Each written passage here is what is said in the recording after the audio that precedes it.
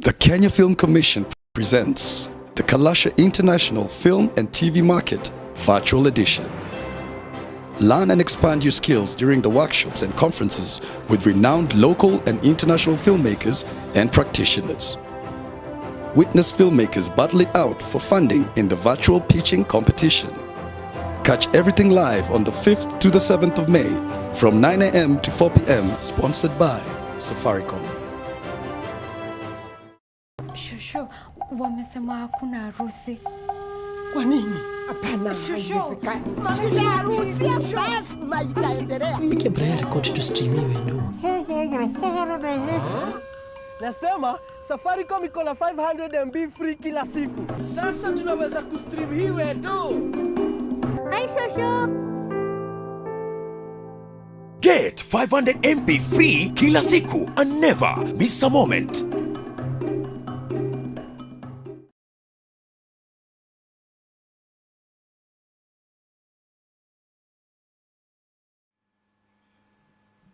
Ladies and gentlemen, boys and girls, welcome to the 4th edition of the Kalasha International Film and TV Market Conference. As you can clearly see, this is the virtual edition, and I'd like to welcome each and every single one of you who is watching this. You guys are at home, us guys are in the building, but as you can see, there's some good, what's it called, social distancing happening here. Hope that you are enjoying this. Now, let me tell you a little something. The overarching theme for this year's conference is the future of content creation in Africa. And how rude of me, let me introduce myself. My name is Richard Njau, and I am a digital enabler. In today's session, we're going to be talking about the money, pesa, dinero, ching ching, cheddar, cheese. We're going to be talking about the money in content creation. So do me a favor. Don't just be greedy. Share this with the needy. Share this with somebody who needs to know this information.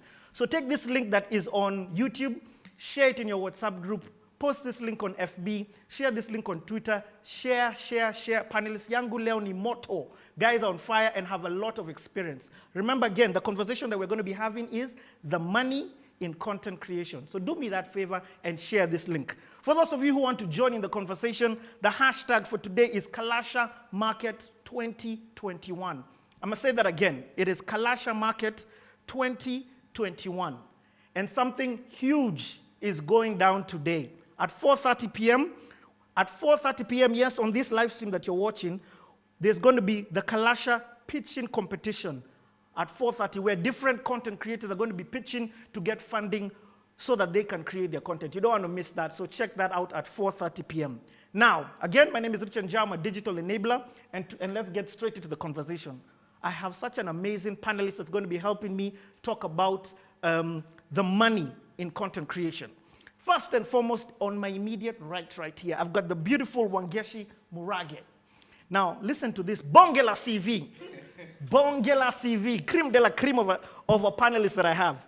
Wangeshi is a content media executive with 20 plus years experience. DJ, rewind, come again. Wangeshi is a content media executive with 20 plus years. Listen to that wealth of experience. She has extensive knowledge on the media landscape in Africa, provides skillful and tactical leadership in broadcast management, content strategy and development, TV production, and distribution. She is also the executive director at Media Pros Africa. Nabado, there's more.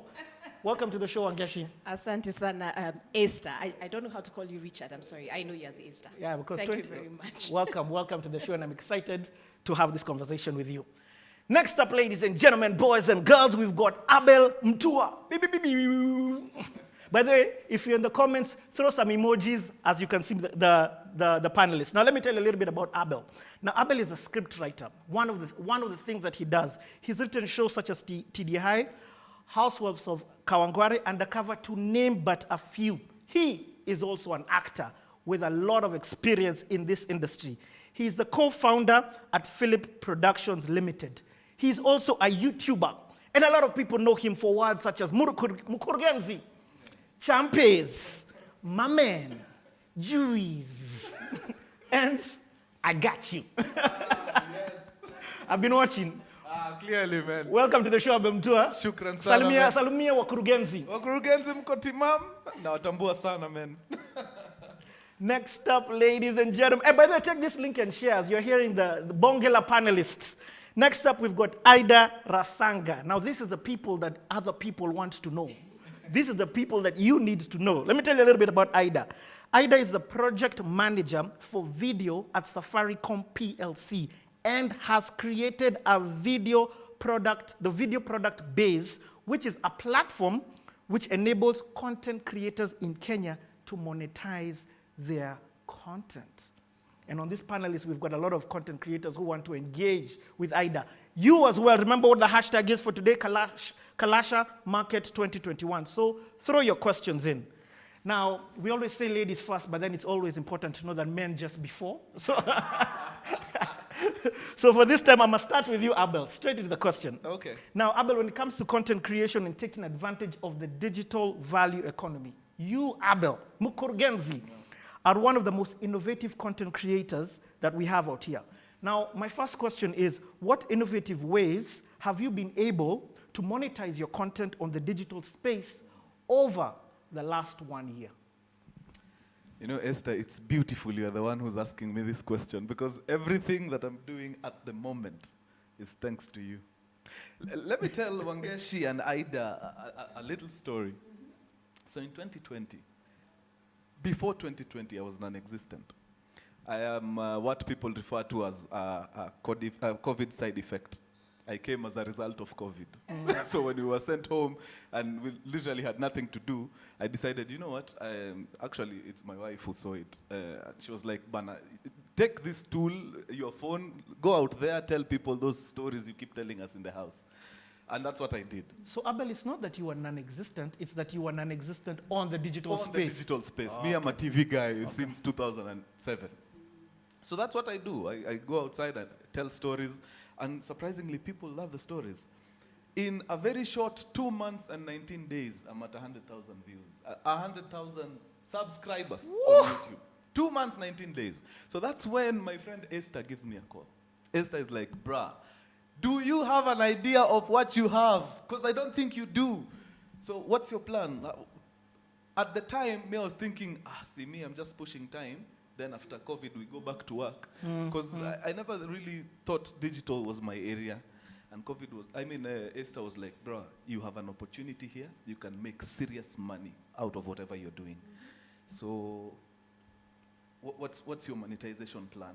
I told him, the way my friends are doing it is they put out content and they wait for advertisers to come in. Esther told me, bruh, this is COVID period. Those advertisers are, every day, we're losing advertisers every day.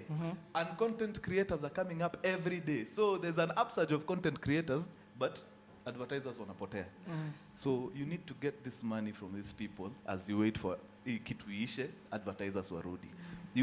Do you have a pay bill somewhere? Weka kwa hiyo channel yako.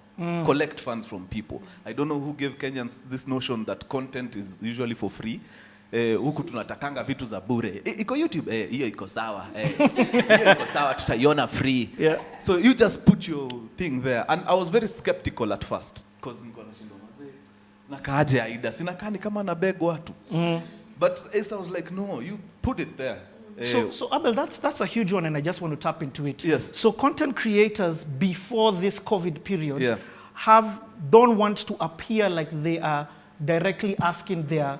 Bruh, let me tell you, I am marking 1 year tomorrow, on Sunday. To date, I think I am still the only one who's doing it.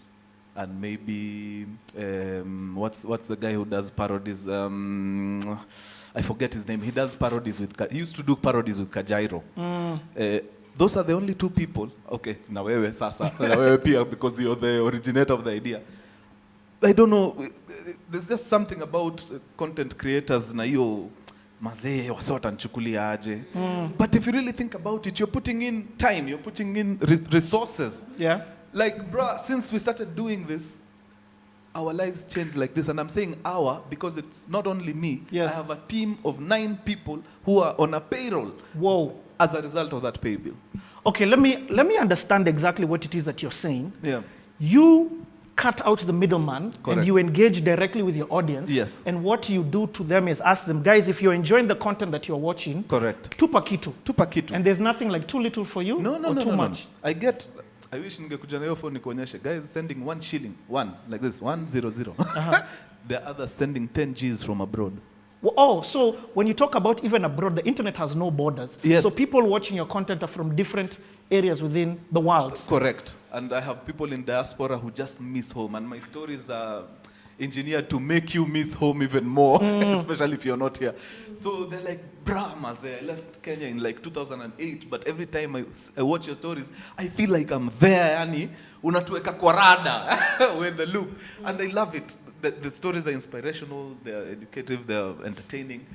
And they feel, despite the fact that this thing is very accessible, it's on YouTube. Yes. Like, I can watch it for free if I wanted.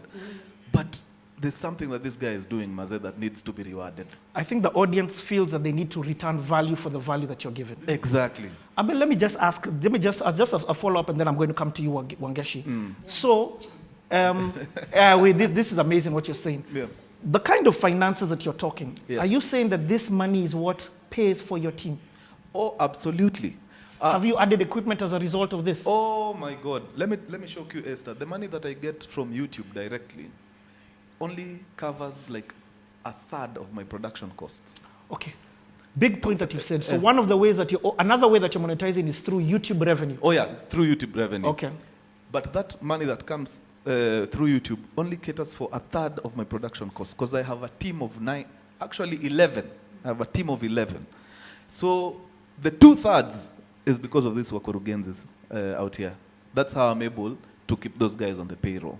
Whoa. It's revolutionary, you guy. That is absolutely amazing. Yeah. What the biggest point that I've had right now is that Abel has cut out the middleman and he's directly giving his content Yes. to his audience to what may appear for free, Yeah. but it has been returned. Correct. Tunarudi kwako mkurugenzi. Haina mambo Mamea. niko. Let's first move on to Wangeshi. Now, guys, this here is the top of the top when it comes to this content industry and understanding how the back end works.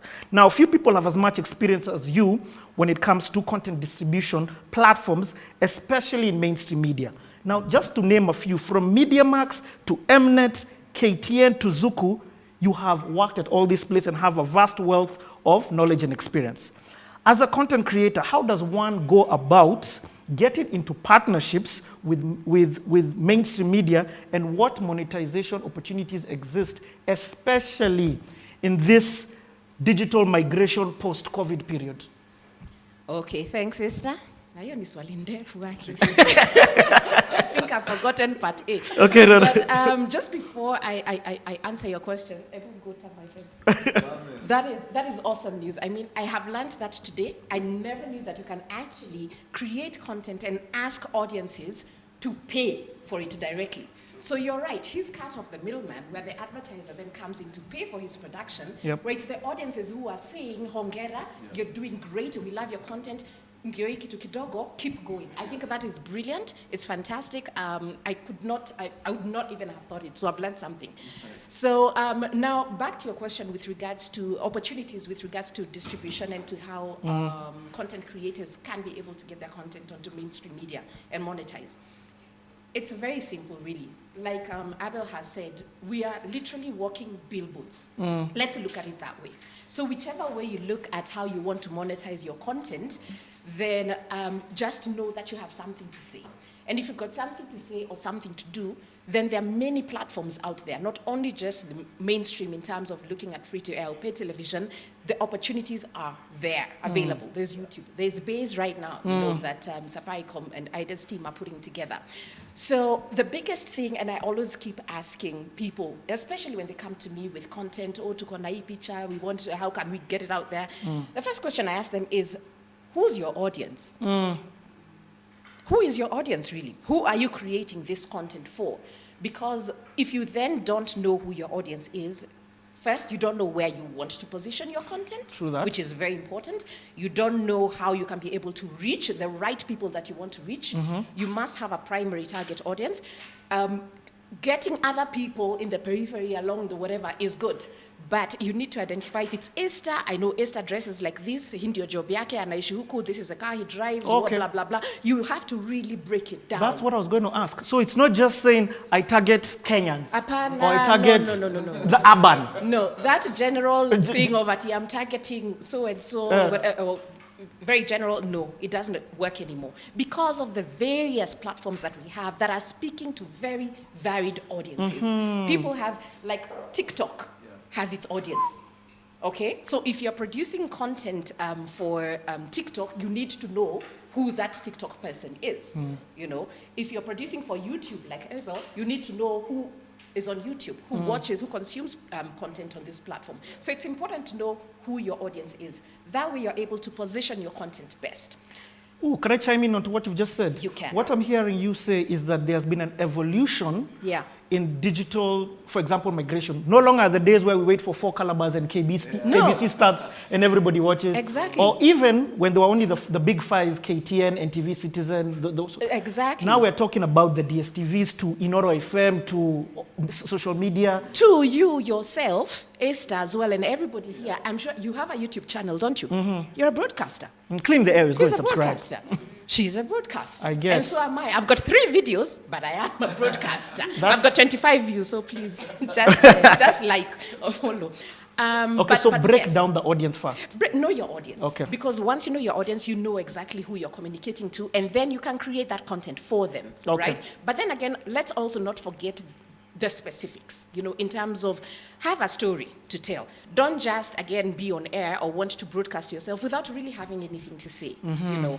Because you become a brand. Your content plus yourself as a person, you're a brand. So you have to know who you're talking to and what it is that you're telling them. Very, very important. And then the third thing, of course, is how are you telling it to them? Abel has invested a lot in how he tells his stories. I'm sure he's not just in a kitchen or just seated, whatever, nini.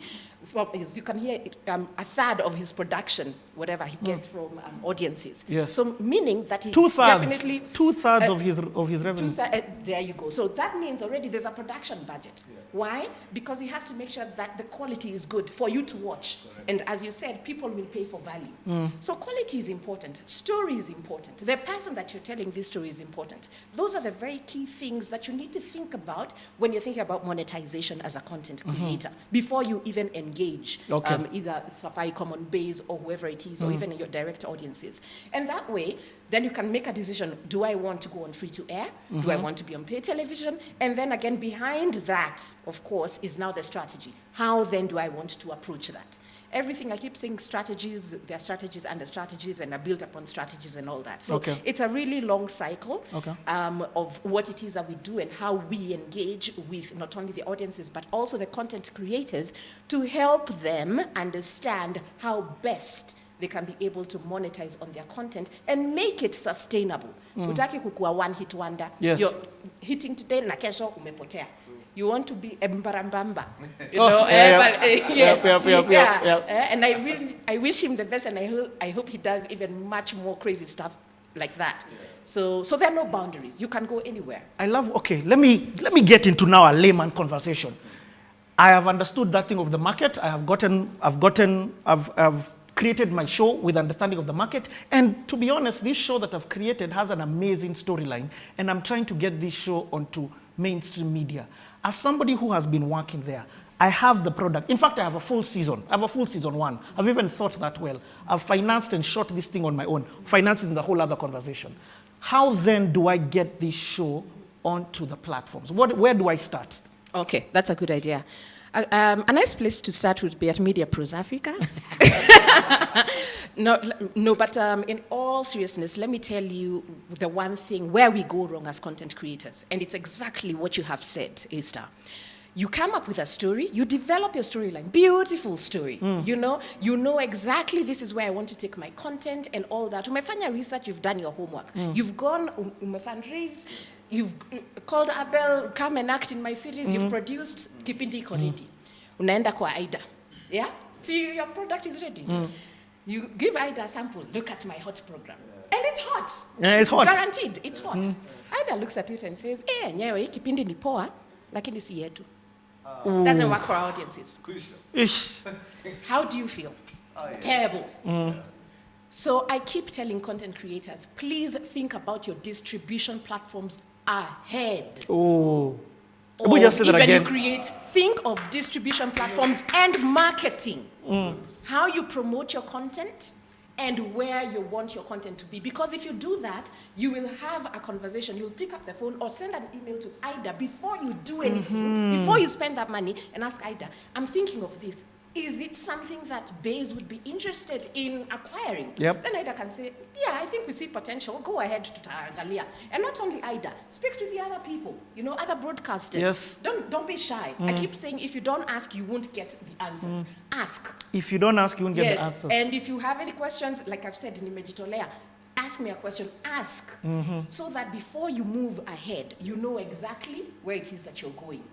That is the one thing, if I'm to leave today, to content creators in terms of monetizing, explore your opportunities.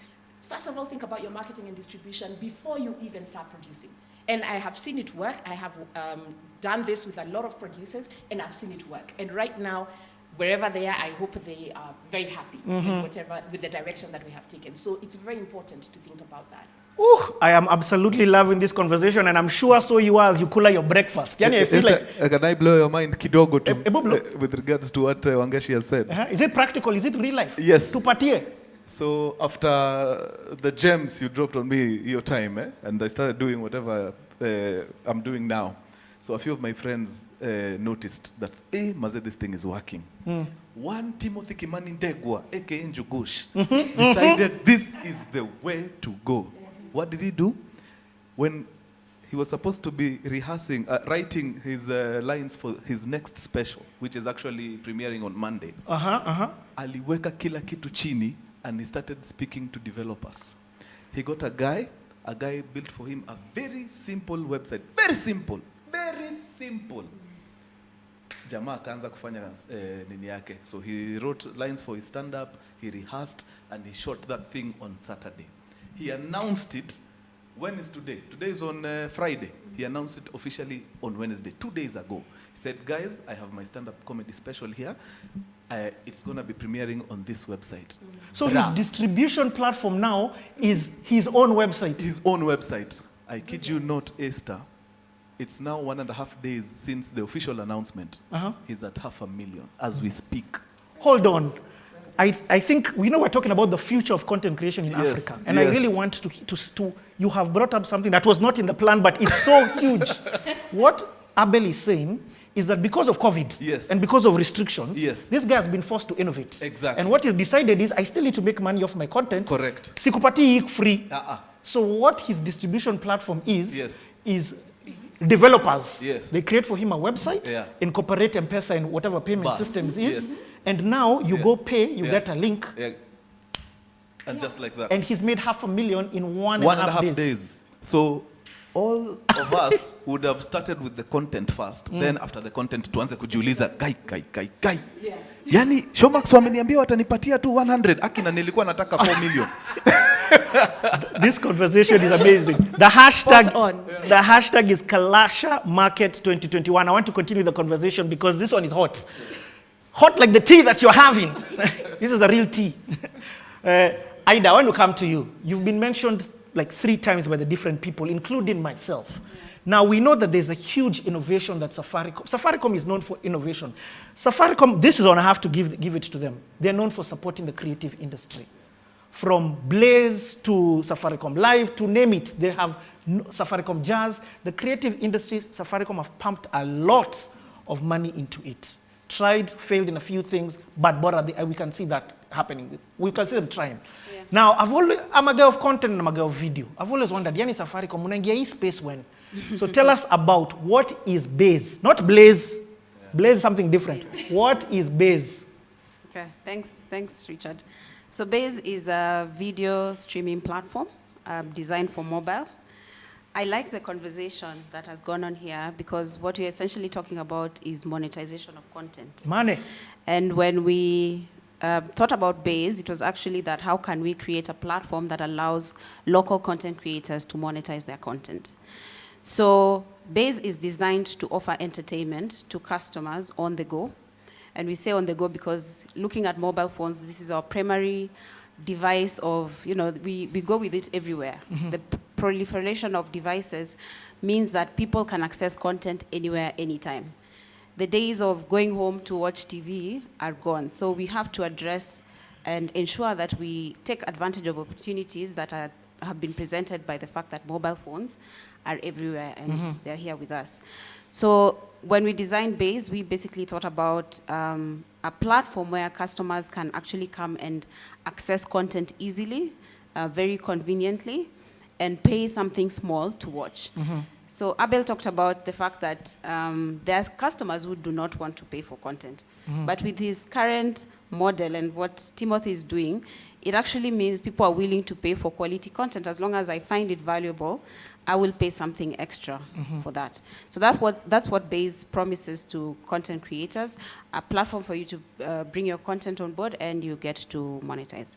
Okay, hey, it's morning. Let me ask you the real talk right now. Because we're talking about money here. So I want to know, first and foremost, from a content creator's perspective, how many subscribers does Safaricom have? I want to understand the kind of potential market that me as a content creator can tap into. Yeah. So I think the advantage of Base as a platform, it's a distribution platform that will reach anyone who has a smartphone, right? And when you look at Safaricom and the number of smartphones we have in our network, we're talking about 15 million plus. You're talking about what? 15 million. 15 million? Yes. Okay. Smartphones? So, yes. Okay. So the value to someone like Abel who creates content is that your content will be distributed to anyone with a smartphone. So it will be accessed by all these people. Okay. And the second... No, that's from a content creator's perspective. Now we know that there is 15 million. Let's even say we get 1 million of them subscribing. Now here is the one that I want to know as a content creator. Thank you for the job that you've done. What is the split? I'm a content creator. Let's say how much does somebody pay per day, let's say? So we have two subscription prices. We have a 10 bob. We wanted to make it as little as possible, as affordable as possible. So we have a 10 bob pack and a 20 bob pack that comes with 200 MB data. Okay, let's use the 10 bob. Yeah. So from that, what's the split between Safaricom and the content creator? So the way we've designed the business model is to ensure we give the most value to the content creator because that's where the effort is. I mean, production, writing the story. So our business model is a revenue share based model, and we pay the content creator 60% of the revenue earned on the platform. Rewind selector DJ, come again. What? 60% of the split goes to the content creator. Yes, yes. Guys, that's where you put some serious emojis. I don't think this has been the story before. This is actually a first. It's a first. 60% to the content creator. Let's even play with a number like 1 million. Let's remove tax from that. Let's say, or even let's just say 6 bob goes. Yeah. I mean, tax from that, after tax, this tax is removed first. Yes, you remove taxes and then whatever it remains, we share with the content provider. But the trick is you have to ensure that your content is engaging because you're paid based on share of play. Yeah, so when you're creating content, it has to start, and to Wangesh's point, it has to start by you knowing who your target audience is, coming up with a very good story, one that, create content that is relevant for our customers, and content that will engage them, because that's how you ensure they will consistently watch and you will consistently make the money. Whew. This morning, man's on a fire. Abel, let me come back to you. Ida, just let me sip some water. That is just absolutely amazing. Thank you for that information. Now, Abel, let me come back to you. When it comes to content creation, now you have a footing both in the digital space and in the analog space. I'd call them the media and mainstream media industry. Yeah? You are both a digital brand and an influencer, as well as a content creator with your production house, Philip Production. Yeah. Now, this is my question. From a monetization perspective, what did you say are the major differences between the two? So, and I want to hear a lot now more about your mainstream media shows and how and what you're doing with those. Let me give you some perspective. Back in the day when I started, in 2007, when we were doing Tidy High, the least and would get per episode was, I think, 1.4 mil per ep. What? To produce, yeah. 1.4. During Akina Wangeshi's time at Mnet, I don't know how much they used to pay for changes, but I assure you it's upwards of $1 million. Nimedanganya Wangeshi? A lot more. A lot for more. Sure. Yes. Yes, per ep. Per episode? Yes. During when inflation was Juicy Vitimbi days, when Vitimbi shifted to Maisha Magic, upwards of $1 million per ep. A-Star right now, the best you can. Okay, first of all, let me start by telling guys how content is acquisition, how to get your content. There are 2 ways to go about it. There are actually 3, but the third one you wachana nayo. So number 1, there's commissioning. How to get your content on air. Okay, ahead. Number 1 is commissioning. Commissioning is where you have a brilliant idea, you sell the idea to the broadcaster, they love it, they acquire it from you, like you sell the rights to everything, then they fund you to go and produce it. Hiyo ndio sasa unasikia kina Tahidi were getting 1 point nini kuendelea, because the shows were commissioned. They were done for Citizen TV. Yeah. The second they were owned the by, IP. Yes. The IP is Citizen. Okay, I the get second that. way you can go about it is now licensing. Licensing is where we agree, okay, you go produce, kama utuzie, sisi tutakupatia kitu kidogo, at least shikilia 1 to 1 2, but you only give us an exclusivity period of X duration, say 9 months.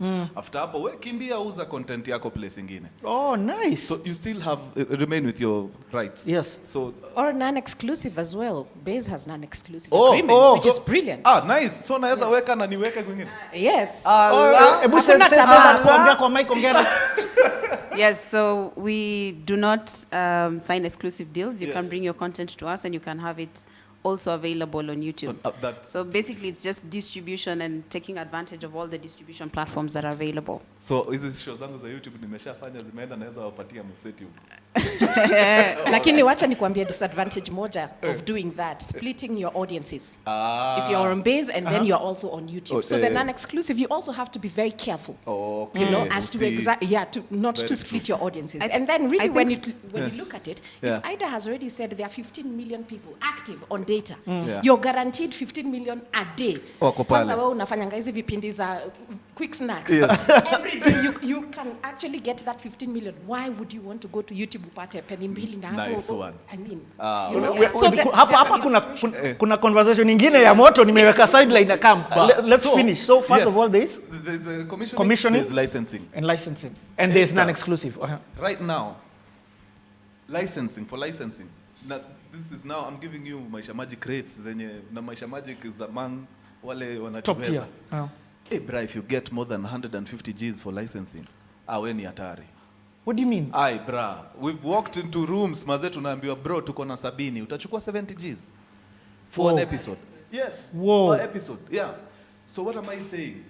Maze hatuishi ile era tulikuwa tunaishi back in the day. Maze wakati TV ilikuwa properly funded, hii kitu inaenda and it's becoming worse and worse and worse and worse. Number 2, when I do my stories, duration is about what? 25 minutes? Yes. Do you know how long it takes me to film a 25-minute show? 27 minutes. 27 minutes. Do you know how much it takes me to film a 24-minute show on TV? No. Actually, 2.5 days to shoot one episode of 24 minutes. So it's very costly in terms of production. It's labor intensive. Buddha niko na personnel ya wase 45 on set at any given time. Like right now they're shooting, I have 45 people there. So lazima tutafute space big in your social distancing, it makes sense. It's ridiculous. Isa idingine, bra. Ni wetu na wife. Yeah, you guys, I used to watch Njugush do clips na simu. Like on phone, like this, 3 minutes. Nini unadu? Kuna mtu amesema nimfanyie ka clip kadogo ka 3 minutes, nimuadvertisie sabuni. 20 minutes done, edited, uploaded. At the end of the month, 250 Gs. What? YouTube revenue? No, amelipwa directly na mwenye amemfanyia job. So for example, if a company, a soap company nataka some... you're talking about influencer. Exactly. Yes. That's digital, sio? Yes. So, maze, yani, tide zimechange hivi kabisa. Kitambo when we were starting TV ndio ilikuwa the thing. Everybody wanted to be on telly maze, because that's where the money was. Right now, Esther, the money iko hapa mahali tu. Unaona mahali Aida yuko sasa. Hapo ndio pesa iko, bro. Okay, so hapo ndio pesa iko. That's the difference now. Wangeshi, you have to chime into that conversation. Absolutely. Okay, so I want to hear your 2 cents before I ask you something. Basically, I mean, I completely agree with what Abel is saying. I mean, the dynamics are changing so fast as to how audiences are consuming content. And you cannot ignore the fact that we have access to so many platforms. We are spoiled for choice. We can go to video on-demand platforms. We can go to pay TV, free-to-air, like I've said. You know, you can have your own YouTube channel. So the opportunities are great, they're immense. It just depends on, again, what is your strategy? How do you want to make this money? And then, unaangalia ni pesa ya haraka, ama you want to monetize over some time. Because then you can also create content that will be a hit today, like I said, but may not have that longevity, that shelf life for you to be able to monetize over time. The content that really should work for a content creator is what you can be able to sustain and monetize over time, even as you continue developing other content. So like Abel has said, it's important to, again, also go for content that is not too heavy to make in terms of production costs, in terms of, you know, like will take you so much time and so much money. Will use a lot of your resources only to monetize maybe not as much as you expected. Do things that you can be able to fit within the budget that you have. Even if you get a great budget on top of that, it doesn't mean that you change your concept. Because that's, again, where we make a mistake as content creators. You know, budget ya 50K, but Ida sees the content and loves it and says, hey, me, I like it. I know they don't license at the moment, it's on revenue share, but assuming Safaricom licenses and they say, we'll give you 5M. Na budget yako ilikuwa 50K. Doesn't mean you have to change your concept to now make it a 5 million, you know, budget production. You know, maybe what you can do is improve maybe on a couple of things. The reason as to why they are giving you this money is, first of all, to say, yes, we love it, it's great. It's something that we would love to see on base, but also maybe let's help you to improve maybe on a couple of elements. Maybe pay your actors a little bit better. Maybe at least make sure your lighting, maybe fix kidogo. Haimanishi ati sasa utumie budget yote to make that one episode. Use, you know, creatively. Create other shows. You know, go back to Ida and say, the money that you gave me, guess what I've done? I've created 2 other different concepts. 2 additional ones. I like it. You know, for variety, to spice this up. And that way, you're able to monetize on different platforms, or maybe even on the same platform, and target different audiences. Because moja inaweza kuwa comedy, ingine inaweza kuwa talk show like what you do right now, ingine inaweza kuwa vitu za Abel za ujinga zile najua hizo. Yes, you know, and you're making millions from it. It could be music. So let's just start thinking about that creatively. Let's not just be copycats. Let's not stick to, you know, the ideologies of the way we used to create content 5-10 years ago. I hear Times that. have changed. I love Let's that. move with the times. And as part, and a huge thing that I have to throw in this one, a huge thing about times changing is where the advertisers now are moving. Advertisers before, to reach their audience, had to go to mainstream media and capture them there. Now they've moved directly to the platforms, have it be the YouTubes, but also they've going directly to the content creators and asking them to infuse their messaging. And the thing which is blowing me, not even directly and say my product's name. No. Advertisers are beginning to want to subliminally and creatively push their products. Exactly. That's a free nugget for you. Let me ask you now this question, because this one everybody wants to know as a content creator. The question is Netflix. Let me tell you, there has been, the goal for every content creator is to get their content on Netflix. And Netflix recently opened up their doors to a lot of content creators in Kenya. To name but a few, I have seen 46, I have seen Lion's Den licensing, I've seen Just in Time, I've seen Disconnect, and that's just naming. Exactly. Nabado, there's many more. Now you here are the pro. I'm going to ask this one slowly for all of us. How does one get their content on Netflix? And what monetization options do content creators have in that space? Okay, that is a brilliant question that I'm asked almost on a daily. Because, and you're quite right. I mean, as an aggregator, I get a lot of content producers coming to me and saying, "Niko na hii kipindi ni poa, si unipelekee Netflix tafadhali." And I'm like, okay, so what do you want Netflix to do with your content over there?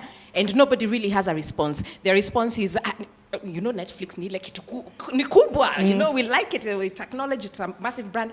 And yes, it is a massive brand. Netflix has created a lot of great opportunities for content producers, you know, to engage on the platform. They've come into Africa, they've done original productions, and I know they will be moving into Kenya very soon. So it's an exciting thing, of course, for Netflix, you know, to be doing, and also for content creators to have that platform. However, I must say that for content creators, let's not lock ourselves into just one particular platform. And I think I have also said this before. Let's also understand what it is that we want to do with our content. You know, what do we want to really get out of it?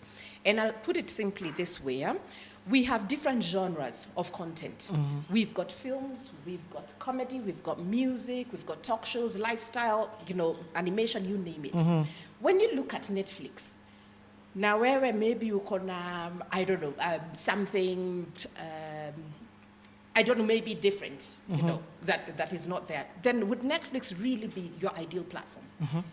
Maybe not. So let's also think about the genres that we are producing, how we are creating the content. Because Netflix are very big on films. If you've sampled that platform, you know they're very big on films. They're very big on series, TV dramas. There are documentaries as well. And maybe very little lifestyle and maybe some kiddie content, you know? Yeah, I mean, it's there, but it's not like their primary. So again, if you take your content there, and comedy, of course, but not African comedy. I haven't seen much of that. So if you take your content there, and it's not their primary, their premium content, basically what they push, you might get lost. Kwanza, where is there? That hiyo ndio swali. People want to know where is there. Like how to get there. Where is that Netflix? Yes, you see, you're saying when you take your conflicts to people are wondering, hii content inapeleka wapi? Okay, so Netflix works with aggregators, very much like Base. Okay. So they have their aggregators in Africa. I think in Africa they have specific regions and pockets. I don't know. Do your research now. What wafanya research, who the aggregators are, because it's difficult to, you know, sign up with every content producer because there are many, you know, even myself included. Tuko wengi sana. So, you know, a platform, a broadcaster cannot sign up with every content producer. So that's why they prefer to work with aggregators, you know, just to again minimize, you know, that whole traffic and all that. So in Kenya we have Netflix aggregators. Or are they for the region? Africa, or in East Africa? Yes, I know in South Africa there is an aggregator. In South Africa, in Western Africa, there's one as well. I think it's Film One. In Southern region is AAA, and I'm yet to find out if Media Pros Africa can be the East African aggregator. Okay. But basically, yes. So know your aggregators, know exactly how to be able to channel your content to the right platforms. You know, even Base as well. Go onto their website or pick up the phone, you know, ask a question and get to know who the aggregators are, because that's the next step of you being able to get your content onto those platforms. And are the aggregators looking for content? Are they on the look actively, for content? Actively. Like I actively actually look for content, and I call people up the same way Njugush called Kurugenzi. I also do the same because I sample a lot of content. Okay. My day schedule, I think, is I love my job. I watch movies, series. Yeah, so I do actively look for content, because you might find that gem, you know, like he has, but he doesn't know how then to get it out there, how to reach the broadcaster, and what to reach the audience. I love what you're asking, because you're sending us down a rabbit hole, and that's why I'm sticking to you. Yeah. What is that gem? What is it that you look for? Yes. That makes you say, this one, napeleka Netflix? I aggregate for various platforms. Okay. From video on demand, pay television, free to air, mobile, you know. So I've got different clients who have different specifications in terms of the content that they're looking for. So when I am looking for that content, I'm looking for the suitability for a particular platform. Like Base, I'm very clear. in terms of the content that they're looking for, the criteria. It's short format, it's high quality, it's fresh, innovative, engaging, captivating, Kenyan. And we'll be telling you in a bit how to log on to Base. Yes, yeah. So, it's live. Yeah, so that's one of the things. But then again, like I mentioned earlier, Esther, there are those things that you can not avoid looking for.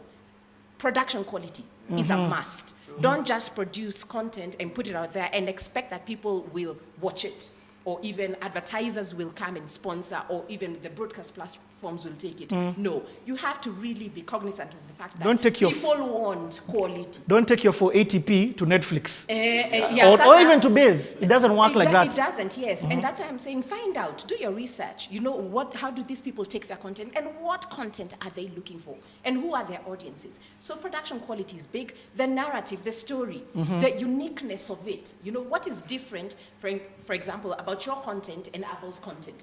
If you go to Ida atakuuliza, why should I take yours and not his? You know, you must have that differentiator. What story are you telling? Or are you telling the same story, but in a unique way? How are you capturing our audiences? Because people want to see something different. So let's think about those things as we are producing. Narrative is important. Production quality is important. Once you get those right, pesa itaingia, hivyo. And then your best platform, identify the right platform for your audience. That's it. Because you are an aggregator, because I am a content creator, and because we have Safaricom in the building, can I ask a real question, guys? I'm seeing guys saying, yes, you can. Now, previously, with other platforms or with other products of Safaricom, there have been issues between where Ida has clearly told us that there's a 60-40% split. There have been issues between the content creator getting the money from the aggregator. Toboa. Wacha niseme tu. So my question is to, and I'm not, by the way, please note, I'm not saying this is not Wangeshi, but in other platforms. Yes, Wangeshi is absolutely amazing. Please note. But for example, with the Skiza, let me be honest and say with the Skiza, those platforms. So what is Safaricom doing to prevent that same case happening on Base platform, where the aggregator doesn't abuse the content creator? What we're trying to do is create transparency and accountability in the process and in the relationship between the creator and the aggregator. So the first thing we've done, we've drafted the license template. So it's a standard agreement that you sign with the aggregator, and we have a view of the terms that you're signing. What we leave blank for you to decide is the revenue share, but there's a recommendation that as a creator, you need to earn at least 40%, which when you look at how the split is, ultimately the content creator takes away the highest share. So with an aggregator in the middle, nothing more than 20% as a recommendation. But there are instances where aggregators actually fund the content, and that's why it's open for discussion and closure with you.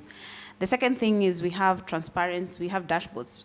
Where you can go in and log in and see how your content is performing. That is just beautiful. Very transparent. So if you doubt the payment that the aggregator has paid to you, you can email videocontent@safaricom.co.ke and say, I have this content on Base. How many views did I get in the previous month? And we can confirm the same to you. Then the last thing we've done to ensure that there's that level of transparency and accountability across the board is to ensure that there's an open channel of communication between ourselves, the aggregators, and the content creators. We have a great asset called Base Creators Garage, and if you tune into that, we talk about different things, but creators can actually come and say, there's this aggregator who's not doing well, or I have these complaints, and we can always introduce you to other aggregators that you can work with. That is absolutely incredible. And it also works for us as aggregators as well, to also have the platform be transparent enough, even with us, as aggregators, and also directly to the audience. I think it's important, especially when you enter into marriage where you're three people. You have a three-way. Some two people might have more affection, be more affectionate to each other, and they leave the third person outside. But the kind of relationship that we have, especially in this tripartite, is that it's transparent all through. Even as an aggregator, even as a content provider, if I'm representing your content, for example, A-Star, and it's on Base, you can go directly to Base Yep. and say, no, I want to see how my content is performing. Can I also receive the report that you sent my aggregator? That is your content. It is your right to be able to see that. Content is to king. see that. Yes. And that It means the is content king. Yes, creators yeah. are the king in this situation. Yeah. And remember, at the end of the day, as an aggregator, I'm making money off you. Yep. It's your content. Without your content, I would not even have that money to make in the first place. So I have to respect you.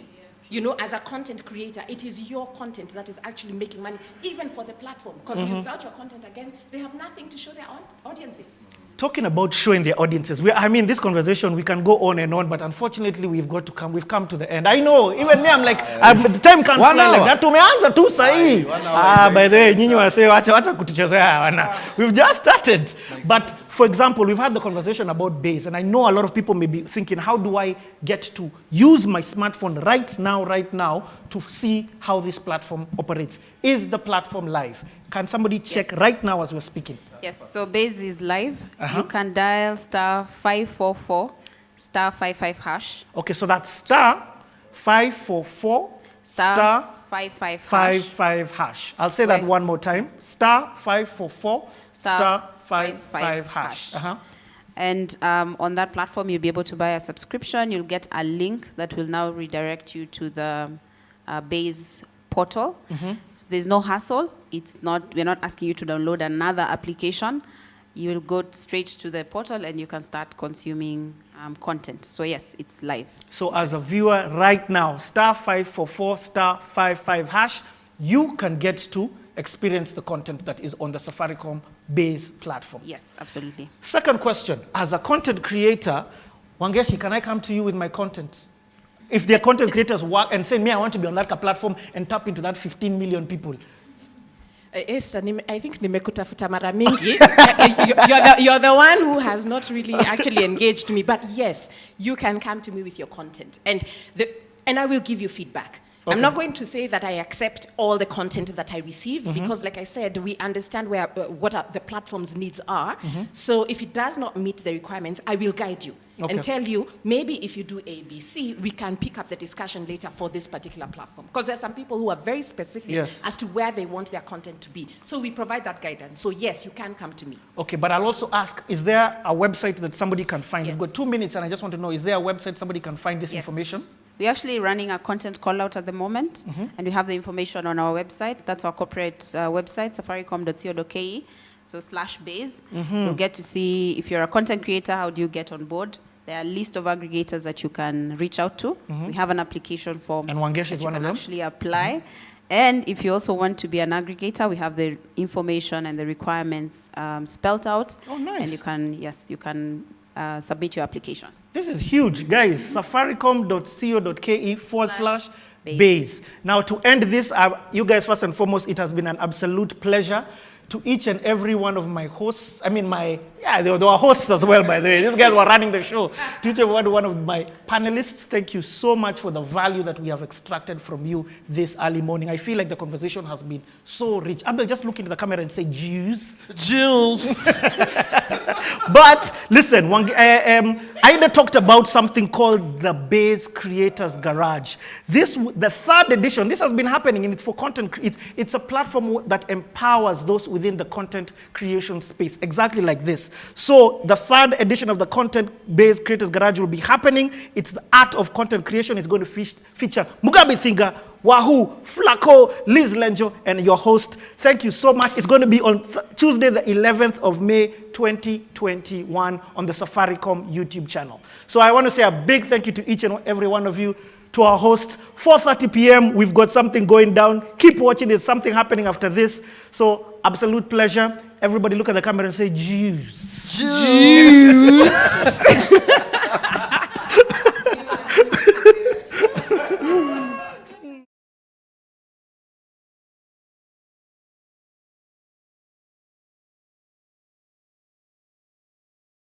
Base is a video streaming platform primarily designed for mobile. And with Base, we basically want to offer content to Kenyans. We are saying Base, we want to position Base as a home of best local content. And on Base, we want consumers to come and find content that entertains them, that informs them, that motivates them, then of course inspires them. And a session like this, Base Creators Garage, is actually content that's available on Base, where people can go and watch and be uplifted and learn from other content creators that have gone ahead and succeeded, and actually get something from it. It's very important early on in your career to understand ownership is the end goal, and you're in this for the buyout. I love it. I'm making this Sauti Sol music right now because it will be valuable for me in the future. And so I have to really make sure that my split sheets are in order and all the rights holders in my music are in order. In fact, if you look at Midnight Train, your average song has even 3 to 4 writers. And it's deliberate so that we get the best. But also, it's important that your stakeholders, your writers, and everybody knows what they own, where, how.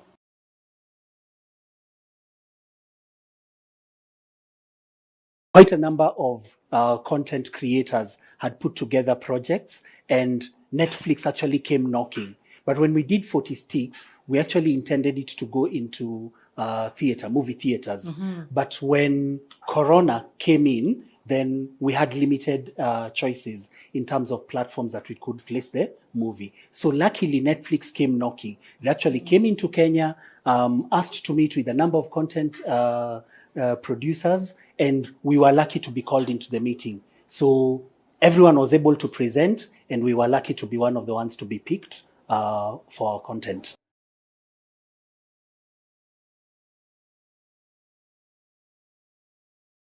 We had just quit from our jobs, even myself. So we took what we had accumulated over the years, like our pension, the kidogo that it was, and then that is what we put in. And then we borrowed. We borrowed from family, and then even the location itself we got from Eve's sister where they were living. They gave us the place, and I owed even my mother-in-law. That was how bad, how bad it was. But we had a vision, and we knew this is what we wanted to do, and we were going to get there somehow. For nearly 5 decades now, Daystar has been stirring passions, supporting and shaping career aspirations as it develops transformational servant leaders for Africa and beyond. In the whole of Africa, Daystar is the only university that has championed the thought of developing technical communication practitioners. I was made at Daystar. You too can join the pace setters. Book your intake now and be the next. Call us or visit www.daystar.ac.ke for more information. Different kinds of justice.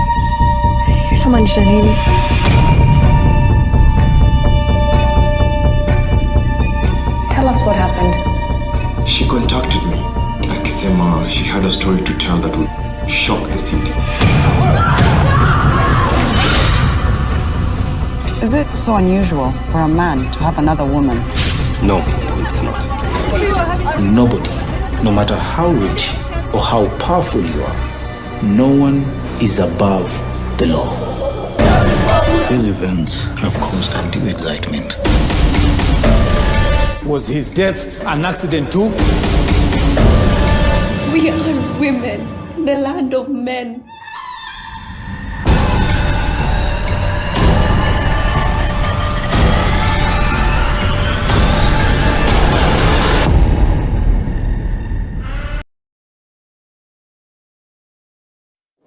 Babu, mvuvi hodari kweli. Umetuletea nini leo? Mampenda. Umerudi kanisani? Hapana, nilikuwa nataka advances za pesa za dawa za ubi.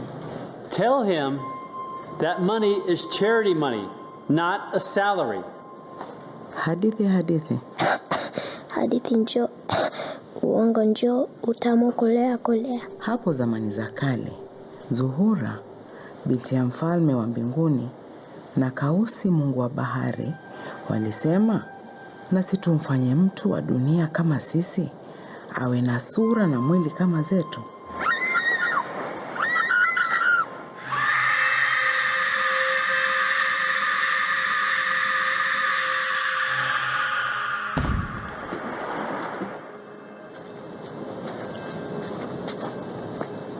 Najua nilikuwa nadhani ni ndoto, lakini ni kweli kabisa.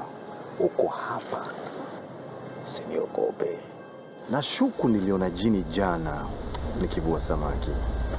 Unashuku? Lilikuwa kama binadamu, lakini halina miguu. Ni mkia wa samaki. Ukiliona hilo zimwi tena, likamate. Hebu fikiria watu watalipa pesa ngapi kuliona tu kwa macho. Songani huko! Songani! Songani huko! Songa! What you're doing here, Babu, is a crime against God. Against which God? There is only one true God. There is only me. There's only me. Beware, Babu. That thing is an evil spirit. Huu ni uchawi, jini. Pepo mbaya sana huyo, mwakilishi mkubwa wa ibilisi. Huu si uchawi. Ni kiini macho. Watu wanalipa kisha wanaingia. Huu ndio mwanzo wa utajiri. Nataka uniambie venye wewe unafanya hiyo magic yako. Sijui. Niambie. Nini wewe? Unaniumiza. Nitazidi kukuumiza kama hautaniambia. Unaniumiza. Unajaribu nini? Uchawi gani huu? Ni jini la maji. Ukweli? Ulimvua baharini? Ndio. Nguvu yake ya ajabu.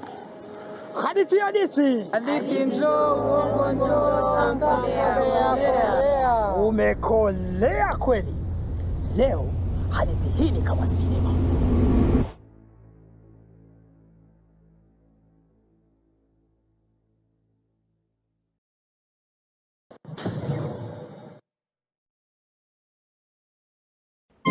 The means to a great story is a believable write-up that transcends borders and sets to ensure the audience get glued and the crew are motivated enough to engage. The movie is on. Yani tuko ndani. Kila shot lazima iwe perfect because every angle matters. Niko ndani, boss. Great shots are coming right up. Every ounce of energy digging in to give a wider scope of the job at hand. I love it. I'm in it. Say, this is our time. Tuko ndani. Tuko ndani. Toned up faces that display courage in the midst of lights and an always wanting theatre with art that reveals the identity. A time most awaited, showing off the acclaimed character in a role played to perfection. No. I am more in than you. No, I am. No, I am. No, I am. Oh, you're making me so mad. Oh, I guess. Tuko ndani. I am all that you associate me with in the film industry. I am Kenya Film Commission, tasked with ensuring your filmmaking process is a smooth sail.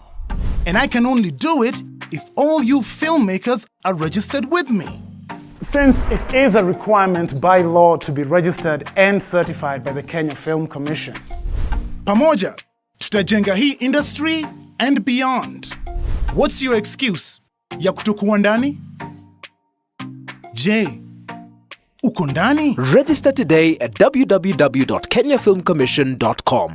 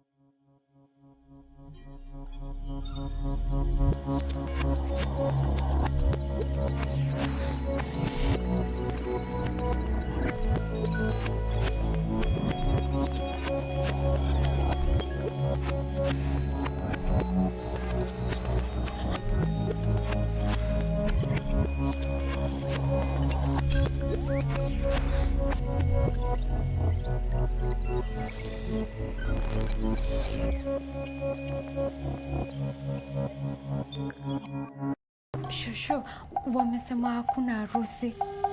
Kwa nini? Hapana, Shosho, haiwezekani. Tuangalie harusi, lazima itaendelea. Pike Brian record to streamiwe do. Nasema Safaricom iko na 500 MB free kila siku. Sasa tunaweza kustream hii wedo. Hi Shosho. Get 500 MB free kila siku and never miss a moment.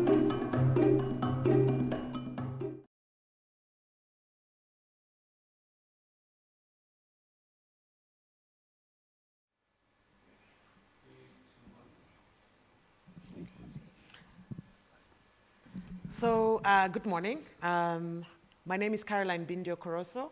I'm a TV producer and the Executive Vice President of Hiventi Africa. And I will be moderating this session, which is the production value chain. So welcome to this session. And I'd like to welcome our panel, Tony Kamau and David Campbell, sorry. Okay, so Tony Kamau is an award-winning producer, writer, and founder of the production house We Are Not the Machine.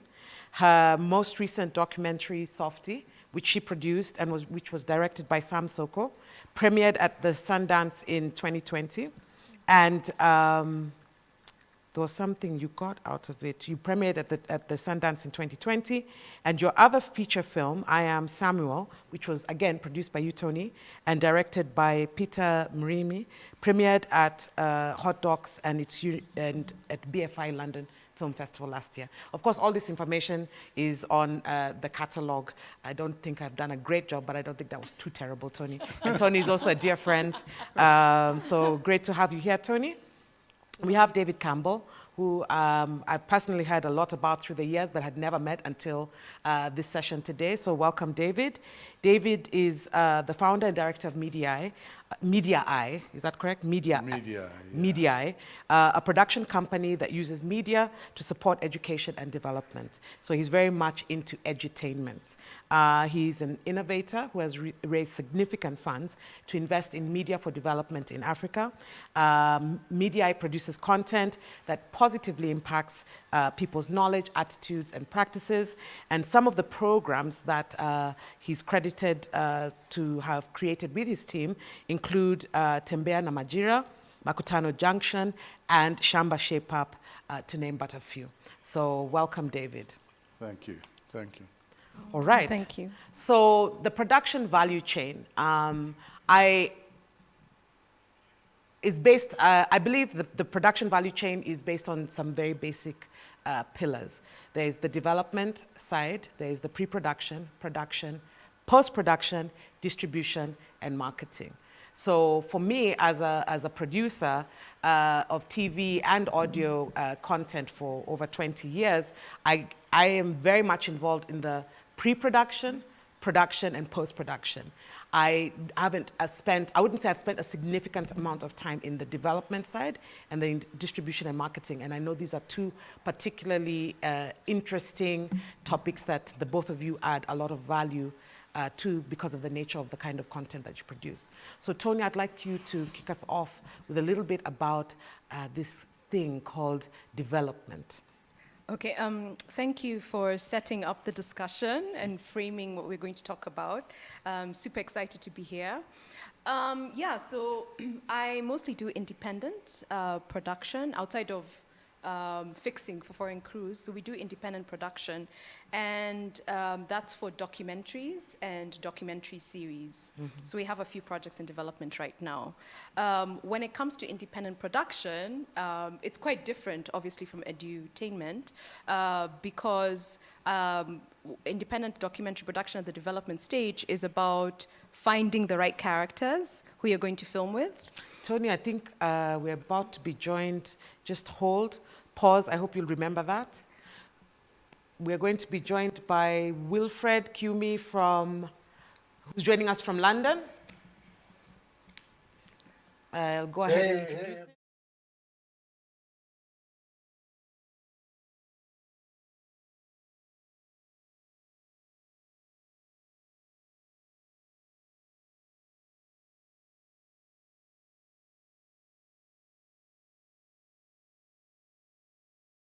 ADMG, which is made up of 3 entities: ADMI, which is the institute, the foundation, ADMF, and the studios, ADMS.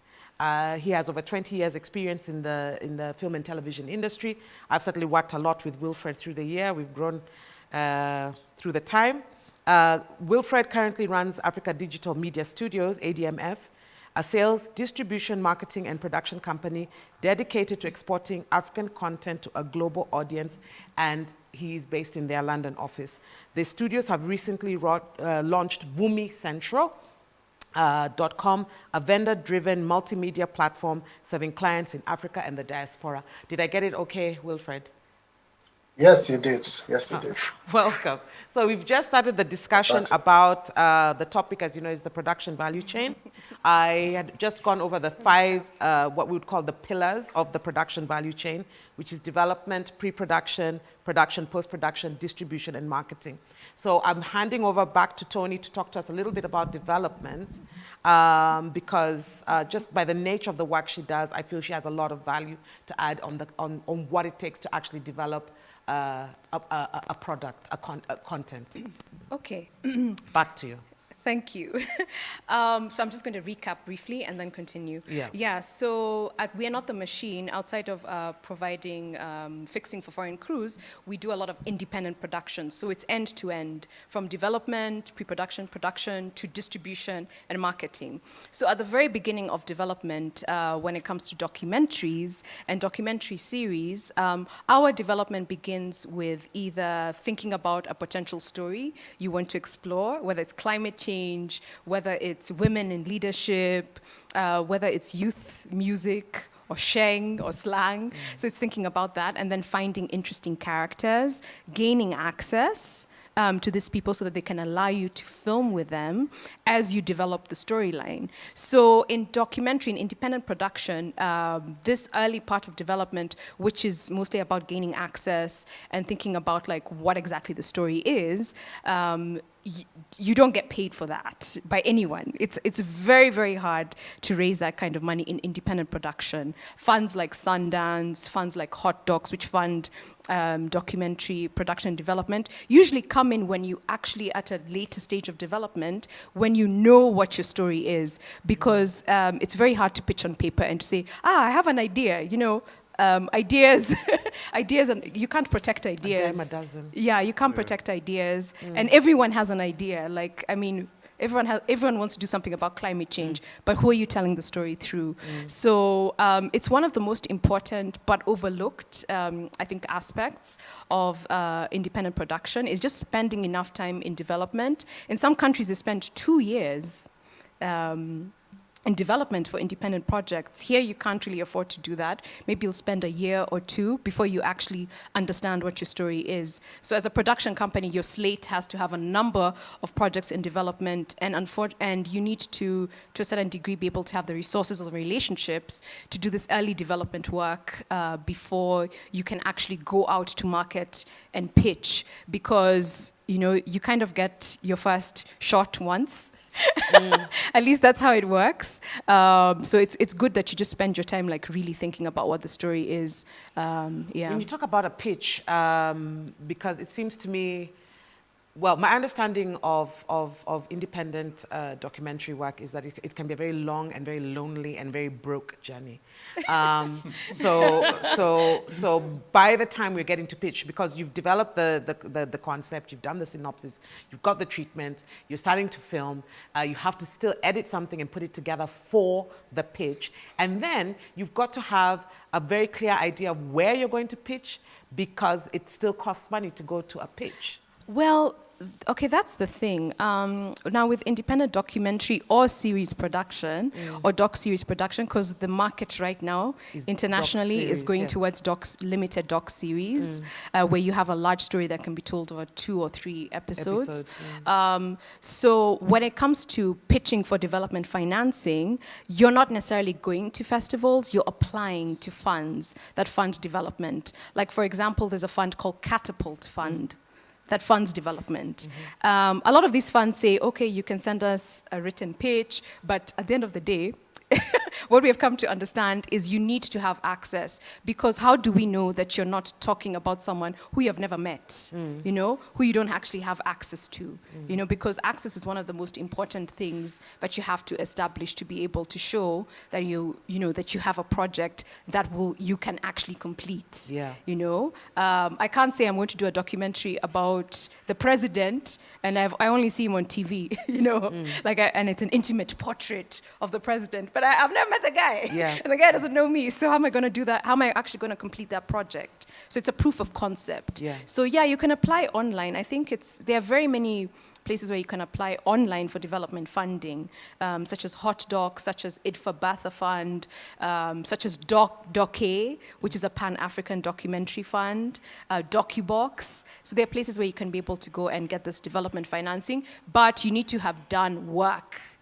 Yeah, because it's not on the basis of a paragraph of work. No. So what I'm hearing is that even as we discuss the production value chain, the amount of time, money, and dedication it takes just to even get a basic idea off the ground.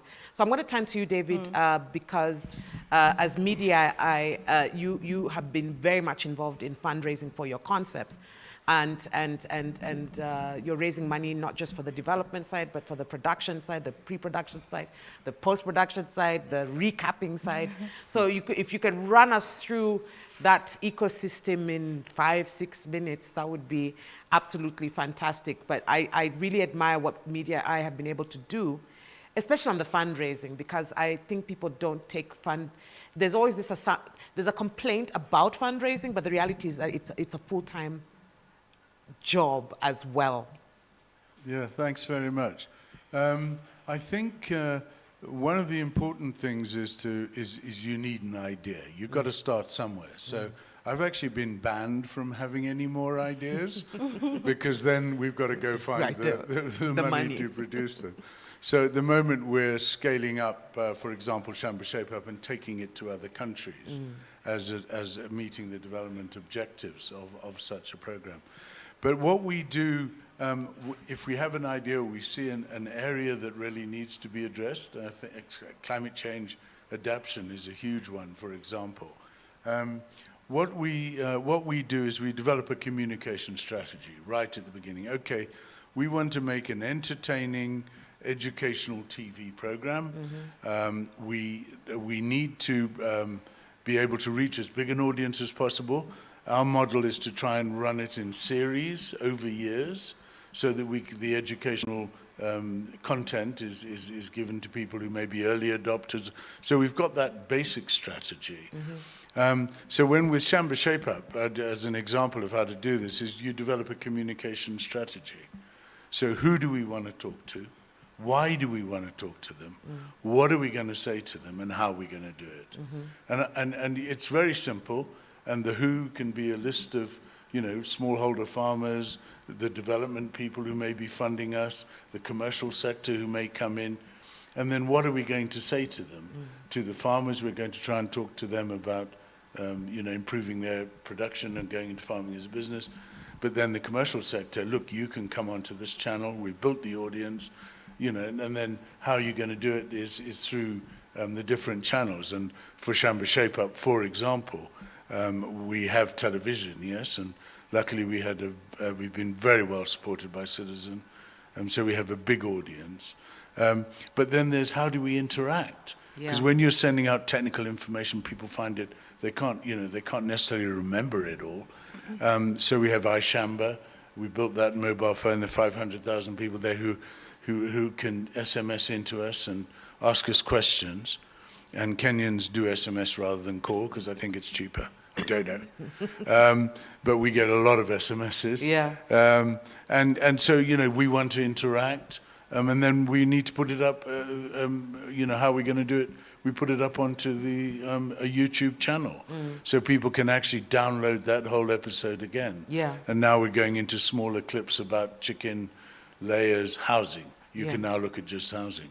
So, you know, that's what you've got to think about in the development sector. So I'm different and I really appreciate what you've been talking about, Tony.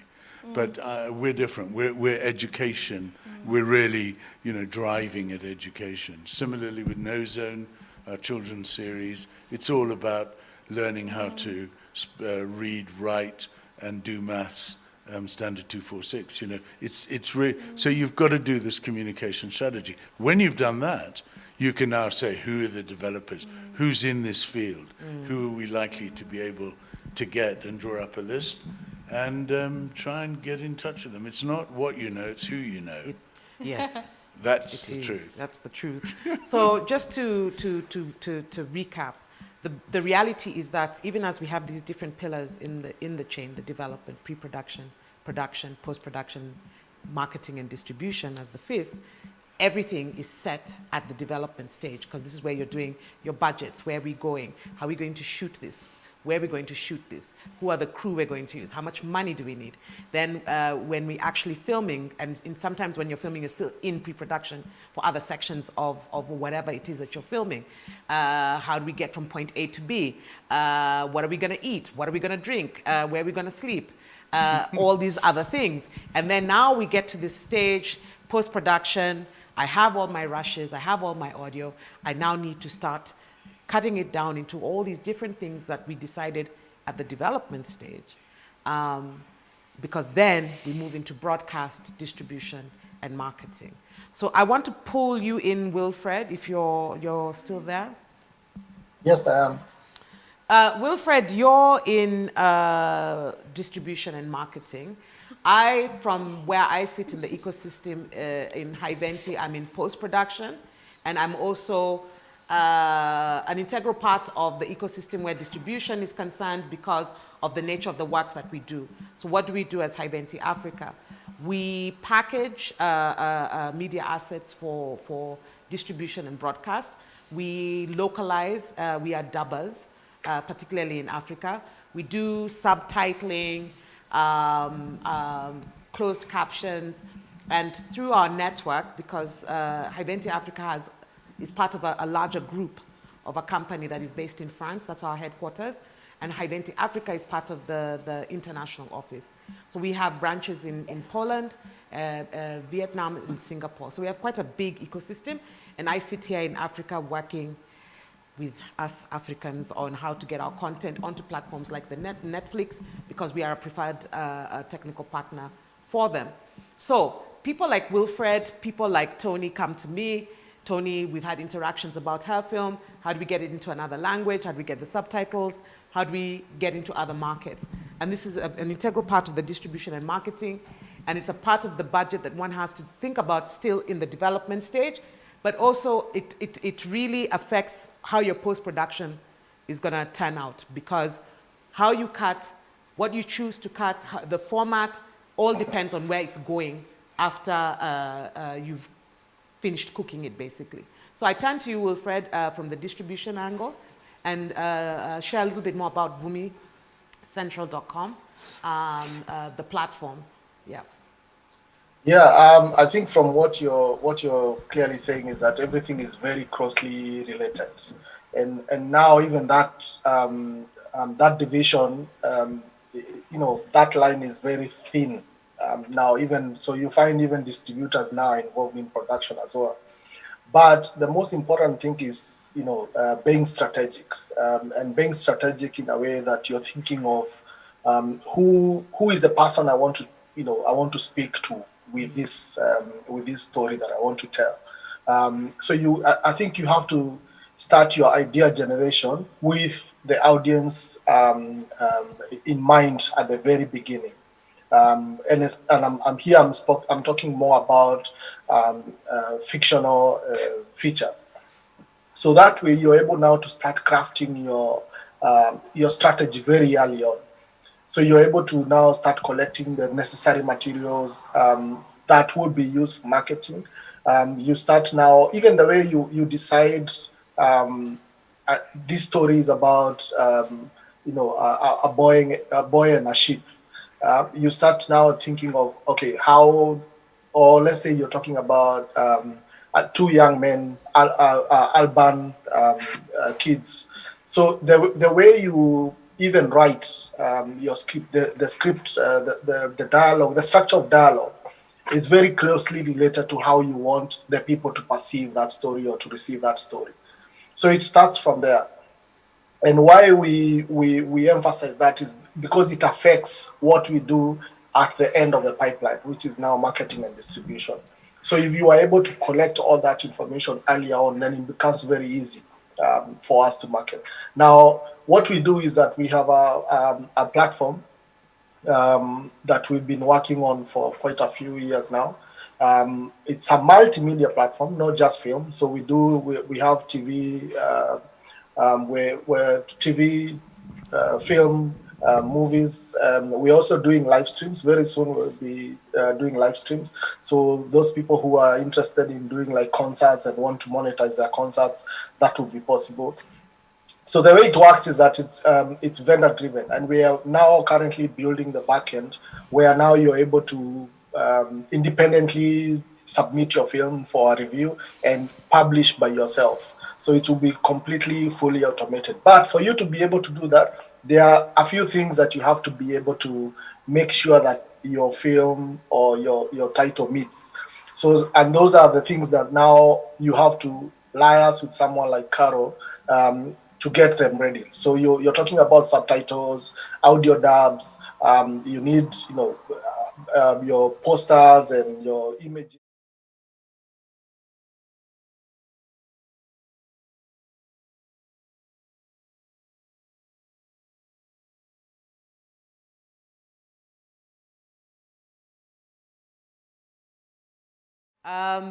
I want to touch a little bit about, because you see the ecosystem a little bit with documentaries is just ever so slightly different, because you might not be going directly to, your end game might not necessarily be distribution, but more...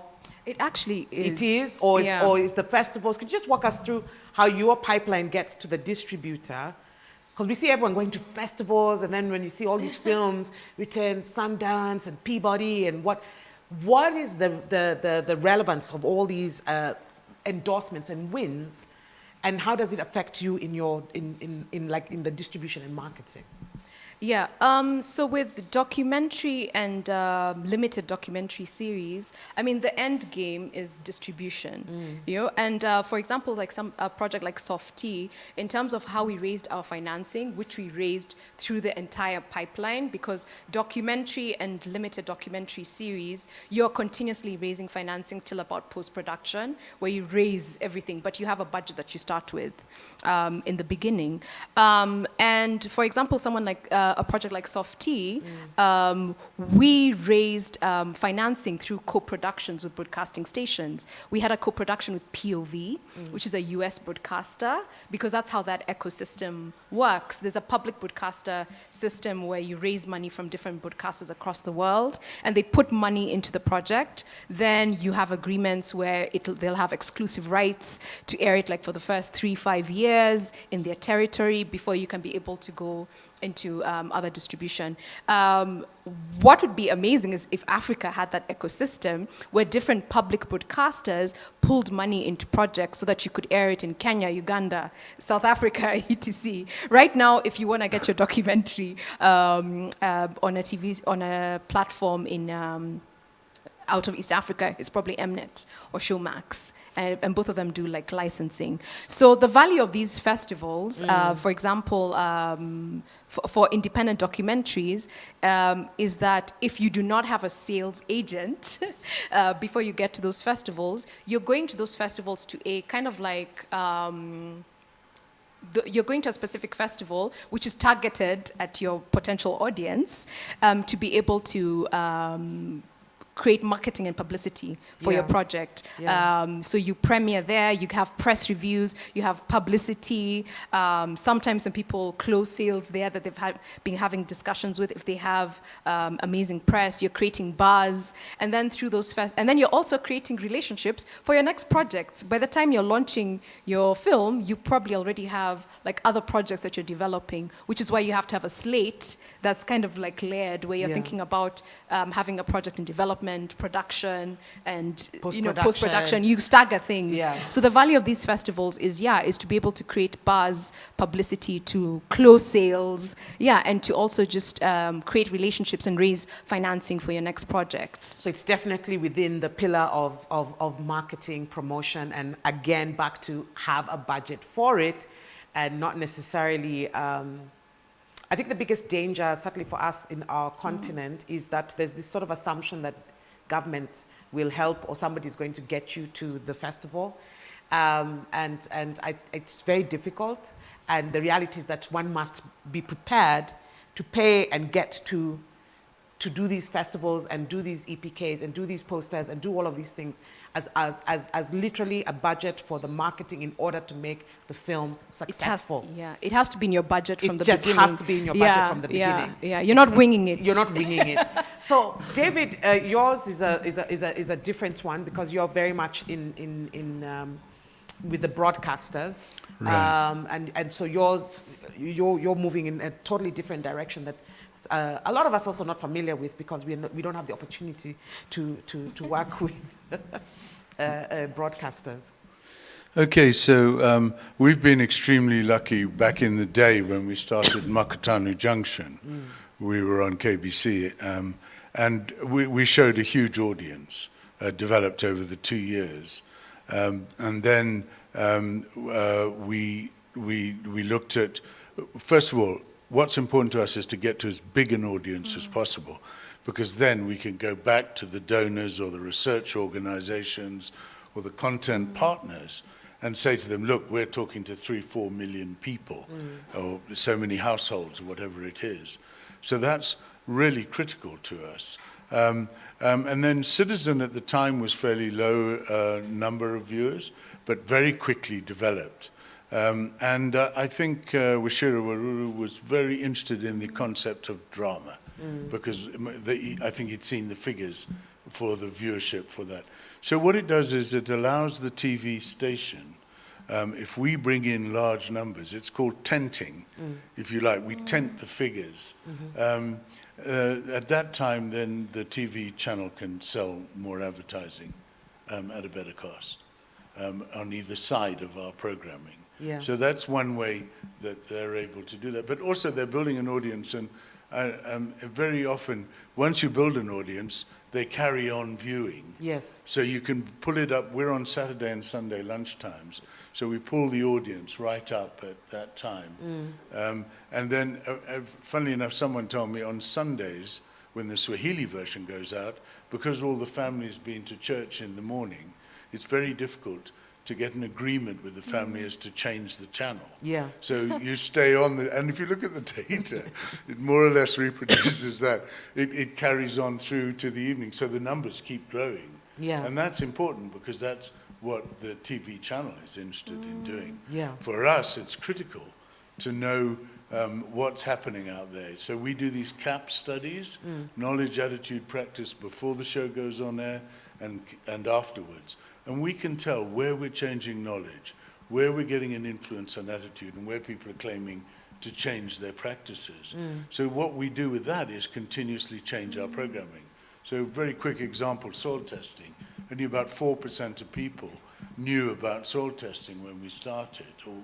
And after 8 series, 85% knew what soil testing was. So this is what we're talking about, the behavior change, Yeah. being able to assess the impact. Yeah, having to do that so that we can go back to our partners, seek the additional funding for the next series, because we can show, and we can also talk about which areas we're interested in focusing on and agree with them. But importantly for the broadcaster, we're building the audiences. By doing that, we're able to see, okay, if we want to keep that audience, we want to build that audience, let's go off, not so much feature on the knowledge, let's talk more about the practice, or let's work with the organization to improve the delivery of that product so that it increases the number of people who use it. So that, that's very much the way we work with the broadcaster, I would say. And of course, again, we would have thought about all of that at the development stage. So what I'm hearing is assessing the impact is incredibly important, particularly for concepts For content that is edutainment based. It's better for the broadcasters to know. It's better for future partners to know. It's just easier for other people to jump in and want to be a part of it and actually get funding for the project when you can prove the level of engagement. I know that there's certain generations that maybe feel there's no value in broadcast media, and I would say that every outlet, every opportunity to use whatever resources we have to push out our content should be used. Broadcast is not yet dead, so it can't just be Vumi, sorry Wilfred, but it can't just be Vumi and streaming services. Mainstream broadcast is still extremely important, particularly in this continent. Yeah, I'd just like to add something. I think like the model that David has is one that's really inspiring for independent documentary producers, especially the impact assessment. Because before we would, release documentaries, and you hope that people watch it and they feel something. But now you have to put more work into that, just in terms of like audience engagement and outreach. We don't do it at the beginning, like David, because you figure out your story in totality, probably towards the end of production, post-production. And then at that point, now you start thinking about what is your impact strategy and what's your audience outreach and engagement strategy. Who are you going to reach? Are you going to do community screenings? What are your key messages? How are you going to do M&E? Like for example, with Softy, we are doing impact. We're doing an impact campaign for it, which is being run by LBX Africa, the main production company that We Are Not the Machine is co-producing with. So that's also important for us because we need to start understanding like what's the impact of these films. And even with I Am Samuel, which We Are Not the Machine is producing, we're also developing our impact strategy. So you can't get away from thinking about like what, at the end of the day, what do the audiences think? Yeah, you can't get away from that. One of the things that I've always found peculiar is how little access, certainly within our own country, that people have to all these wonderful independent films and series that are being created by a lot of independent producers. When I've attended festivals and all, and people ask me about our content, it's very hard for people to understand that we actually have a lot of producers producing a lot all the time. But it's like, for me, having access to a production like Softy, unless you give me access through a formal channel, the reality is that I'll probably never see it on you know what I mean? Like, it's one of and I guess this is where the streaming services and all come in this production pipeline and the distribution and marketing, because the reality is that most people will not actually have access to some of the great films that have actually been done in this great land of ours. Yeah, maybe I can speak specifically about Softy very briefly before you go to Vumi. Sorry, Wilfred. But for example, a project like Softy, we basically we wanted to go through the entire like release window strategy. So first, we did the festivals outside. We released with our broadcasters who we had co-production agreements with because they financed the production in their territories. And then now we came to Kenya, we did our premiere. By then, we had won an award at Sundance. We had qualified for Oscar consideration. So we did our Kenyan premiere in October theaters. We were #1 in the box office for, I think, over 6 weeks, even during COVID. And then we did like a limited digital release. Now we definitely want to go to public broadcasters because at the end of the day, you want to reach the maximum number of audiences possible. Exactly. So what we did was to just try and do a release strategy and try and exploit all the windows as much as possible. I want to veer the conversation a little bit to the distribution and marketing, and so I can throw myself into the conversation a bit about the value added, which is primarily what we do as localizers. By being able to take a product in one language and be able to churn it out into a number of languages, it's like giving a new lease of life to a project. And I know that this is something that will really help with also impact, because being able to hear or to see something in a language that you understand is, I think, a very powerful, of course, it's a very powerful experience. And not all of us can read, so I don't feel subtitling sometimes may necessarily work for some African content. It works when we're going into streaming services, but the reality is that many people can't actually read the subtitles. But to hear something in a language, you know, whether it's in Kikuyu, you know, Shamba Shape Up in Kikuyu, Shamba Shape Up in Rendile, Shamba Shape Up in Oromo, I feel that the value added that localization brings is that it brings people closer to the project, it brings people closer to the experience, and it again impacts more people because you feel a part, you feel heard, you feel that you understand what other people are talking about, you know. Very quickly on a point there, we've done some research, and I think by dubbing the program is way, way better in terms of communicating than having the text around at the bottom. First of all, you've got to read the text so you're not looking at the picture so much. So I think that's a very, very important issue if you're trying to go to other countries. And there are lots of requests, for example, from Mokotano Junction, from other countries to go. And we, until we met up with you, we weren't. We think there's definitely opportunities to really scale out production. Can I just make one more very quick point on your situation? I think the impact research is critical, but one of the things that we can now access quite easily is the viewership numbers. And I think being able to say this reached 4 million households over this period, and we can multiply that by 2 people minimum, 8 million people. People are, funders are going to want to know that kind of information, that they're involved in reaching these large numbers. Yeah, so we got that data now. Great. Fantastic. So you'll get in touch with I'll David get to in get touch. how to get the numbers. David, you get in touch about the dubbing and the localizing. And then we're dubbing. And then we'll all go to Wilfred to get it all out there and get us some money. Wilfred, I want to pull you into the conversation. What do people need to know about this thing called distribution? What do they have to be prepared for? Because just because I love my program doesn't mean it's going to translate to whatever it needs to translate. And at the end of the day, whatever I produce, I want it to get out to as many people. I need to make some money back. What do people really need to know about distribution? I can certainly talk about technical specifications and things like that. But then, in the ecosystem, I end up dealing with more of you directly than sometimes independent producers and companies like David and Tony. What do we need to know about distribution and its value in this chain? Well, where do we start? So the one thing that people need to realize is that every broadcaster or streamer wants a valuable product. No one wants to put up content that will not bring in the numbers.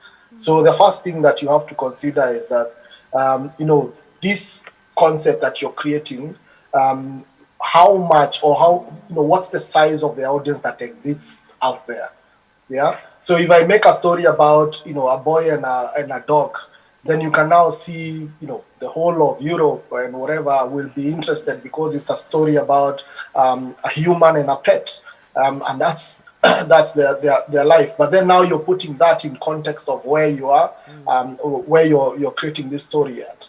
So you always have to think about what's, how valuable will this content when, it goes out there. No one wants to and take up a film that will not sell on their platform or their broadcaster.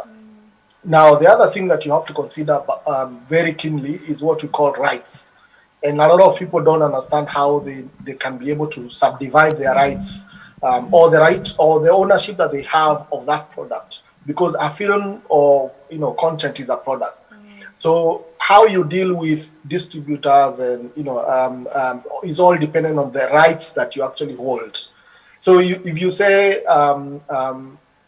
you want your film to go straight to TV broadcast, it means you're losing out on all the other windows as well. So if you think about the rights and then start thinking about also windowing, and windowing we mean being able to say, okay, do I want to go straight to theatrical, or do I want to go straight to broadcaster, or do I want to go straight to a VOD platform?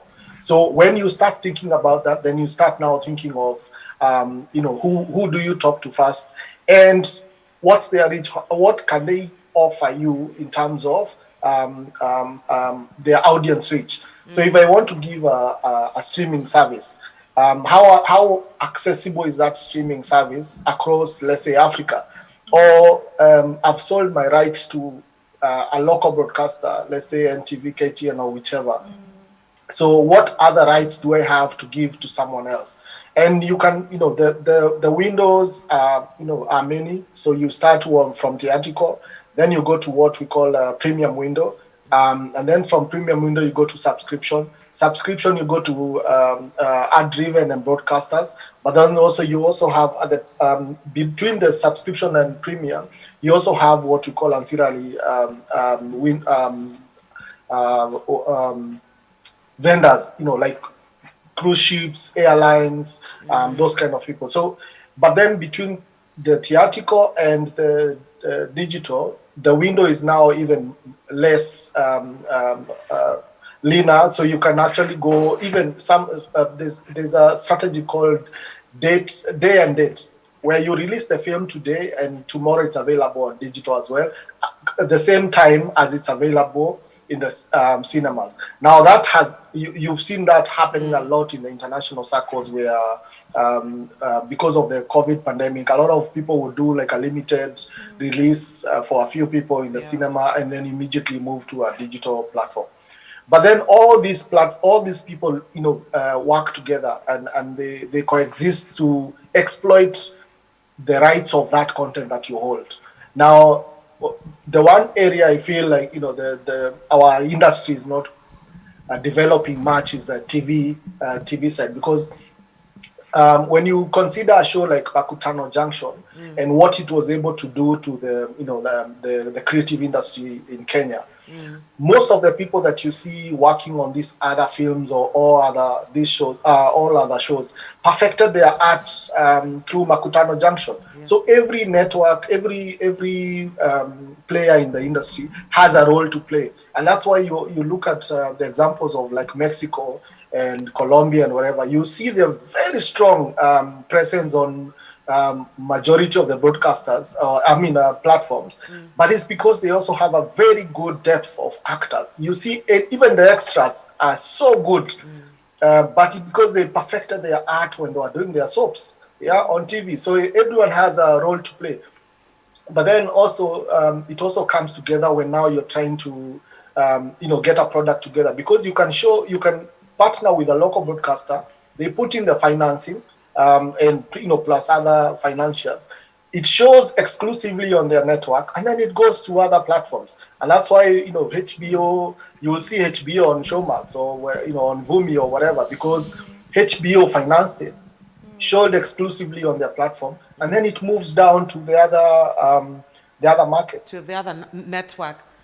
So just a quick, maybe I need to in Africa especially, there's an opportunity for the for dubbing, and especially for the big five. In Europe and the rest of the developing world, they have the big five languages, which is English, German, whatever, Portuguese.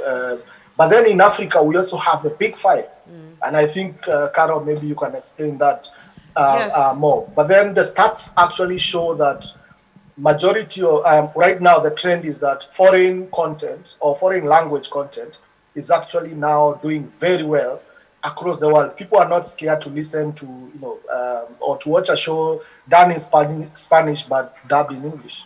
I believe that the reason why this has happened is because of these streaming giants like Netflix, because they are showing us movies.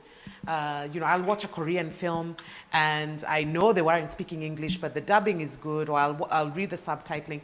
So whereas before we used to get access to a lot of these, let's say even European films, maybe just through the festivals that were held locally and stuff like that, these streaming giants have really brought us globally an experience of the different cultures, even the filming styles. It's very interesting to see, and I am extremely pleased when I see African films on Netflix. Yes, it has to be packaged by a company like ours, Identity, in order to be able to meet their specifications, because that's how it works. Whether you like it or not, it has to meet their specifications. But the reality is that the streaming services are taking African content to another level, and it's up to us, as we sort of respect this value chain, to really up our ideas, up our technical, have really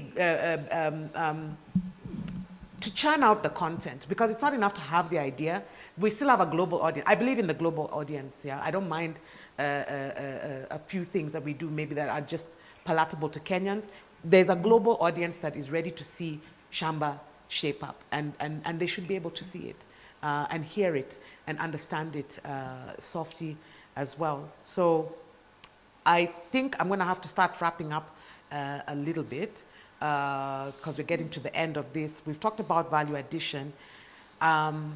What I'm fundamentally hearing, and Tony or anyone can make a comment, is that you really do have to be prepared. It's not enough to say, I want to be a content creator. There are many, many steps in this journey. Sometimes you may not have all the answers as the person who has come up with the idea. It's really important to have people around you that can take you down the different steps. For example, on distribution, there's no way I'm going to ever pretend I can distribute just because I know 10 people.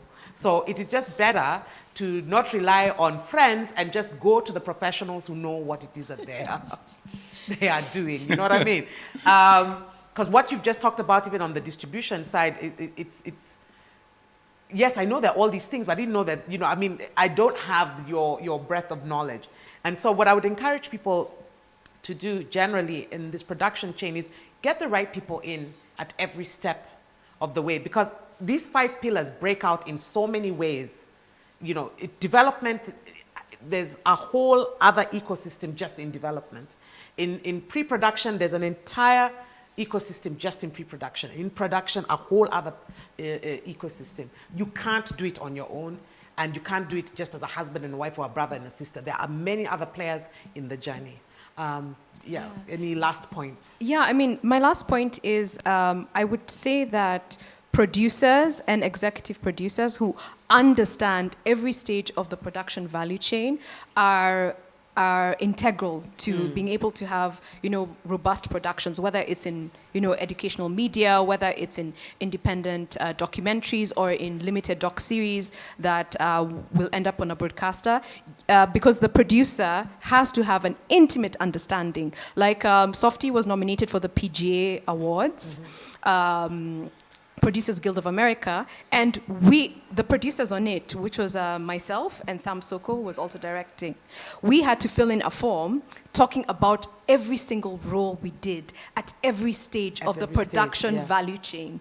Because a lot of, and I don't mean, there are a lot of people who say they're producers, but how much of the producing are they actually doing? Are they fundraising? Are they dealing with chain of title? Because by the time you go to a distributor or a sales agent, you have to have your releases. Like, you have to have your releases for all your characters, for your locations. You have to have your music releases. You have to have your cue sheets. You have to have everything lined up, and you have to be able to plan like how you're going to fundraise and where your project is going to end up. So I would just say, make sure you get a good producer or good executive producer who really intimately understands these things. So David, I'll give you 1 minute to last words, and then Wilfred, 1 minute last words, and then I'll introduce the next session. Okay, well, I really enjoyed this discussion and meeting up with you, I think, with all of you, so I think there's a way forward. I think for us, the critical thing is when we get the ideas to do that communication strategy, and then to do all the production and the filming and the location and all of that. But I think then the important thing is impact. Where are we impacting? And especially to do research so that what are people thinking about this stuff? Where can I improve it from what the audience is telling me? And for us in the education and entertainment business, it's absolutely critical. Because we started with 3 million audience in the second year. We're now at 8+ million audience in Kenya alone. Phenomenal. Congratulations. Yeah. So, I mean, that's because we've been working out what works and what doesn't work. And if you want to go forward long term. I think that's you what have to do that. yeah. Wilfred, parting words, 1 minute.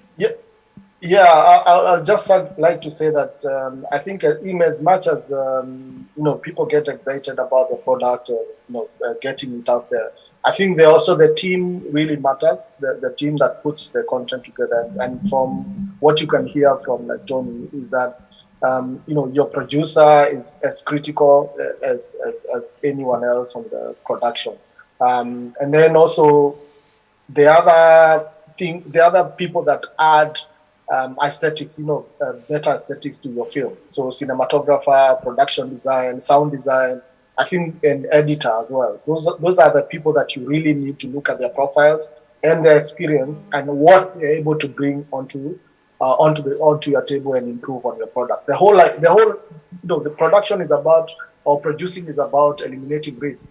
And if there's a possibility of you working with an experienced cinematographer who will improve your work, then you definitely need to look at that. Yeah. So, I mean, just being able to work with some experienced people along the way. So you have to give in to other people so that they can improve your product. So basically we're saying don't be so guarded just because you maybe shared a concept and then you found somebody else did it. The reality is that there are a lot of great people out there who are happy to sit in and be a part of a production. Don't try to wing it. There are many, many professionals out there who can be a part of it. Trust the system a little bit. We have to also create an ecosystem that is safe for our creatives and for our, for our industry.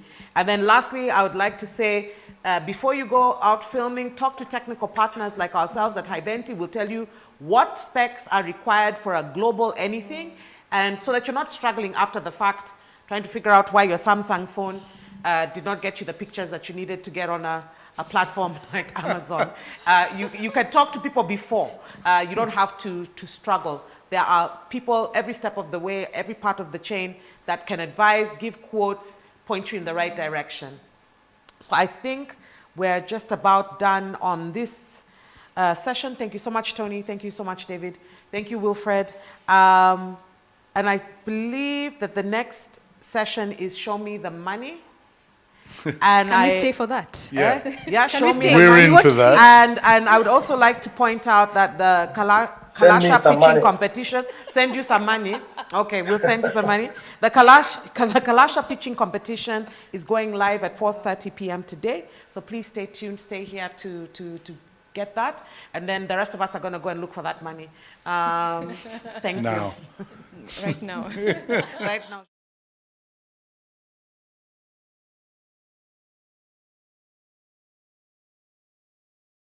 Shushu, wamesema hakuna harusi.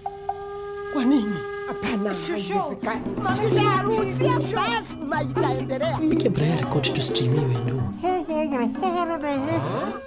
Nasema Safaricom iko na 500 MB free kila siku. Sasa tunaweza kustream hii wedo. Hi Shosho. Get 500 MB free kila siku and never miss a moment.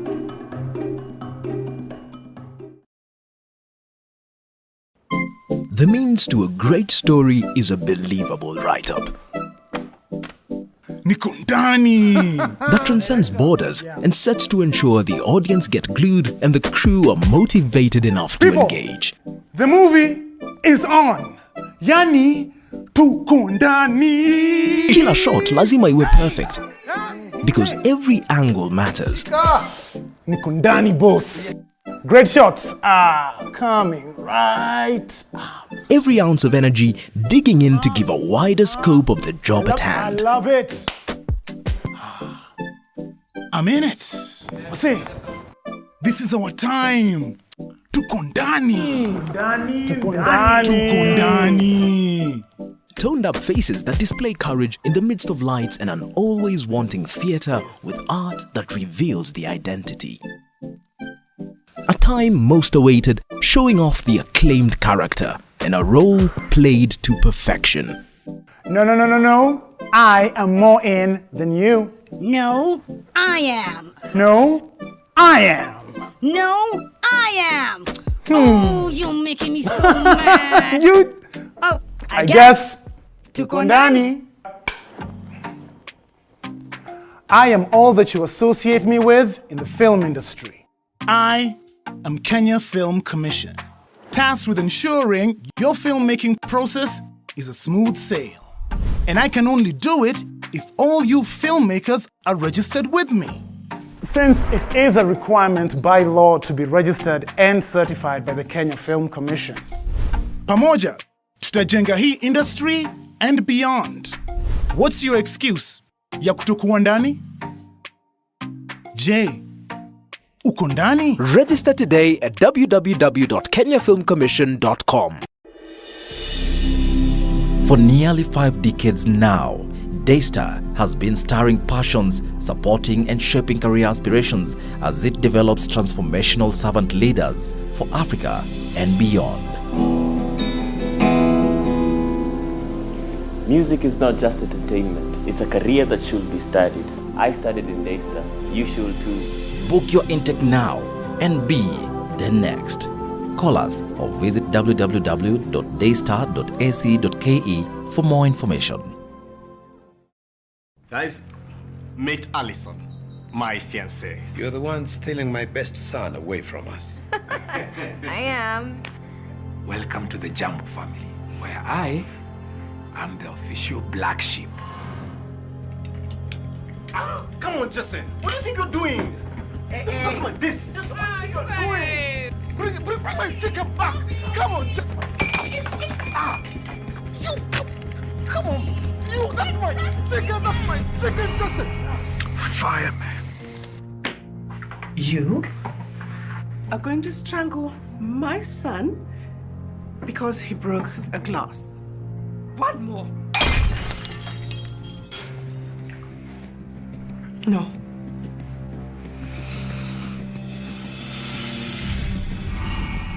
You have no right to call the police on your brother. Do you understand me? But he's a thief. He's a criminal. Oh, shut up. I'd love to go up in flames. This is confusing. I shouldn't be. I'm not going. This is a celebration of 40 years of marriage between your mother and I. And we all have to be there as a family. I'm not part of this family. You disowned me yesterday, remember? Fireman. But my head feels naked. Then change the head, not the wigs. Mom, I don't think that wig and head wrap goes with your dress. Mama, change, eh? Yeah. For goodness sake, never, ever, ever mention wrong anything. Clothes or color to your mother. What? I was just commenting. This reminds me of our wedding day. She kept the whole church waiting for 1 whole hour as she tried to dress up to look nice. When she came out, she looked uglier than she was before makeup. How can anyone look so horrible? Dressed up like that? Oh, what's wrong with you women? For the Bible tells me so. My brother, number 28. My family is so embarrassing. I'd want you to remember me as a brother was never fake. Jesus loves me. You.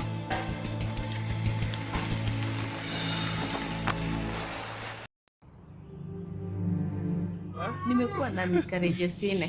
Huu wa 5 ndio Mungu ametuachia. Nataka Joy anyonye mpaka afike form 1.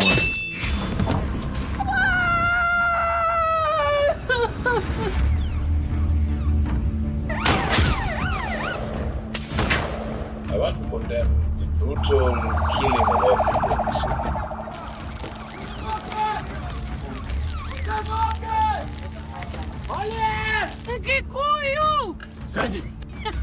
Mimi sina shida na nani amekuwa rais. Shida yangu kubwa ni watu innocent watazidi kufa mpaka lini?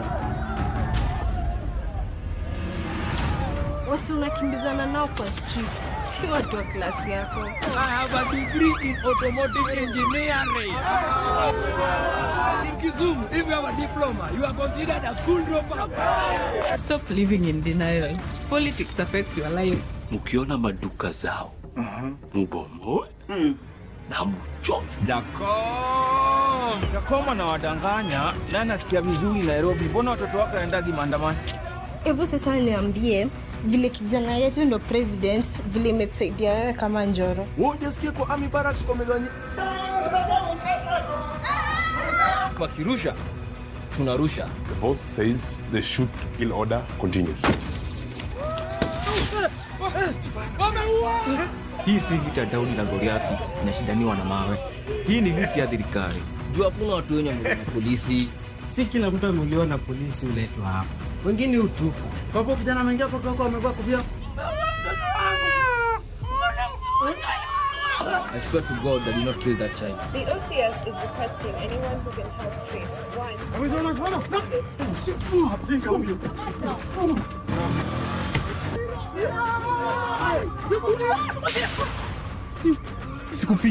With no due respect, sir, fill me in.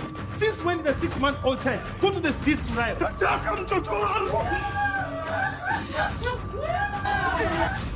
After considering the evidence tendered before this honorable court by both the prosecution and the defense, this court finds... Sisi wananchi tunakwanga wajinga. Yaani tunapigana na kuuana hapa chini, nao wanakutana na kukula hapo juu.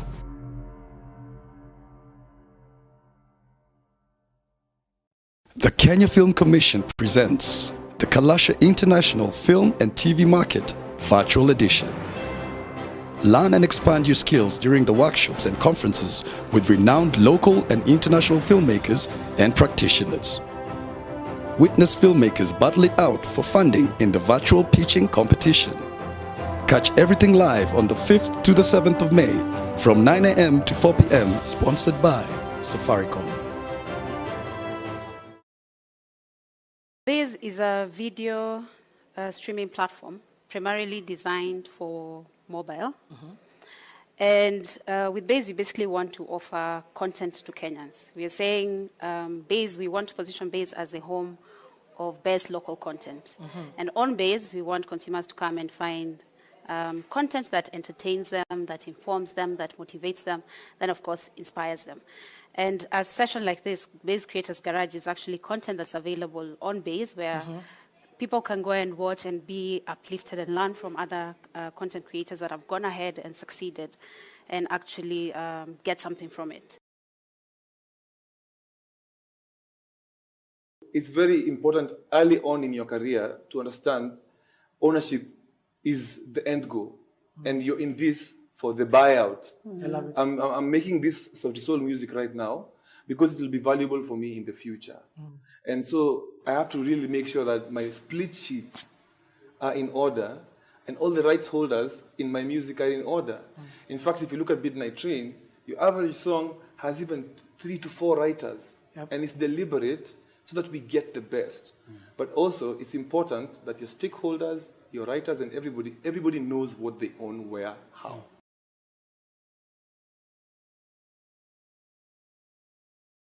Quite a number of content creators had put together projects, and Netflix actually came knocking. But when we did 40 Sticks, we actually intended it to go into movie theaters. But when Corona came in, then we had limited choices in terms of platforms that we could place the movie. So luckily, Netflix came knocking. They actually came into Kenya, asked to meet with a number of content producers, and we were lucky to be called into the meeting. So everyone was able to present, and we were lucky to be one of the ones to be picked for our content.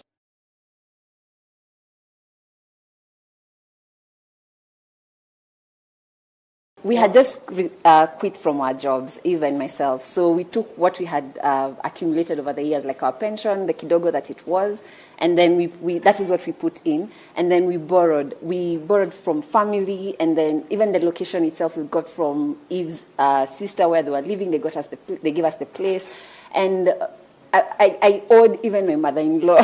That was how bad, how bad it was. But we had a vision and we knew this is what we wanted to do and we were going to get there somehow.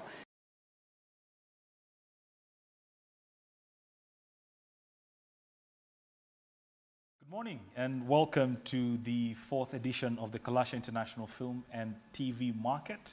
Day 3, they saved the best for last. And we're about to have a very interesting conversation about financial models within the film and TV industry. But before that, so if you're a creative out there, just remember that the pitching session is set for 4:30 today. So it's something that you want to look out for on the same channel that you're watching this. Great, so let's jump into this. We'll be spending the next few moments to just try to wrap our minds and try to build a relationship between the TV and film industry and the money side of things. My name is Bonnie Tunya. I'll be your moderator for today. Let me very quickly just introduce my panel. Smart people who will be helping me talk about this. First is Luke Ouko, who's the head of technology at the Y Agency Limited. Karibu. Thank you very much. And we have Julian Masharia, who is a strategy, media, and communication consultant at JM Consulting. Yeah. Hi, everyone. And joining us from South Africa is Kahisho Bapela, who is the chief executive at Mokoena Holdings. He'll be joining us via Zoom. We'll be connecting with him. Karibu sana, Kahisho. Gentlemen, see, obviously, this is an unending conversation where we've had this conversation in the bars, in WhatsApp groups, and we've tried to figure out how do we even get to connect that world, and is that world even interconnected? We're talking about, TV and film and the money side of this, because without money, this can't happen. Look, let's just start you in. When you hear all the noise about the exciting things that are happening as far as the creative world is concerned, all the big monies that young people are making, what do you still see as a big opportunity as far as the money and TV and film is concerned? I think there's a big opportunity for people getting into this space, just generally the creative space. Mm-hmm. And people will normally get into this space with the fear that it is uncharted waters, but it is uncharted waters for everybody in that space. Right. 20 years ago, America Online as an organization did not exist. Mm-hmm. But in the 20 years since, it became the biggest media company and no longer exists anymore. So 20 years is a lifetime in this space. So if you, as a young person, you're trying to get into this space, it's important to realize that a lot of things that are in that space are constantly changing. Right. And there's enough flux for new entrants to come in and have a big impact in that space. So if you have the right ideas, you have the right content, you are able to package it appropriately, you're able to figure out what your strategy is for getting into the market, the opportunities are endless. Right. But other elements that go into that success are probably some of the things that we want to unpack during this conversation. Right. So I'll just leave that for the moment. Okay. Julian, I mean, we see this as a big opportunity, as a big money maker right now, but it costs something to make something good, right? You're a creative. There's going to be more than just a handheld device and internet. You need a little bit more. If you come to me and you are pitching an idea, I'll say, have you shot your pilot? Can I watch the pilot? etc. All these things cost money. Let's start from there. Ideally, in a Kenyan experience, you having worked with a lot of this, just give us the journey of a Kenyan creative making content that would hopefully be published on TV or on the internet. Yeah, that's a big question. But I think what I would say is, in fact, currently, I think I'll come for the 4:30 p.m. pitch. I have two shows. All right. I'm trying to get pilots done. Gotta get that money, yeah. So I feel the challenge and the frustration. And when I go around looking at the production houses, when you get a quote, even if you tell them it's just a demo, it's just an idea I'm exploring with, the rates are quite prohibitive. What I would say is, now I think in the Kenyan context, I think like any other business, so I've never seen a I've never seen the film and TV or generally the content industry any different from, say, farming or manufacturing. For me, it's just that our product is, the end product is content. But the business principles don't change that much. So when I look at it, the challenge, I think, with content, some content is business worthy, some isn't. So even doing news is content, even doing a documentary for TV, doing a documentary for film is still some form of content. So I think building on what Luke has said, there is that aspect of you need to know where you're playing in. Are you going to be a supplier for the, can I say, the commercial industry? Or are you going to be a supplier for people who need the content? So just for clarity, organizations are doing documentaries every year, talking about, 20 years, we built this. You can also play in that space. That's still part of the economy. So sometimes you may find if you're a director or a writer, you may need to create content for the corporate world, raise capital, then invest in your passion projects. But I think there is a myth. Because passion doesn't pay. Passion is it's harder to get paid from passion. At least sometimes in this part of the world. Yeah, even out there, because you'll always see even the big actors.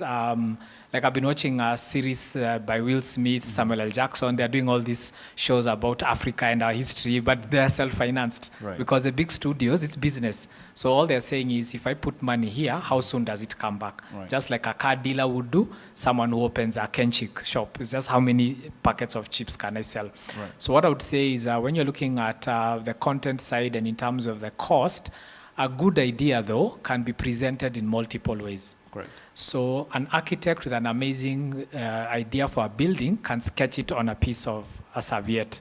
If the idea is very strong, I think the investor will look past the technology you presented. So technology has helped us to be able to do amazing stuff. I know an organization called Shujaz Inc. that did an entire feature film on a Nokia phone, full feature film. Of course, they had the editing, but the fact that they're using a phone, they slashed their costs in a major way. So what I would say is, if you have a very strong idea, even with whatever you have, should be enough to start the process. So don't wait until you have HD cameras, advanced lighting. There's a famous director, Alfred Hitchcock, who said, if a movie is bad, even if you watch it on big screen, it's just twice as bad. So it's not the technology or the resources you have. So if you have a good story, a good idea, of course, which you're sure is strong, you engage with people, to be honest, you should be able to pitch it even in its most simplest form. Right. Let me just bring in Kalasha into this conversation. And my sense is there seems to be a disconnect. There seems to be different languages that we're speaking between the financiers, the people with the money, and the creatives. In your world, Kalasha, I mean, have you experienced this? Or putting the question in a different way, when a creative comes to a bank, FNB, for example, do those people even understand what they're saying when they say, I need some money to shoot a pilot, I need some money to put this production? Just talk us through that disconnect and the language barrier that we currently see. Thank you. Thank you very much. I think you have the right thought around the disconnect, which is caused by the language barrier. Maybe before I address the language barrier, let me step back and talk about how traditional finance is structured. Traditional finance looks at the production process that can constantly produce the same product, and there's a market for it. Unfortunately, in the film industry, even the best of directors and producers, the fact that they did a big film doesn't mean the next one will be successful. So the creative products are not predictable as the traditional finance would like it. So when a film producer approaches a financing institution to say that I want to produce a creative product, and they describe the market that they are targeting and everything like that, the first question comes to the traditional financing of predictable cash flows, amortization schedules, and all sorts of things. And generally, creatives are not finance people. Therefore, it's always important that there is somebody in the bank or in the finance institution that has the patience and the appreciation of the dynamics that the creatives are dealing with. For example, the language barrier could come from things like as you say, I want to shoot a pilot, and they ask you, who are you giving the pilot to? Who's going to buy this thing? And you say, no, I want to take it to a film festival for me to go source out some interest for my product. And now they're like, but that's a high risk, but what if no one signs up for your product? And it's difficult for you to explain how there is a market for the content you are producing, because you can't really prove that there's a letter of interest up front, there's a contract up front. Therefore, you are somehow stuck between the vision you have for the product and the finance reality of it.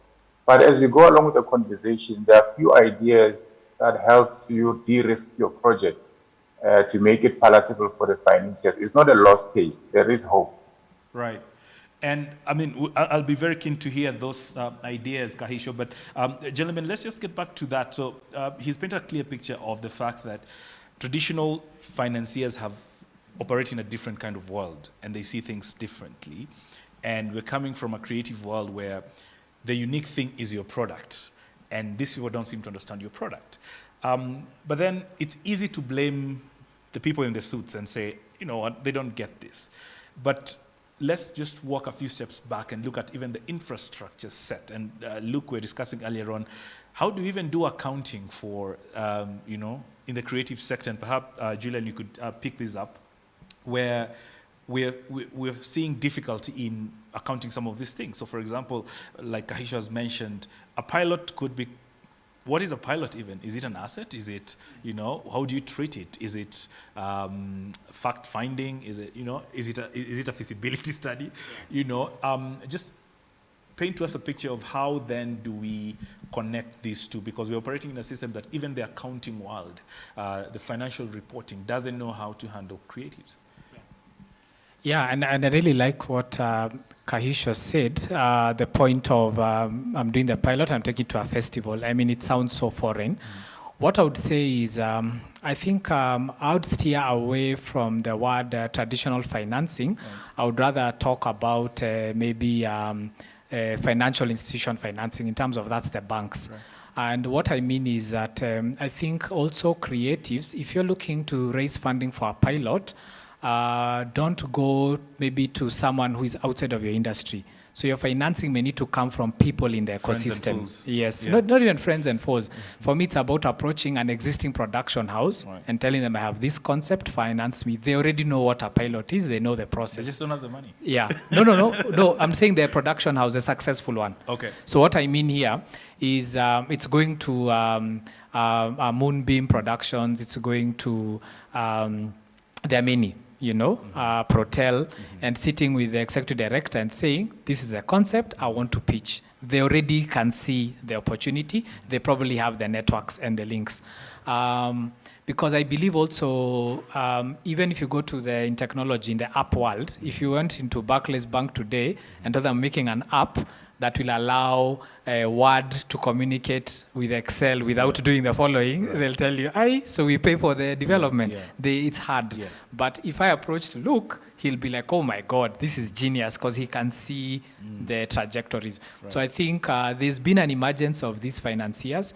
I think what we need to start seeing more is some form of organization in terms of the organizations that understand the creative industry or are in the business. Mm-hmm. And they are the ones who understand the process of why a pilot is important, why you need to do a demo, because even when you're doing patents, when you're inventing something, you need to develop a prototype. Right. Even they struggle with the same issue. When you go say, I've created something that converts milk into fuel, then they're saying, how will this work? But for a person in the oil industry or a person in the auto industry will immediately say, oh my God, this is going to be genius. So I think we need to be sure whom we're asking for the money. Otherwise, you're going to talk to, it's just a very long journey. Right. If you're talking to, first you have to educate them, school them. Right. And then remember, banks are using depositors' money. So there are very high standards to protect the risk for them, because you wouldn't want your money, you're told that, sorry, you can't withdraw cash. We invested in a demo Oh, look, I mean, you will not, that will be a police matter, right? It has to be a very small bank. That's though. the thing. So we have to explore Yeah. who are these financiers who understand. And I believe this issue is across different markets. Right. I'm sure it affects technology, affects the fashion industry. So any of these new emerging businesses, also talk to investors, financiers who get what it is you're referring to. Right. Look, I'd like you to bring you in this again, but also if you could touch a little bit about this, because we're getting into what is the value of this product. Let's talk about the valuation of a creative product, because that seems to be a challenge. You know, at the end of the day, the people with the money need to understand this and understand it in a term that they understand, you know, in a language that they get. Like Aisha has talked about risk. If I'm to give you money, I need to understand what are my risks and what are my potential ROIs. So, look, is the valuation, the existence or the lack thereof of creative content part of the challenge that we don't seem to be able to speak the same language with the people with the money? I think language is a barrier. There is what I would like to characterize as an information asymmetry. The people in the creative space have a very good sense of what it is they're trying to do. They have a good sense of why it is that people will like it. They have a good sense of why they think people will or should pay for it. Right. The people in the financial space have a good sense of what it is that they think is bankable. They need you to have a balance sheet. They need you to have a, a business plan. They need some, risk assessment in order to be able to do the evaluations. Right. But I think just sort of the way Julius started the conversation before, there's nothing different about sort of the creative industry compared to agriculture or health or education space. If you think about production or an industry being a way in which you sort of systematize the, input of raw materials into a final product that then people see value in and pay for. And so if you go into the creative space and just say, what is the asset at its most, at its smallest level, and say you have images, you have sounds, you have words, and those represent sort of like the corpora of what would be the minutest asset of making a movie or making a TV show. And so the banks like, information. They like, manuals. They like things they can read, things they can immediately, be able to sort of place a value on. So I think if the creatives can start this struggle, and there's a lady who's done some work in the Caribbean to sort of help unpack this, and starting off with, these are the smallest assets.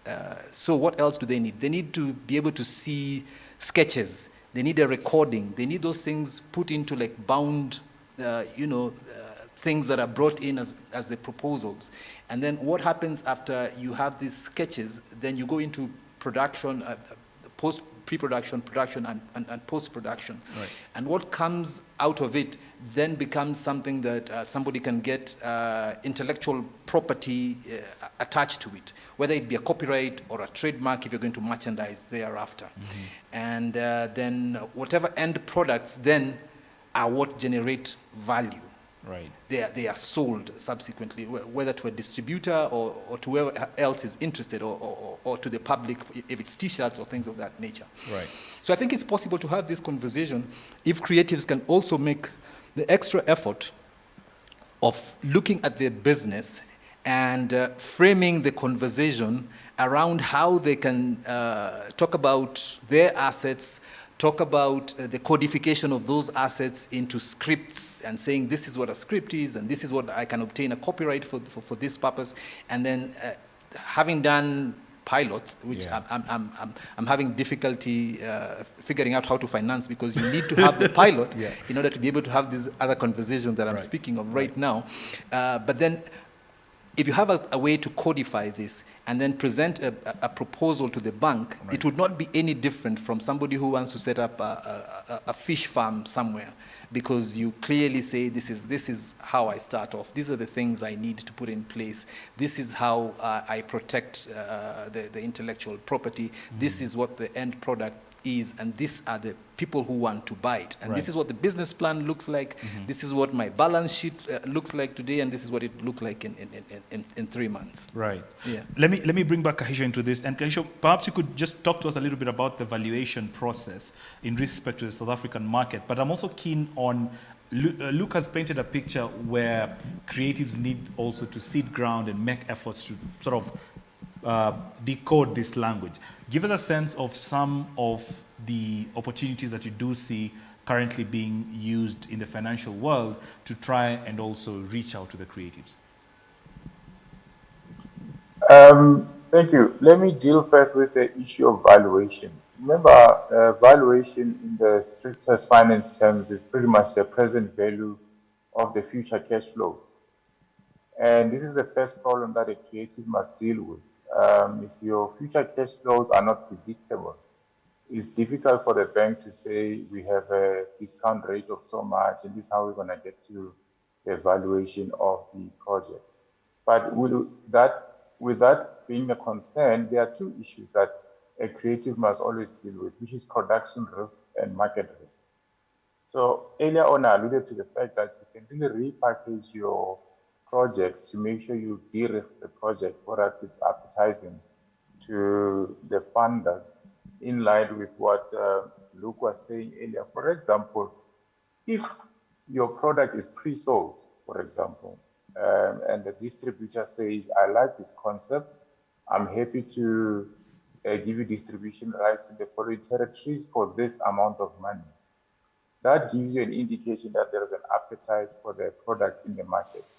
Therefore, if you were to sign a pre-sale agreement, which I don't encourage you to sign for everything, you are able to discount those cash flows to bring it closer to say, my production budget is X amount, and I've already pre-sold 30% of the production budget. Therefore, I can actually sell the balance if I'm able to do a pilot and produce and put this kind of actors and everyone in the production to make it appetizing to a distributor who's already buying the product before it's even manufactured. So that takes out the market risk element. And even at that point, you are able to do evaluation of the asset. And remember, one of the things that we need to appreciate, which is one of the issues in development finance generally, is that the issue of security and collateral remains the biggest headache for any entrepreneur, whether in film or in any other sector. So the issue of having a right balance sheet, having the right collateral to put up for the bank will always be a problem for any upcoming entrepreneur. So we need to always appreciate the fact that in our space, there's something we loosely refer to as creative finance, where we're saying, let's create an asset out of a script and be able to package it as a full functional business for a funder to be able to appreciate that. And it comes down to those two major things, the market risk and the production risk. But also, the phases of production needs to be appreciated. Anything from development, it's difficult to finance development, of course, and that's where reference to using established media houses and maybe government grants or whatever facilitation you can get from the film commissions to do the development element of it to a point where your script is ready to be sold to the end users. So it's a kind of phased approach, because then when you do production funding, you still need to do post-production, you still need to do distribution and marketing. Right. So there is a way of working backwards from the distribution and marketing by linking to a distributor and coming all the way back and getting it a bankable project.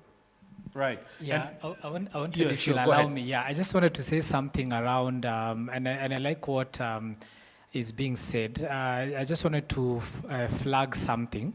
When you talk about valuation, we also need to remember film and TV content is an emotional product. Yeah.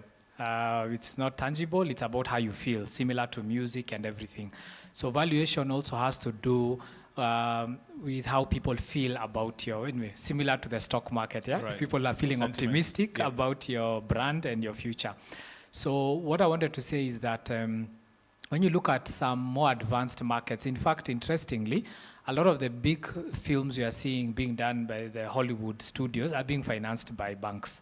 The investment bankers, banks in the Middle East, in the Far East. And for them, what they do is, as Kaisha said, the issue is about your cash flow. So what they have is case studies. They're able to say, we are Marvel. Our last 10 films have grossed 1 billion. Right. There's a new character called... so they look at your portfolio. Yeah. So what they're saying is, we have the infrastructure. We have the stars, we have the writers, we have the film theaters, we own TV channels, we have the network in place, so we can do this. Then, the way I see it, when most people are financing, especially if someone is not emotionally engaged to the product, they just want to know, am I getting my 10%? So the reason the big studios, they tell them, it's okay. Even if the film doesn't make money, we will still pay you because we also have another 6 shows running. Correct. So you just want your money back, we will pay you. Right? So there's that sense of confidence because even in dairy farming, sometimes the herd goes sideways. Drought comes, milk prices crash, so it can happen to any industry. But if a farmer says, I've been doing this for 10 years, I've successfully sold, 100,000 liters every year, so they are seeing at least you have the capacity. So remember, we're also assuming that as a creative, you kind of need to put yourselves in the shoes of the financier. Why should the financier, this is your first project, but you believe in your heart it will succeed, versus a big studio director who has done 5-6 films, like Eve D'Souza. She's done many successful TV shows. If she says have a new concept, they will say, yeah, we know you. We've seen what you've done. So sometimes you need to build a history, like any other business, but you also need to appreciate that the valuation it tends to be based from the past. So I can't come and say that I want to start a new nightclub which will earn 100 million a month. If on average in Kenya they make 10 million a month, chances are you'll do half of that because you're new. But Julian, I want to push back a little bit and just to put a pin on the fact that we'll talk a little bit about distribution and how that affects bankability. But building on what Kahisho says, what you've said, banks, they're assessing your risk. And if you've had a track record of having done this, then you're more bankable. But then for a creative watching us now, a bunch of young guys who've said, let's form our production house, we have these brilliant ideas, they constantly suffer from the bias of the known, where if I'm a big studio, I will work with the people I know. I will pick the scripts from the people I know. What is the architecture of, what are we creating a platform for entry of new people? Because yes, there's the Eve D'Souza's and the big studios that have done it over time and they're bankable because they have a track record. How do we create a system that allows entry of new people into this space where this is my first script, I have a brilliant idea, I just need you to believe in me? How do we also let those people in? And by the way, even Lucy, I think, had to sell everything they owned to start their production house. So what I'm saying, they are big. Right. But so sell everything, guys. Yeah. Even when Tyler Perry started, I think he took a loan. Yeah. So what I'm saying, just like we've said, any other business. But from a policy framework, so policy, can we create a system that makes it easier. In terms of there's that personal sacrifice that you have to make for the dream, but then for a young creative out here in Nairobi, can we create a system where they see this is where I can start? I mean, is that a space where, say, the government can play in, the KFC? How does that look like from a policy point of view? Well, I suppose I've seen it done successfully in Europe, but so I don't want to go too deep into it because it's what I'm saying. It's a very complex subject, and when I mean about policy, to me it's across all industries because manufacturers are crying, farmers are crying, artists are crying, people in technology are crying. So everybody wants some form of government intervention. But I think for me, as they work on that in terms of the policy makers, I think I prefer to talk about tomorrow. What are we doing tomorrow, Saturday? Because that's what we can work on. And if you look at what other people have done, if you look at a lot of origin stories, the reality is it starts with your inner circle. It starts with your family, starts with your friends, starts with people who believe in what you're doing. So just to give you an example, Some of the work I do is also with Buni Media, the creators of the XYZ show. And I remember Gado, I think he tried to fundraise for the pilot for about 3 years. You see? And he most times had to use his personal money, but he had to go knocking on doors until he found an organization that understood what he's trying to do and what he's trying to complete. Once he did that, once he got through the first hurdle, now the XYZ show is in season 15. Right, but nobody wants to talk about the 3-year window. Exactly. Yeah, so it's tough. Right. It's tough for everyone. But what I'm saying, there are no formulas, and there's no one who will come and tell you, this is how to start a barber shop. Right. There's no, that doesn't exist also. Okay. I want to hear from Kahisho and Luke as well. Luke, let's start with you. Can we create a system that will make easier for the next lot of creatives so that they don't go through the struggles that Lucy's and Protel and all these people went through to set up? Can we create, from a policy point of view, it could be a recommendation, it could be looking in your crystal ball, but are we able to create a space that ensures that the next generation don't necessarily have to repeat the challenges that the previous generation had? Yeah, I think that's already happening. It's probably not happening at scale, and it's probably not organized. It's serendipitous. If you take, for example, what Julius said before, or somebody got a mobile phone and they were able to use that mobile phone to start the process of going ahead and creating their movie. And you take Blair Witch movie from, I don't know, maybe a decade ago, maybe 2 decades ago. It cost a couple of hundreds of thousands of dollars, and it grossed a few hundred millions, made by pretty much just 3 individuals.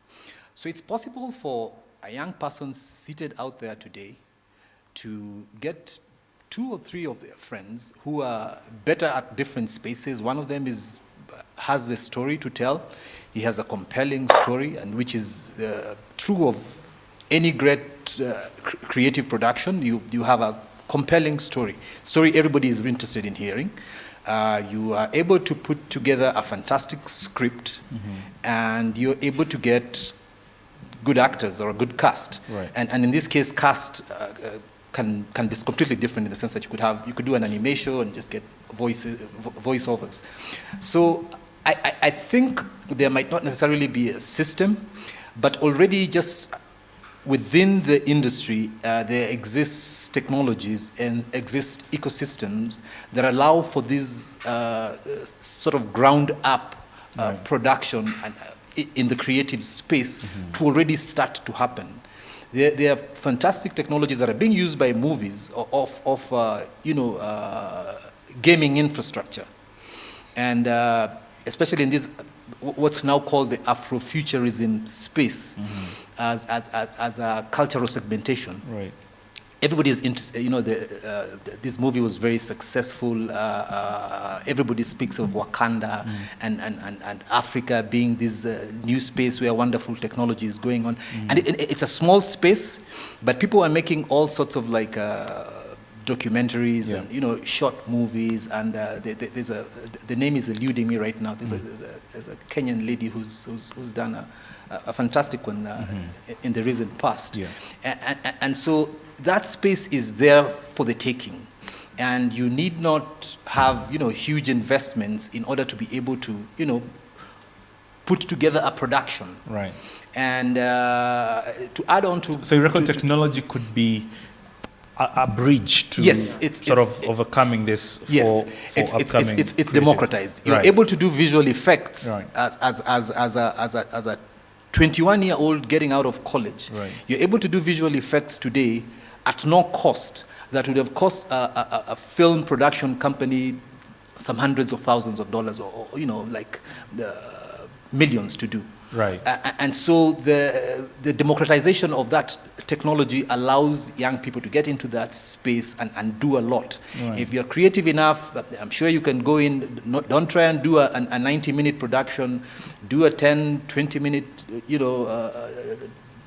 documentary or short movie, and practice your craft. Put it on YouTube. People will see it. People will like it. They'll share it on TikTok. and before you know it, it's a big phenomenon. Right. So those opportunities exist, and but they're not formalized. Correct. But maybe to add on to your question about the formalization part, I think maybe it's possible for and Julius speaks against his government intervention. Maybe if there is intervention of like a bureaucratic nature that will take place, is for sort of bringing all these things together within sort of one space, and maybe organizations within the Kenya film industry would put together a portal that shows people what these tools are, what the techniques are, how to get this started. And that is starting though in very small. We just talked this morning about the pitching session this afternoon. It's starting though at a very small level. But let me just hear, Kahisha, from the South African experience, how the question was, how do we make it easier for the next generation of creatives to go over that wave where, yes, we're saying for you to be bankable and for you to reduce your risk, you need to have had a track record. These people don't have a track record, they just have a great idea in the script and a big hat. How do we ensure that it's a lot easier, that they don't have to make the mistakes that the previous generation of creatives did, although they've succeeded?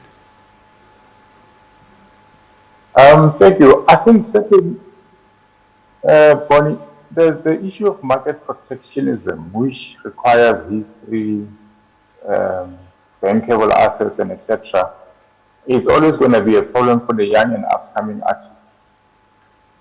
In South Africa, there are a few interventions that the government has put together in terms of the production life cycle of a television or film. For example, they've got development funds which are non-repeatable, where you'll be funded to develop your script up to a certain point through the Film Commission. And from there, the Film Commission also puts in money in part into your production. And that gives a lot of young people especially, or let's say the first timers or filmmakers without a long history of filmmaking, an opportunity. So if you go now look for extra funding with the backing of the Film Commission and the Department of Trade and Industry, you find that now the banks or the GFIs have to finance less than half of your budget. So that kind of opens doors for you. And most of it really, for you to get the support from the development finance and the Film Commissions, it's about how hard you are willing to work to make your script palatable to the ultimate users of your product. So that has actually made a huge difference for...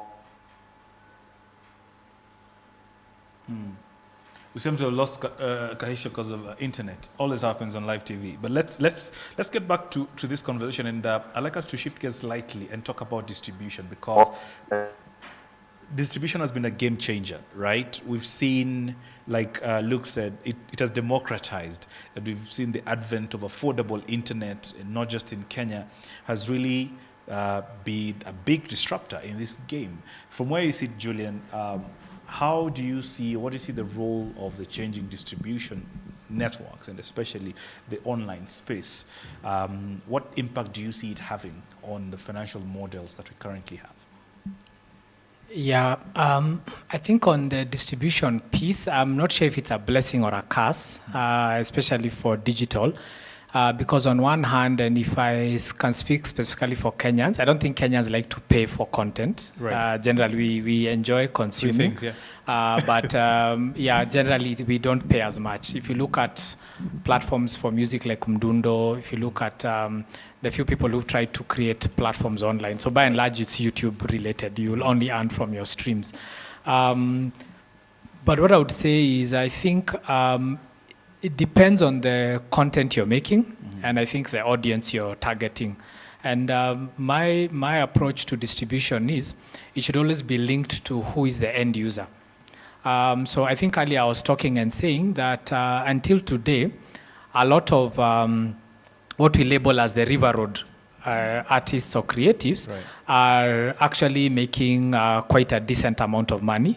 and they have enough cash to go, and they're also financing pilots. Yeah. The They only are thing is, bankable themselves we first, want to yeah. do an American action film. Right. But if you go talk to them a nice concept for a nice story around Lake Victoria, they will finance because they know this is a story that will do well, and they've created that infrastructure. So I think one of the things in terms of immediately, even in terms of financial models, I would want to encourage them more. I don't know if I can call them, if I may use the Swahili word, kizazi kipya, or the more urban kind of, the sophisticated creative, River Road are actually in serious business. But I don't know why people don't think they can learn from them.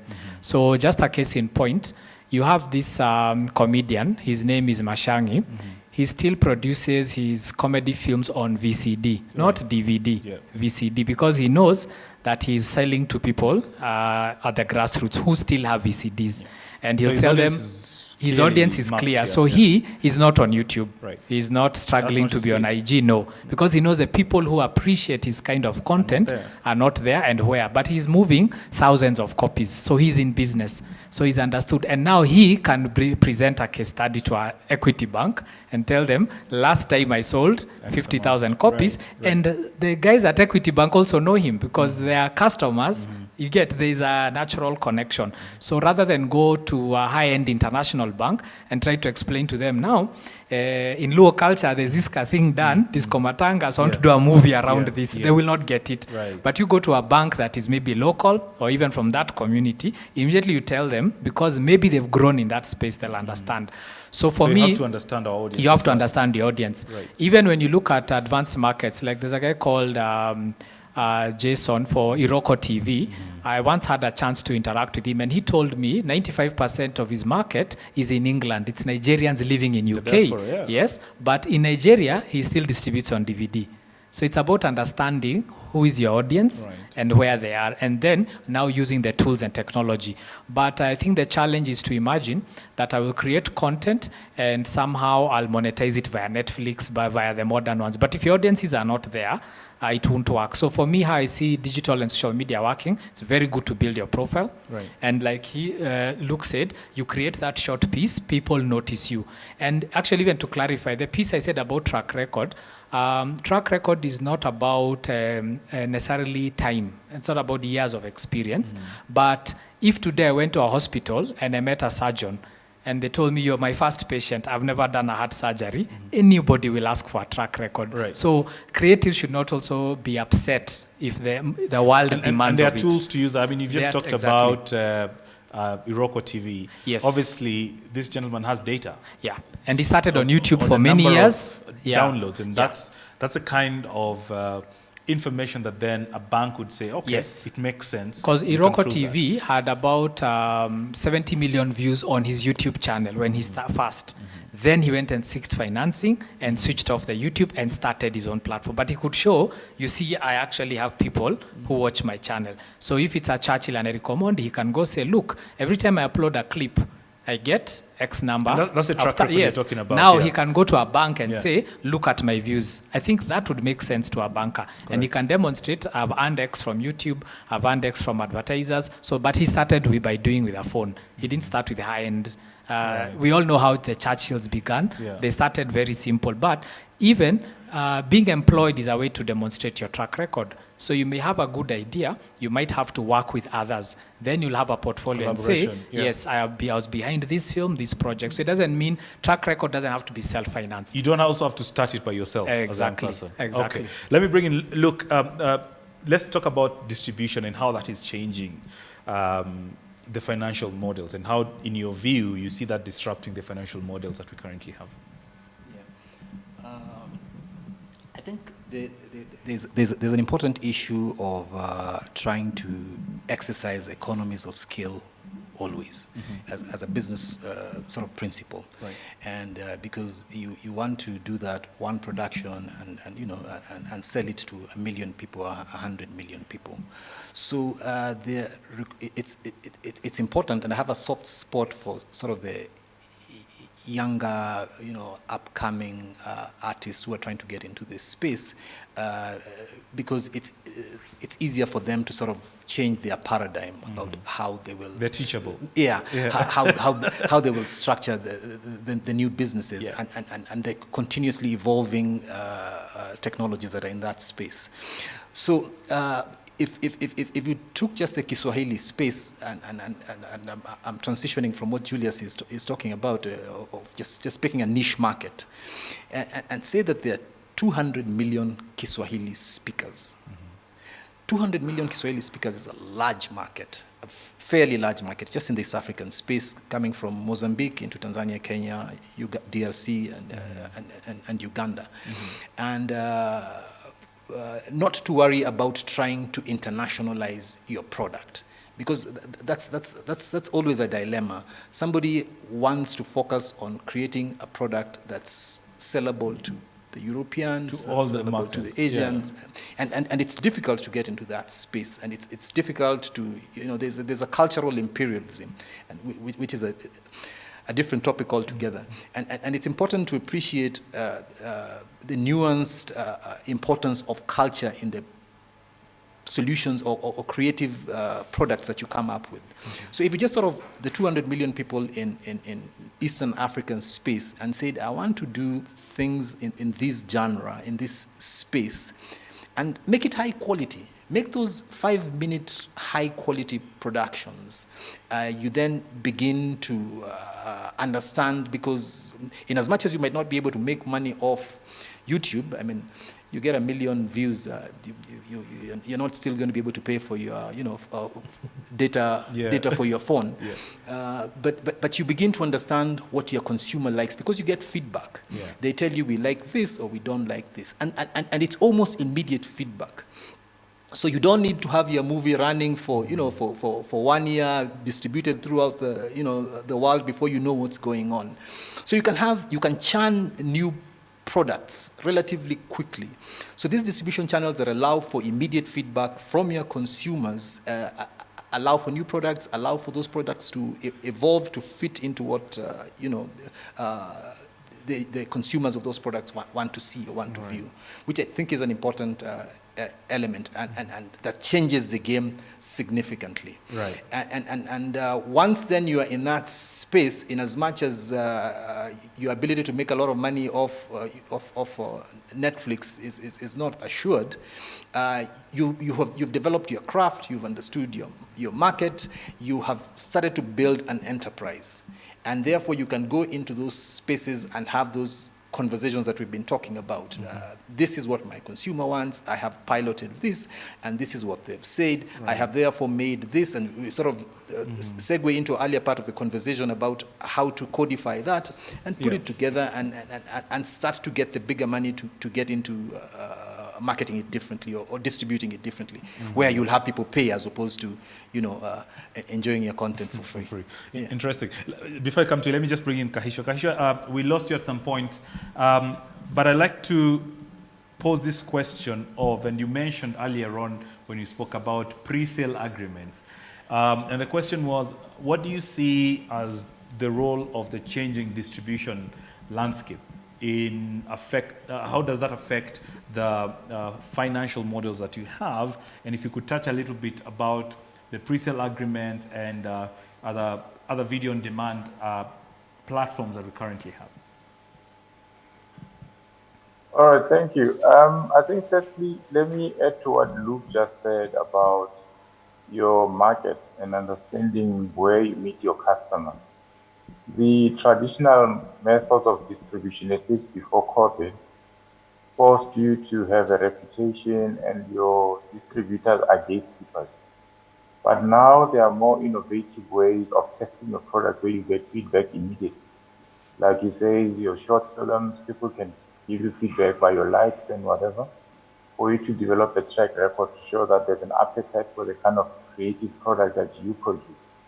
So that's one thing of allowing young and upcoming artists in particular to break into the market without following the onerous process of having to travel overseas, meet international distributors, and being able to give up your IP sometimes for the purpose of building a track record. The second element is video on demand, and distributors in particular, the broadcasters in particular, they have a major role to play in creating a track record for our filmmakers. For example, if you have no assets to give up for you to generate cash or give security, there is an opportunity to give up your IP initially in a form of commissioning models. These commissioning models are important for upcoming artists. Of course, sometimes there's a controversy around the livelihood of the artists in the long run when they give up their IP. But that's also an important intervention for the distributors and broadcasters to give you feedback on whether there's an audience for your product or not. So if, for example, your major distributors are able to say to you, give us a slate of short films that we can put on this particular channel because you are facing this particular audience, that gives you an opportunity. Even though you will not own the IP, you can make money in the production budget, yes, but also you're building a track record to show that there's an appetite for your content. So I think this, we need a more innovative thinking way to make sure to also to realize that the big screen is not the end of it all. There are other ways of making money. And it's important also, like Luke said, to understand your revenue streams. To say that for television, here's my revenue stream. For the airlines, here's my revenue stream, the potential rates that have been paid for on-demand platforms, etc. So there are multiple ways of being able to skin this cat, but you need to be a bit more diligent in being able to understand. But most importantly, policy intervention is important, where your on-demand services, your broadcasters are actually encouraged to do set-aside for development work that the artists require. That always leapfrogs the whole process, because then they know that we need to set aside this amount of content for development of local languages or development of regional languages, etc. Right. Julian, you wanted to say something, so let me give you that chance. Yeah, thank you. Thanks, Bonnie. So, and actually even Kagisho has said the half of it. I think for me, I was going to touch on the idea of multiple revenue streams, and to appreciate distribution is one of your channels. So when you're making a product, I would want to encourage also creators to consider the end in mind. So when I'm creating, if I know, like I said, if you're creating for an audience that does not speak English, or you're creating for an audience of 200 million Swahili speakers, it's going to impact even how you do the creative process, the characters you develop, the storylines, because you know, in the end, the person you want to appeal to is 1, 2, 3. So I'd like to reference, like locally there was an animation series done, Tinga Tinga Tales. Yeah. So Tinga Tinga Tales was made as a TV series, cartoon, they did very well, but they didn't make as much money from TV rights initially. They developed it, formatted it for an international audience. So they had a version that had subtitles, because the bulk of it was in Swahili. Now they made a book. Now there's a theatrical version. So then there are the toys. You see? So Tinga Tinga Tales was just an idea. In fact, I listened to one workshop where one of our brothers was saying that for them nowadays, a film is a long advert. They're not making money from, they're lucky if they break even. Even when you hear a movie has done 3 times box office, by the time everyone gets their cut, the theater, they're left with little.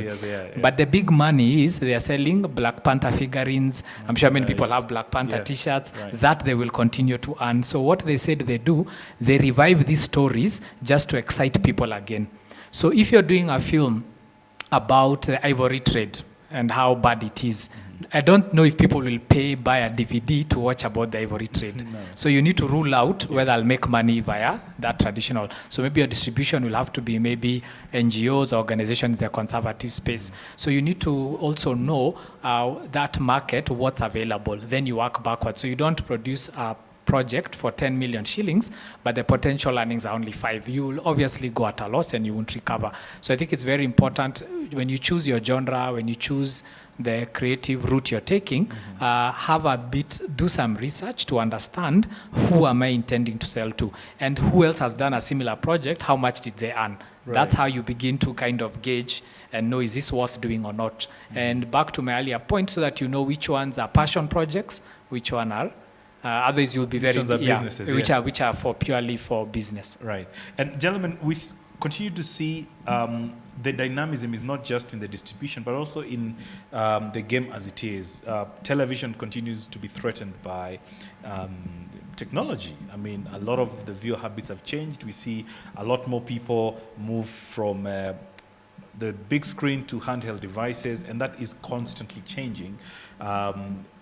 It has given rise to video on demand and a culture where the consumer or the viewer has more control of when and how they want to achieve that. This is obviously going to press on the monies that television, for example, are willing to pay creators to give them content. What do you see as opportunities, and anyone can take this, what do you see as opportunities for creatives in jumping into this? Because everybody will tell you, TV is not a moneymaker anymore. And you've also told us, Kenyans, and not just Kenyans, frankly, people across the world don't like paying for things, right? So how do we navigate these waters as creatives to ensure that I'm still able to be competitive with all these changes that are affecting traditional television, as it were? Anyone can take it. Kahisha, you want to try that? I'll take a first step on that. Sure. I think the important thing for creatives to understand is that eyeballs are everything. And the quality of those eyeballs is a secondary issue. So if television monies, that is licensing funds, are getting thinner and thinner, appointment viewing is taking off. Therefore, that also pushes down the prices because everyone is flocking towards that. Therefore, you also need to think outside the box in terms of, do I create content to make money out of the content, or do I make money out of the potential revenue streams around the content? For example, it becomes a question of funding. If you were to do a series of 5-minute slots that you put for free on YouTube, you likely are able to create the audience that you need to be able to sell advertising. And going forward, then you can do things like product placement to make sure your project budget is covered and everything like that. But at the end of the day, if there's too much competition but there's not enough platform to distribute content, prices will always come down. Therefore, you cannot always rely on the ordinary or traditional streams of revenue to recoup your costs. Right. Gillian, let's just build a little bit of that and add a question to the earlier question that I asked. Yeah. Do you think we've fully utilized all these changes that we're seeing? We're saying eyeball is the next game in town. Yeah. Have we, as creatives, fully understood that? You mentioned Iroko TV, there's View Sasa in Kenya, and there's a couple of others mushrooming across Africa, really appointment-driven viewer demand, etc. How have we fully optimized this space? Yeah, so what I'd say is it's, I think the question is, it's hard to answer it in an absolute manner. I think we are still in that state, or actually worldwide, in terms of figuring what's going to happen. However, what I would want to say is, actually, when I look at a lot of the data, TV money is not reducing. Actually, and if we start with Kenya, TV is still doing well. In fact, we've always struggled with film in Kenya because film requires you to come to the theater, so we don't have that culture. So TV, I think, is still the main place people watch. But I would also want to broaden the idea. When we say film and TV, so maybe the money that's reducing in TV maybe is a long-form content in terms of feature films. Right. But we also need to appreciate reality TV is content. So they're keeping up with the Kardashians, the Fear Factors, the Survivor. That's content. And I think game shows, all these Who Wants to Be a Millionaire, I don't know, Eat This, Do That, Win Cash, that is also content. So I think creatives need to start broadening the idea. Content is not only a story. a true story or fiction. There is a whole raft of, and that's why I talked of, say, John Alanamu. He's doing a lot of content, but on hard-hitting issues, and his content is being shown on Al Jazeera. It's on, you see. So we also need to appreciate. It doesn't mean it has to be your typical feature film. Yeah. We need to change, and you've seen even what's happening in the US. The big names are now doing TV series, because it makes more sense. So instead of trying to monetize 90 minutes, now you have a 24 episode series. That's 24 hours of content. Right. And the stations, broadcasters are just buying time. They're trying to fill up space. The other thing is that if you look at the big studios in the world, most still maintain a TV station. So HBO has the TV channel, Right, yeah. and then they have the production. Disney have like 10 channels, but they also make the content. But what I've noticed is Disney has no problem selling their content to other broadcasters. So I think the first thing in Kenya I would want to begin to see, can Inspector Mwala be produced by Royal Media, but when it's ready, they auction it, and NTV acquires and the that rights. speaks to now the policy framework and the laws around it. And also just shift in mentality, because that is not a policy issue. That's just companies saying, look, let the best content be on the best channel. So I think for me, from a policy perspective, perhaps, would be those measures of, like we already have a rule in Kenya about 40% local content, which is not being enforced fully. If that was enforced fully, naturally So there would be a it's not being enforced vacuum. fully because we actually don't have the content? Or, No, it's there. Or if Facebook, Instagram, TikTok is Yeah. anything to go by, Yeah. there should be enough. And what would happen? So what's the disconnect? Why are, and Yeah. this is, I'm not putting you Yeah, in an awkward absolutely. position, Yeah. but As the hypothetical minister for- question, yes. Yeah. But why is it that we still see reluctance in meeting that quota of 40% local content? I don't know, but it's not also universal. So I would give an example of maybe the most I would reference is radio. So if you look at most of the local radio, they are way above 60% because there's plenty of Kenyan music. However, there was no policy to make recording music cheaper, more accessible. No, They just said, exactly. give Once us you more. had your friend on air, Yeah. you said, if Bonnie is on air, Yeah, even me, I can do. Right. So I think it's happening because channels like Citizen TV, I'm sure, are way beyond the 50-60% mark in terms of local content. So it can be done. Right. But I think specifically on the piece of how these platforms and technologies work, I think the future for creatives is create content. It won't matter the delivery. If you have a good show, maybe this is not the best, but even football is content. So ask yourself, how come no one, I see at Nyayo Stadium, throngs of young people going to watch basketball. That content is nowhere. But everyone wants to create original scripted content. But there is unscripted, there is reality content. So I think people need to start asking what our audience is craving for. Right. Can I fill that gap? Can I present the Kenya Premier League in a better format? Right. But everyone wants to just create and receive the Oscar. Right. But there's a whole industry which I think So is there's a bigger. whole moving out of the box Yeah, so I think it's about conversation that we everyone need to thinking, okay, we have a screen here, what can be shown on that screen? Whether you're watching it on, because if football fans will watch on DSTV in the club, during lockdown, they'll watch on their phones, but the football is not changing. So it's to not format for the technology, format for the people. So lots Then of the unconventional people- thinking yes, required. yeah. Okay, gentlemen, our time is fast closing in. So I'd like to give Luke a chance to respond to that same question, and then I'll give all of us a chance for our closing remarks in terms of charting the way forward. What, in your view, would make things a lot better in this relationship? But first, Luke, if you could just respond to that whole question of, have we fully taken advantage of all the dynamics that we're seeing as far as viewer habits is concerned, as creatives? Yeah, I think the new technologies, the new spaces opening up, and probably one that I would like to highlight is the blockchain space, and specifically the non-fungible tokens. People are now able to, and this is outside of the film and TV, but you can see how to extrapolate it. People are able to, create a digital painting and sell it for a few $1 million. And the digital representation of it is sellable, in future. And the person that created the original painting will continue to, acquire revenue as a result. I think it was in France where they used to have this law that if you are a painter and you sold your painting, you had to get a certain amount for any future sales coming out of that painting.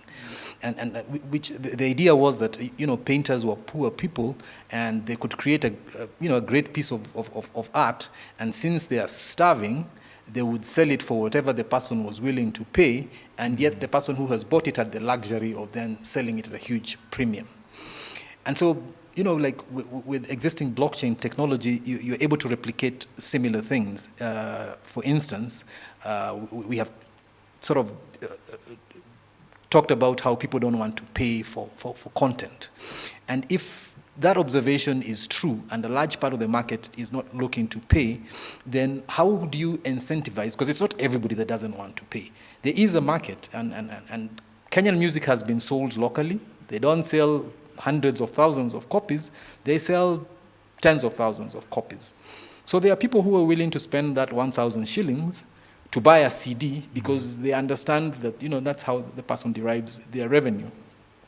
And so being able to find models that allow creatives to similarly be able to sell their product, and that's why I'm using the NFT analogy, you will then be able to say, I have made this 5-minute documentary, and it is available for sale on a blockchain, and I'm selling each copy for 500 bob. And it will only be available, only 100 copies of it will ever exist, and the owners can have bragging rights. And bragging rights has a market. Right. There are 1,000 people who are willing to pay 1,000 shillings to have the bragging rights to say, I own this song and no one else owns it. So there are all sorts of these emerging spaces that are there, and new artists can take advantage of them and make hay while the sun shines. Right. Yeah. Okay. I want us to give us all a chance for our closing comments. I'd like to start with Kahisha, and the question is, if you could reimagine the funding models for TV and film in Africa, what would those be? We'll start with you, then we come to Luke and finish with Julian. All right, thank you. I imagine it requires a blended model. Traditional finance models will never work for the creative sector. And the time it will take for all the financiers to understand the market is almost impossible to say how long it will take. Therefore, there's a lot of government intervention that's required, especially at the development phase, where it's difficult to even prove that you have any market.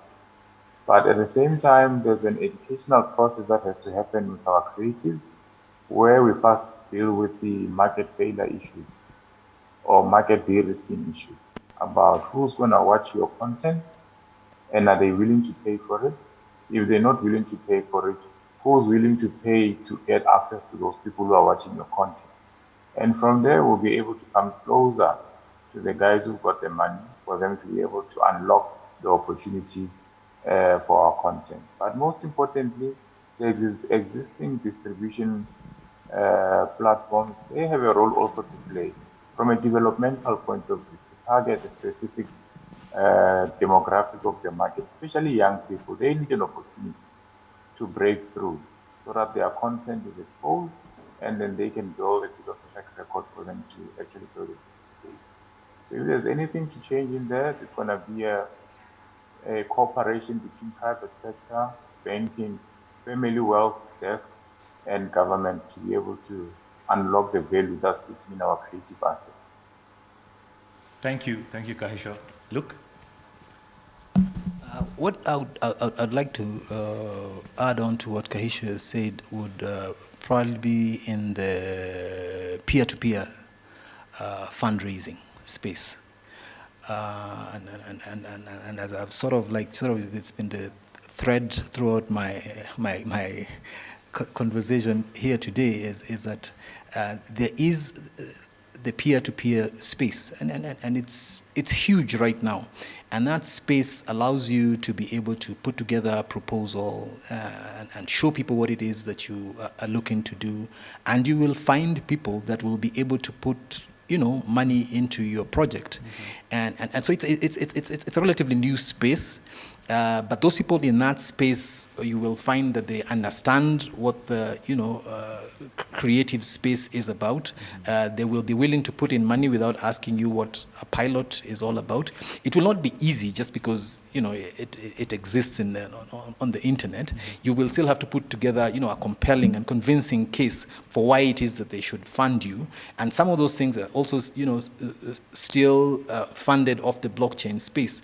That if you get enough funding, then the money comes through. If not enough people are willing to, pay for the project, then the money goes back to the owners. But similarly, if there's an intervention at a government level, I think there is it's very critical that the government focus on things that are not necessarily tangible, like buying hardware, putting together equipment. That can already be done. So if focus would be on sort of the marketing space, the distribution spaces, and how to enhance ability of young people to get into those spaces, that would probably be a better way to get money into the industry. Right. Yeah. Julian? Famous last words?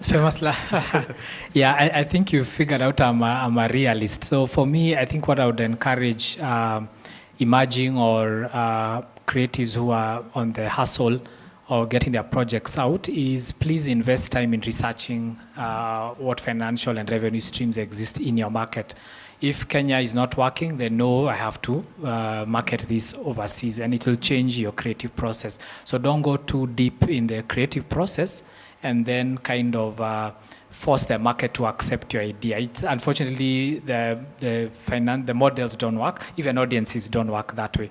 The second thing I would want to say is also, as creatives, we are not all good in terms of the business side, the proposal side, creating those. So also look for partnerships. Right. So if you're good in directing, you have an eye for storytelling, you have an eye for directing, or you're a brilliant actor, actress, doesn't mean also you have to be the one in the boardroom. And I think it's about appreciating there are people who do have those skill sets and working together with the experts in that space. So you're able to say, I'll be the creative, and you'll find a lot of great collaborations worldwide in terms of the big combos. Even I think Tom Cruise and Miss Wagner, she was from a finance background. Tom Cruise was the creator. So he created the stories, handed over to her, she brought in, and he just focused on making stories people loved. Right. But you can imagine if half the time he was worried about budgets, worried about marketing, the poster, you can't do everything. It's one who is bound to suffer. So what I would say, research what's possible in your market. So if there are 1,000 people, don't imagine you'll sell 5,000 pieces. Right. Just work knowing that my market size is 1,000, and then where I'm not good at, let me get someone who can support me on that. Fantastic. That's a good place to leave it. Ladies and gentlemen, we spent about an hour and a half just trying to wrap our minds around the question of financial models within the TV and film industry. And if you're a creative out there, our hope is that you've picked some of these skills and you'd be able to use them in your craft. You'd be able to not just sit and wait, but also realize that there are huge opportunities that we do continue to see in these spaces. So I'd like to very much thank my panel, Kahisho Bapela from the Mokoena Holdings, speaking to us from South Africa. We've also had Julian Macharia, who is a strategy media and communication consultant, as well as Luke Oko, head of tech at the Y Agency Limited. Thank you so much for watching this. But remember, 4:30 o'clock, there's a pitching session. Julian is also coming to try and get a hold of that money. Otherwise, thank you so much. Have a great day, and thanks for watching. Thank you.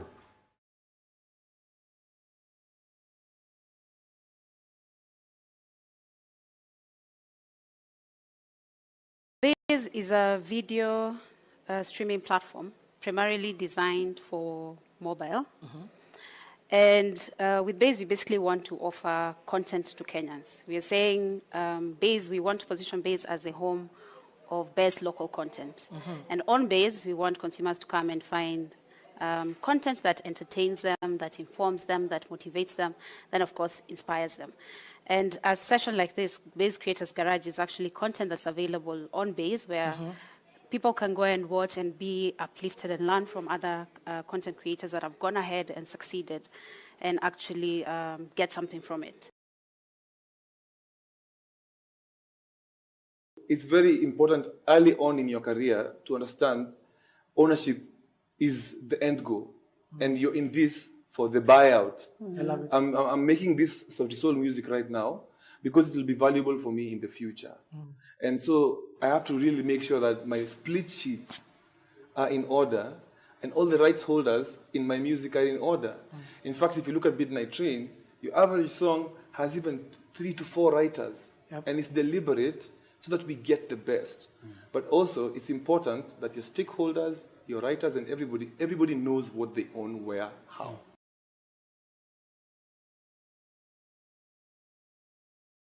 Quite a number of content creators had put together projects, and Netflix actually came knocking. But when we did 40 Sticks, we actually intended it to go into movie theaters.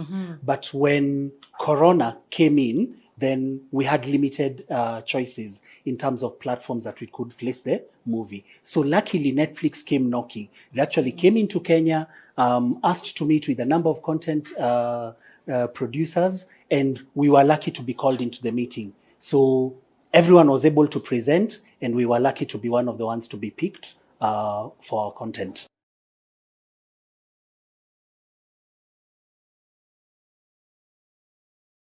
We had just quit from our jobs, even myself. So we took what we had accumulated over the years, like our pension, the kidogo that it was, and then we that is what we put in. And then we borrowed. We borrowed from family, and then even the location itself we got from Eve's sister where they were living. They gave us the place, and I owed even my mother-in-law. That was how bad, how bad it was. But we had a vision, and we knew this is what we wanted to do, and we were going to get there somehow.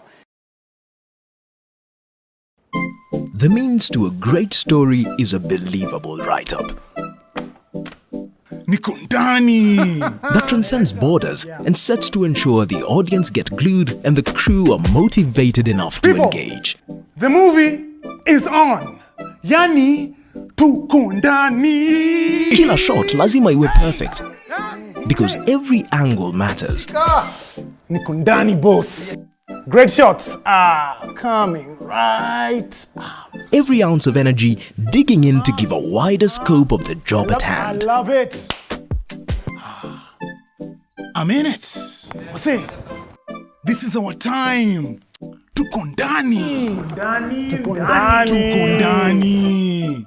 Toned up faces that display courage in the midst of lights and an always wanting theatre with art that reveals the identity. A time most awaited, showing off the acclaimed character and a role played to perfection. No. I am more in than you. No, I am. No, I am. No, I am. Oh, you're making me so mad. I guess. Tukundani. I am all that you associate me with in the film industry. I am Kenya Film Commission, tasked with ensuring your filmmaking process is a smooth sail. And I can only do it if all you filmmakers are registered with me. Since it is a requirement by law to be registered and certified by the Kenya Film Commission, pamoja tutajenga hii industry and beyond. What's your excuse ya kutokuwa ndani? Je, uko ndani? Register today at www.kenyafilmcommission.com. For nearly 5 decades now, Daystar has been stirring passions, supporting and shaping career aspirations as it develops transformational servant leaders for Africa and beyond. Stesheni ya chuo kikuu cha Daystar 103.1 Shine FM ilikuwa kama daraja kati ya elimu nadharia darasani na taaluma ya wanahabari. Ukitaka kuelea, jiunge na Daystar. Book your intake now and be the next. Call us or visit www.daystar.ac.ke for more information. Imagine amekama up na project yenye inaenda kusaidia agriculture. Lakini shetani ni nani buda? A girl is really happy. Thank you. Oh, and a boy is too.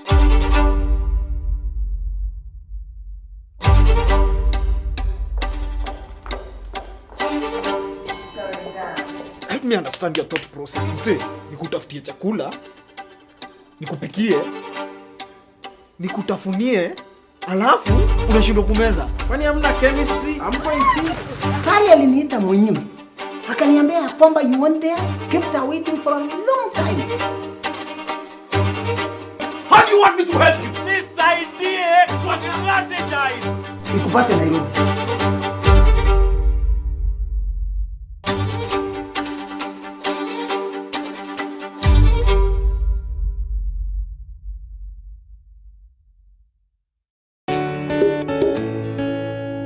I don't think I'm ever going to have a baby.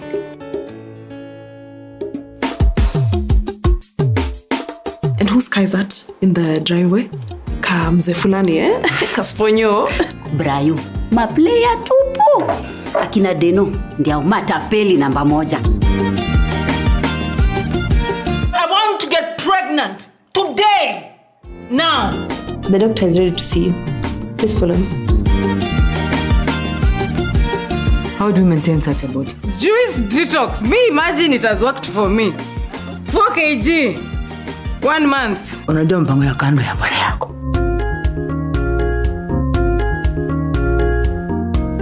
I'm lying down with my legs up. Hey, it took you long enough. I definitely need that kind of action.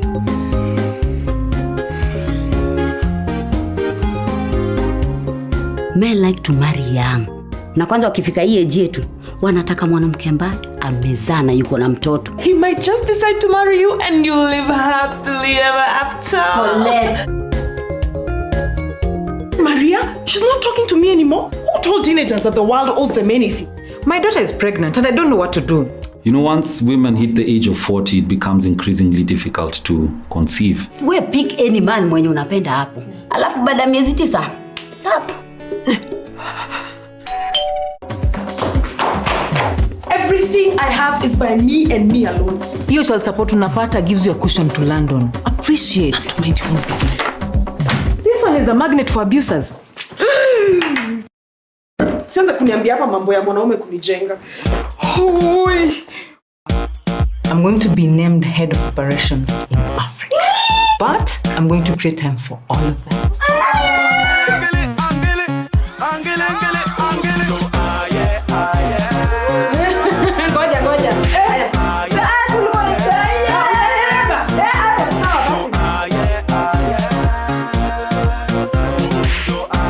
To actual living. Cheers.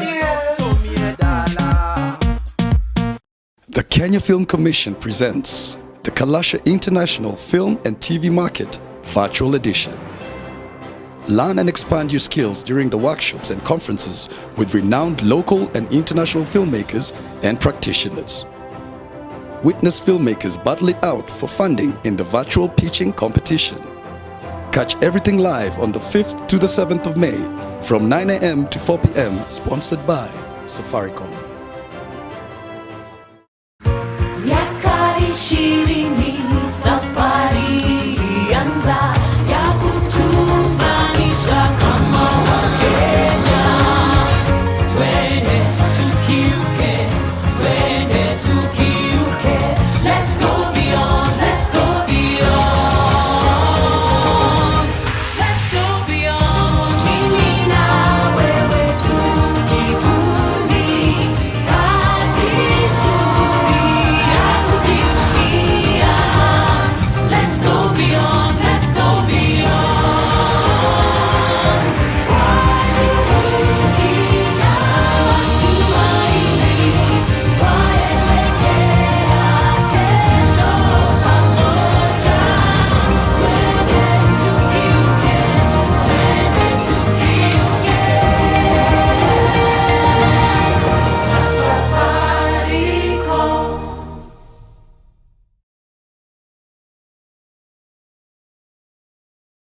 My name is Susan Jeru. I want to welcome you all to today's session on tax in the creative sector. I work with the Domestic Taxes Department of Kenya Revenue Authority. And this morning I'm joined by my colleague. His name is Nixon Omondi. Nixon is joining us virtually. Nixon is a member of the team, of the digital services team. And we will begin with Nixon. He's going to take us through taxation, the general oversight of taxation. And then we will be discussing the incentives that are available, the tax reliefs that are available. And we will also look into compliance concerns that have been raised by creatives. And then finally, we will look into how you can regularize your tax account with KRA. So we will start with Nixon. Nixon will, take us through taxation in the creative sector. Thank you so much, Susan. Thank you, the team.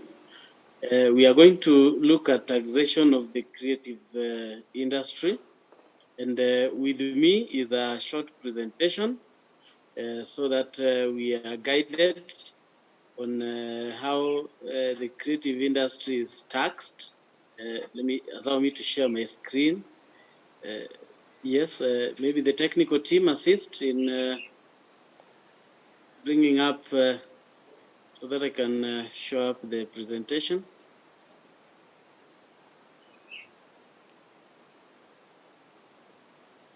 So while Nixon is getting ready, I'm reminded that today at 4 p.m. there's a pitching competition that will be happening live on this channel, and that I'm to encourage you all to log in at that time and to participate in watching that pitching competition. But maybe before we start, Nixon, we can just have a discussion regarding why it is important even for KRA to be here. Because it's not just an opportunity for us to inform our taxpayers of, their obligations under the various tax heads, but it's also an opportunity for us to engage, to hear what concerns they may have, and even to get feedback so that we can have more productive engagements in the future. So while we are getting ready to start, perhaps you can take us through an overview of the taxation in general. There are many people perhaps who may have misconceptions regarding tax. So maybe we can just begin while the digital team, begins to project on the screen. Okay. Thank you, Susan. We know that tax is the lifeline of any government. And for government to provide services and what we call the social goods to its citizenry, then, they need to fund such kind of goods and services.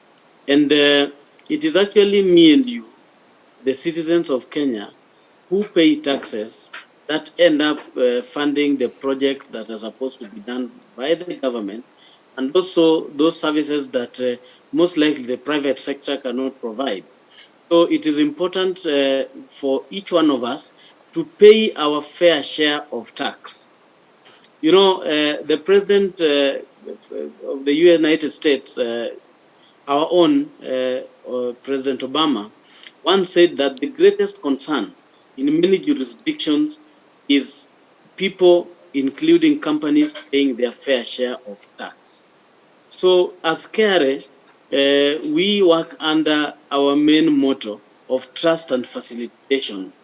That is, we trust that our taxpayers are very much aware of their tax obligations. They are very good citizens, law-abiding, and they're declaring their fair share of tax. And in case you have any problem, we are always available to facilitate, any kind of issue that you might have with respect to your tax issues.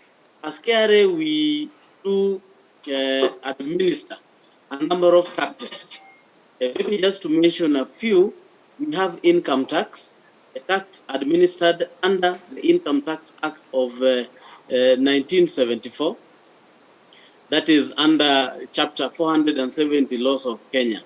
This is an act that deals with taxation of income. So under income tax, you'll realize there are sub-taxes such as pay as you earn. We have corporation tax. we have turnover tax, we have withholding tax, we have capital gains tax, we have taxes that are paid by individuals who are doing, let's say, businesses, and many others. And then, apart from the Income Tax Act, we have the VAT Act of 2013 that deals with value added tax. That is a tax on value addition, a tax on consumption. And this tax is payable or the burden of the final consumer. So any business that is, along the value chain, act as a collecting agent to the government. So that is levied, as well as we also have withholding VAT.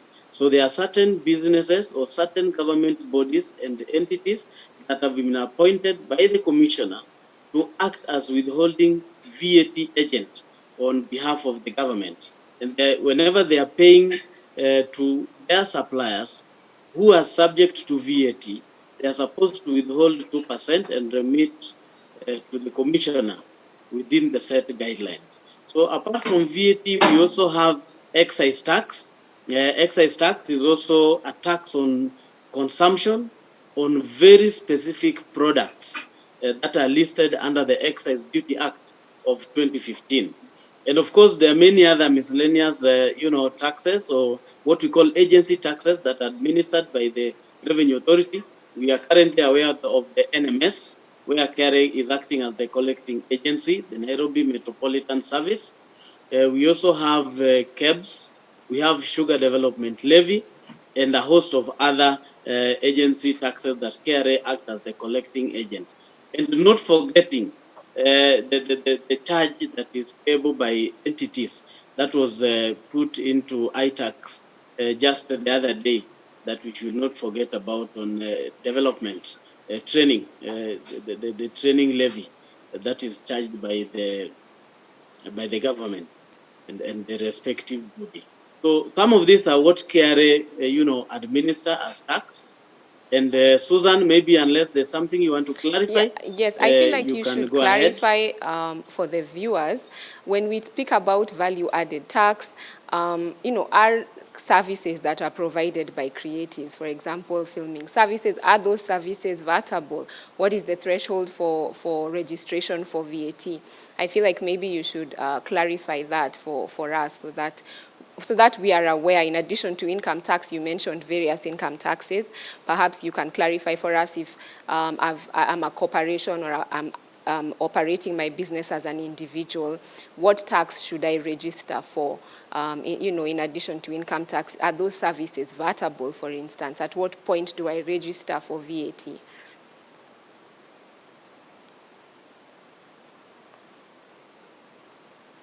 Sorry.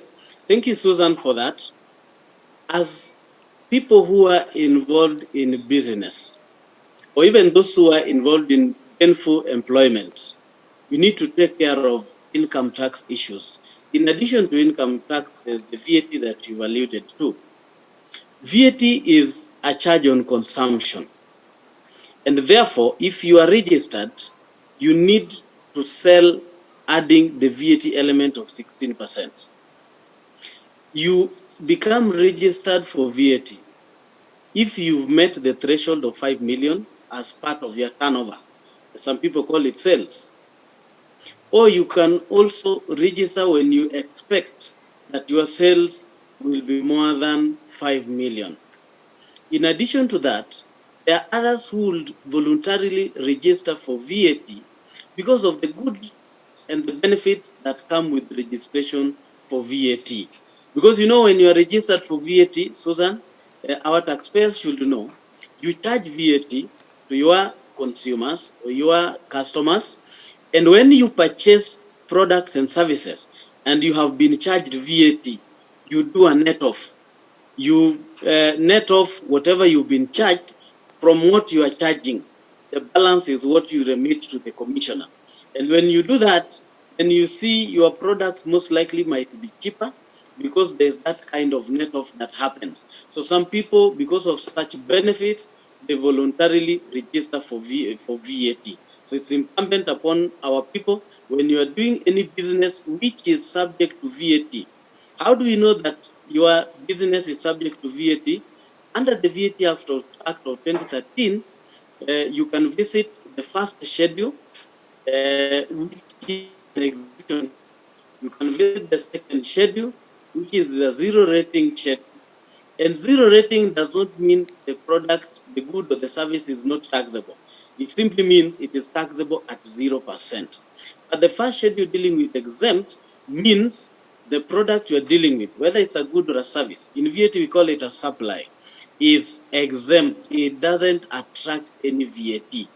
And if you are not within the first or the second schedule, automatically you are required to charge 16% as you do an onward sale to your customer. And when you've been charged VAT as well, you also claim. But remember, you only claim if you have evidence and according to the law, the other person has also declared their fair share of what they ought to have declared as VAT charged on output. We call it output tax, VAT charged on sale. So that at the end of the day, me as the person buying, I'm able to claim the VAT I was charged. The other person I bought from, or I purchased from, also does his fair share by declaring the 16% that the person charged me. Thank you, Susan. So, Nixon, you've mentioned that in VAT, there are some goods that are zero rated.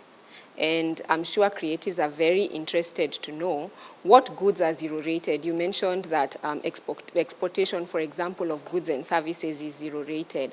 So what other incentives exist for creatives?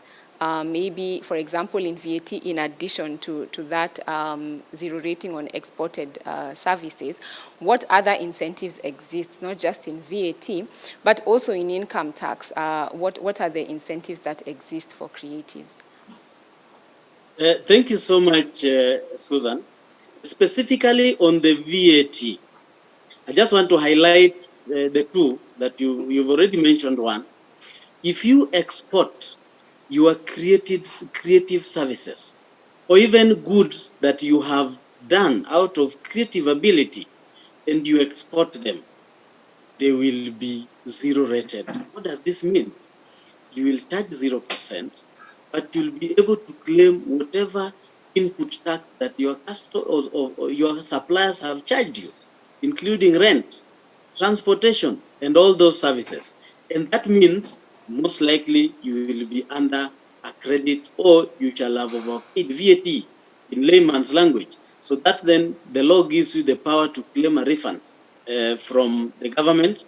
And of course, you will get your refund within the stipulated timelines. Another important issue to note for the creative industry, especially for those who are doing filming, okay? They're doing production of, films and all that. If you import or purchase, okay, goods and services upon recommendation by the body, the authority, that is the Kenya Film Corporation, it should be Kenya Film Classification Board and like that, then, and there's also a further approval from the Cabinet Secretary, National Treasury, then the goods will be exempt from VAT. So as you import those equipment that you are going to use for filming, okay, or as you get the services locally that you're going to use for filming, once the KFCB recommends and the same is forwarded to the CS Treasury, then you are eligible for exemption from VAT. So you will be able to acquire those services without being charged VAT. That maybe in a layman's language might lower the cost of such services and of course lead to enhancement of that sector, as we see many young men and even not very young men indulge in the film industry and in the creative industry. On the income tax front, it is also very important to note just a few incentives. I know we have a very short time. If we have time, we will discuss so much on some of these incentives. One, when you're doing your business as a creative person, remember to claim any expenditure you have incurred to earn that income. In tax, we use the principle referred to as wholly and exclusively. Make sure you keep evidence of having purchased, okay, whatever you're going to use in producing that income, in producing that film, in producing that clip, okay, in acting, in attending to a theater event, and many others. Make sure you keep receipts, and receipts should be valid, and make sure it is related to the income that you are earning. Number two, the law was amended last year.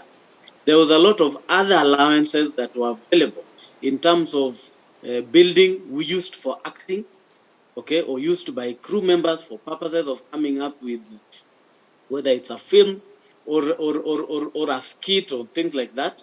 There was an allowance that was available. I don't know how many people took advantage of that. Equipment used for filming were also given a very favorable allowance. I don't know how many people took advantage of it.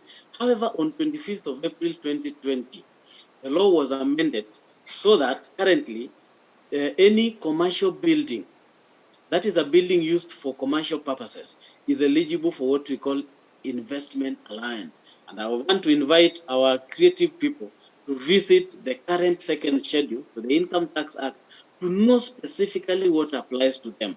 If you have equipment used for filming, you are also eligible for 25% on a reducing balance method on that equipment. So there are many other benefits. We need to visit the law, we need to understand, and then we can take advantage of what the law has provided. Another incentive is that if there are payments made by agents and producers in the filming industry specific, and it has been approved by the KFCB to actors and crew members, whether they are local or they are international, they are actually exempt from withholding tax. So you see how important it is not just to look at the tax law, but also to work in close collaboration with the film classification body. So that is also important. And again, for our own people, whether you are involved in performance, you are a performing artist, you are a sports person, you are an entertainer, if you go and do that outside the country, Section 39(2) of the Income Tax Act allows you to set off that tax from what you would be chargeable in Kenya. Remember, according to the law, if you're a resident of Kenya and you earn any income outside Kenya, with respect to performance, you have been invited to California to go and do some kind of performance, or you are a sports person and you've done a marathon somewhere else, those countries might tax you based on their law. And if you come back to Kenya, the law also requires you to declare such income. What incentive do you have under Section 39(2)? The tax that you've been charged outside the country is eligible for a set-off. You reduce taxes payable in Kenya by that tax that you are paid outside the country. But remember, it is only limited to taxes that you will have paid in Kenya. You've been charged 40%, maybe too bad. You'll only be eligible for the maximum of 30%. Thank you, Susan. Just a brief on the incentives, but I hope we get some time later maybe to talk robustly on a number of incentives that we've not mentioned today. Thank you, Nixon. I think you've clarified something that a lot of taxpayers raise, which is the issue of how do you arrive at a VAT refund? And you've clarified to us that, for many creatives, that if you are exporting services and you have, a credit that results from exportation of services, then that can result in a VAT refund. But the credit that results simply from having a situation in which your input tax is more than your output tax, then that doesn't result in a situation where you have you have a refund that is payable by KRA. But just before we move on and I discuss the issue of the reliefs that are available to individual creatives, I want you just maybe to give us an overview regarding withholding income tax, and especially with regard to royalties. How do you treat that? And then, I can discuss the withholding income, and the implications that it has for compliance of creatives as individuals. Thank you, Susan. I think you couldn't have put it better than what you said for purposes of refunds and VAT. We say that withholding tax is within the wider income tax. And withholding tax has been used by the government, or it is in law, for a number of reasons. One, the government most likely gets the money well in advance, but most importantly, it assists the government to enhance compliance with tax laws. And even much more important is that it might be the only way in which the government gets money from some people, including non-residents.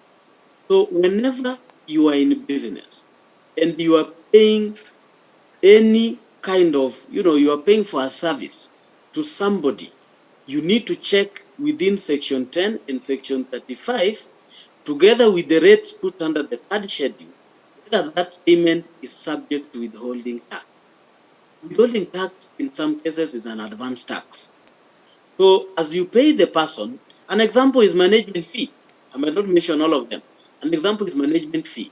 So if you are paying management fee or even audit fees, legal fees, as you engage a lawyer to review your contract with so and so, and you are paying him legal fees, the law requires you to withhold. If that lawyer is a resident of Kenya, you withhold 5%. That 5% is an advance tax in that the lawyer will declare their income for tax purposes and claim after taxing how much they have earned, they will claim back the 5% that was deducted in advance and remitted to the commission. So that's an example of withholding tax. So withholding tax is liable on management fee, audit fee, legal fees. If you invite an international artist or even an athlete to come and perform in Kenya, because I know our creative, people, sometimes you act as a promoter. You act as an agent for somebody somebody who is not from Kenya, a non-resident, to come and perform in Kenya. If you are the person and you are going to pay that creative person or entertainer or a sports person, the law requires you to withhold tax at 20%, unless we have a treaty with that, where the country where that person is coming from.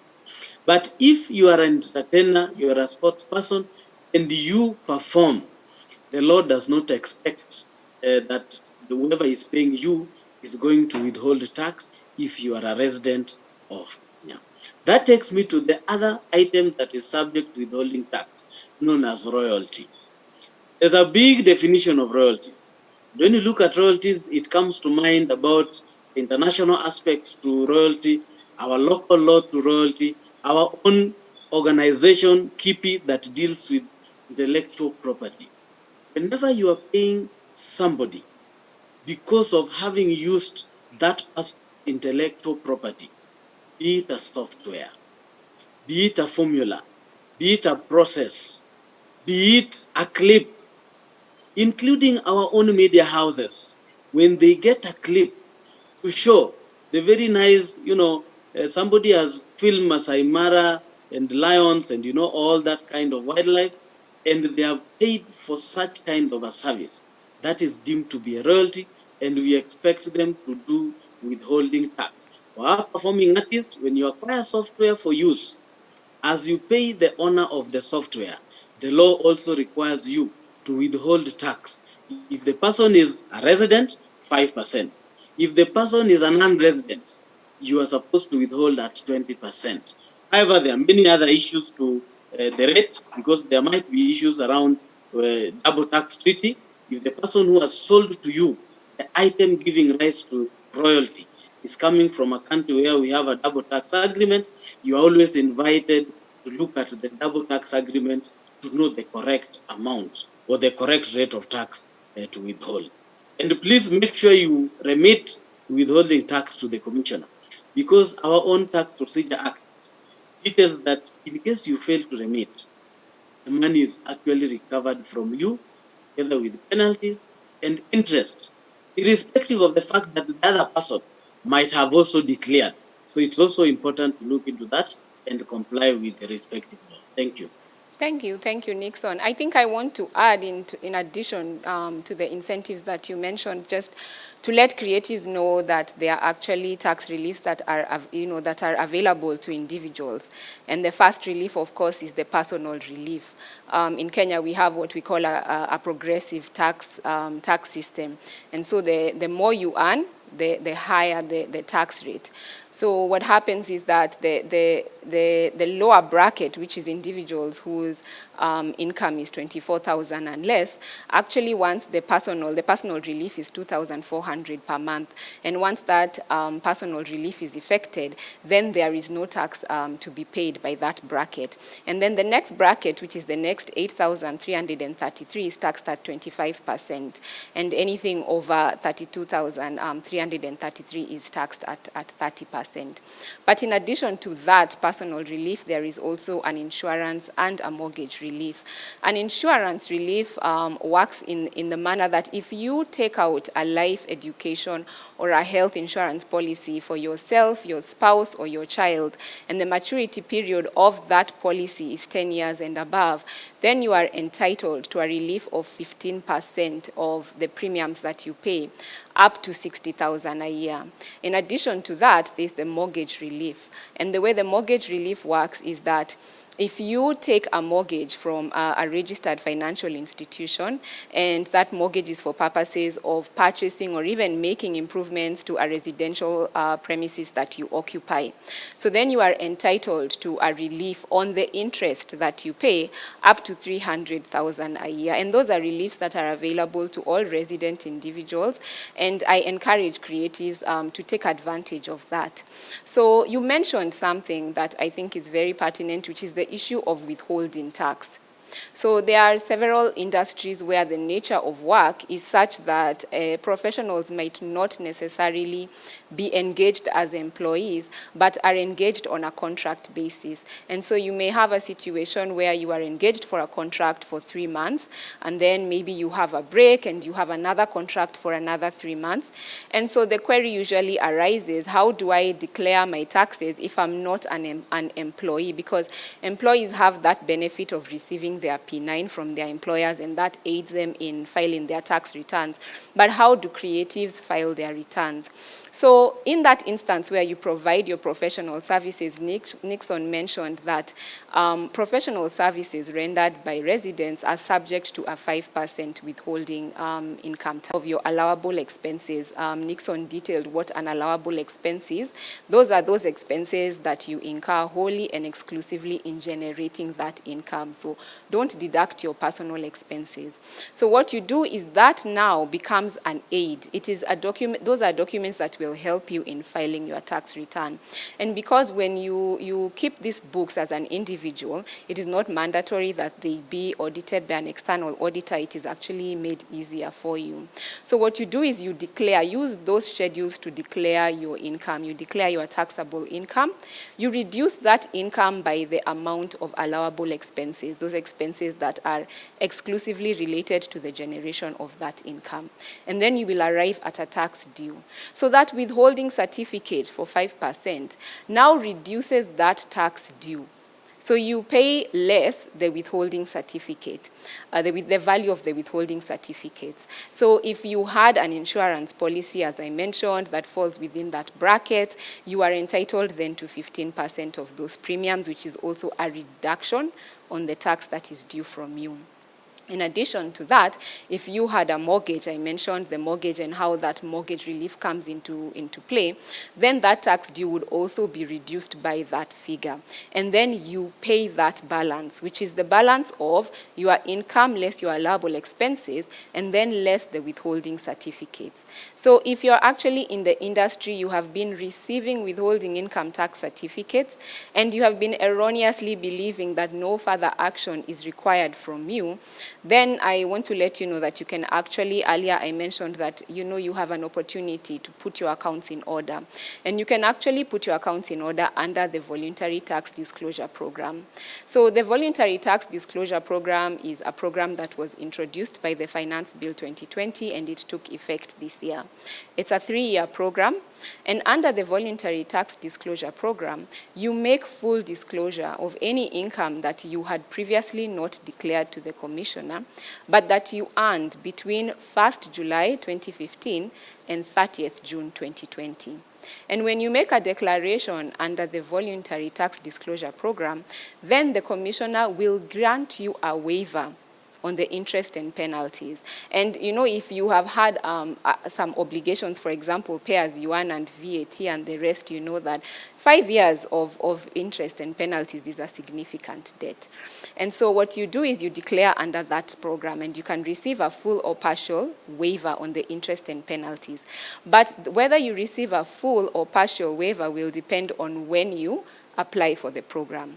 I said it's a 3-year program. If you apply for the Voluntary Tax Disclosure Program this year, which is 2021, you will receive, if you apply and pay the tax this year, you receive a 100% remission on the interest and the penalties.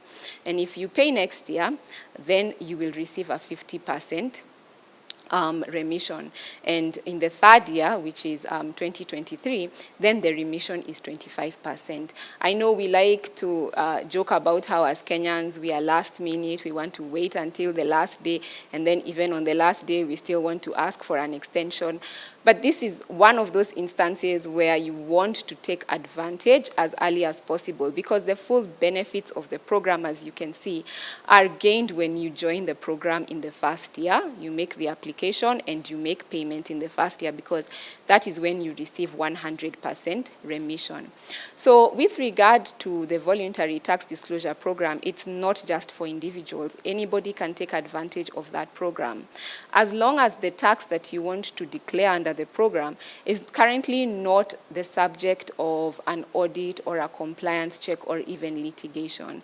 And what that means is that you cannot have received notification from the Commissioner that, she wants to recover certain taxes, and then you say, I now want to declare those taxes under the Voluntary Tax Disclosure Program. But it covers any tax. It covers VAT, pay as you earn. We talked about the individual income tax. We spoke about corporate tax, excise duty, monthly residential income, capital gains tax, even excise duties. If you have any undeclared income that falls within that bracket, then you can declare it and receive the remission.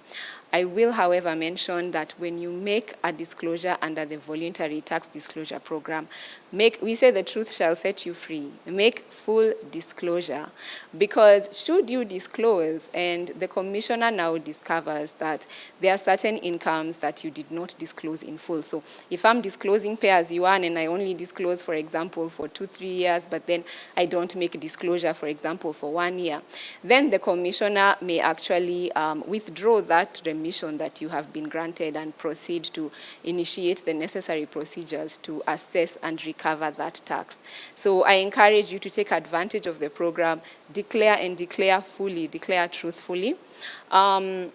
One question that is raised a lot regarding the Voluntary Tax Disclosure Program is, can I come and then declare nil returns? No, you cannot, because the authority does have a waiver process, and this program is not intended for purposes of circumventing that process. No, so make a declaration, and the declaration has to result in a tax that is due. So I encourage you all. Nixon mentioned something regarding pay as you earn, and this I know is a compliance issue that exists in industries where individuals don't just earn a basic pay. So you have a situation in which individuals earn commissions, they earn bonuses, overtime, they're given allowances like entertainment allowances, transport allowances.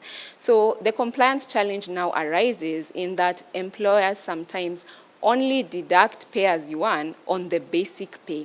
So you are only deducting pay as you earn on that salary, but you are not taking into account all these other payments. But those payments are actually taxable, and they are taxable at the pay as you earn rate. But there are other non-cash benefits that are given to employees. For example, motor vehicles, housing, airtime. If you give your employees airtime and the value of that airtime is in excess of 3,000 per month, then the 30% of that actually should be included to the taxable employment income. So if you had erroneously, just been taking into consideration that basic pay, that monthly pay that is the same amount, and not considering these others as being subject to pay as you earn, then you should. There are actually rates. If it is a motor vehicle, for example, that you have given to a director, for instance, you actually add 2% of that value of the capital cost of that car to the taxable employment income, 2% per month. So I encourage us all to just educate ourselves on that. And Nixon had also mentioned that, this is not a lengthy discussion, but that we are here to actually provide information and assistance and guidance regarding that. I mentioned housing as being also a taxable non-cash benefit, and you should also account for that. I don't know if Nixon, you want to add something else regarding the compliance concerns that we might have. Thank you so much, Susan. I actually liked the way you put it on the voluntary tax disclosure and many other areas. But KRA is not there to punish our taxpayers for certain mistakes. That is why the voluntary tax disclosure is there for you. Remember, when KRA visits you, just to check if you are okay with the law, then it comes with very heavy penalties. And this is what the government contemplated under the voluntary tax disclosure program. So thank you, Susan. Unless something else, I go into the current issue. Yes, I feel like the new kid on the block. Yes, you should talk about digital service tax before Very we sign good. off. We have about 5 minutes. I think they would appreciate that, Nixon. Thank you so much, team. Given we are in the creative industry, and I'm sure it is one of the most creative, the most creative people we have in our country, and they are also the drivers to digitalization. Remember, creative industry is not just actors, entertainers, and sports people. We're also looking at technology. Those who are able to, wire a software for use that can make work easier. So we are actually moving from brick and mortar to the digital aspect of doing business. And digital, services is not just limited to certain industries. It's actually permeating the whole economy as we know it.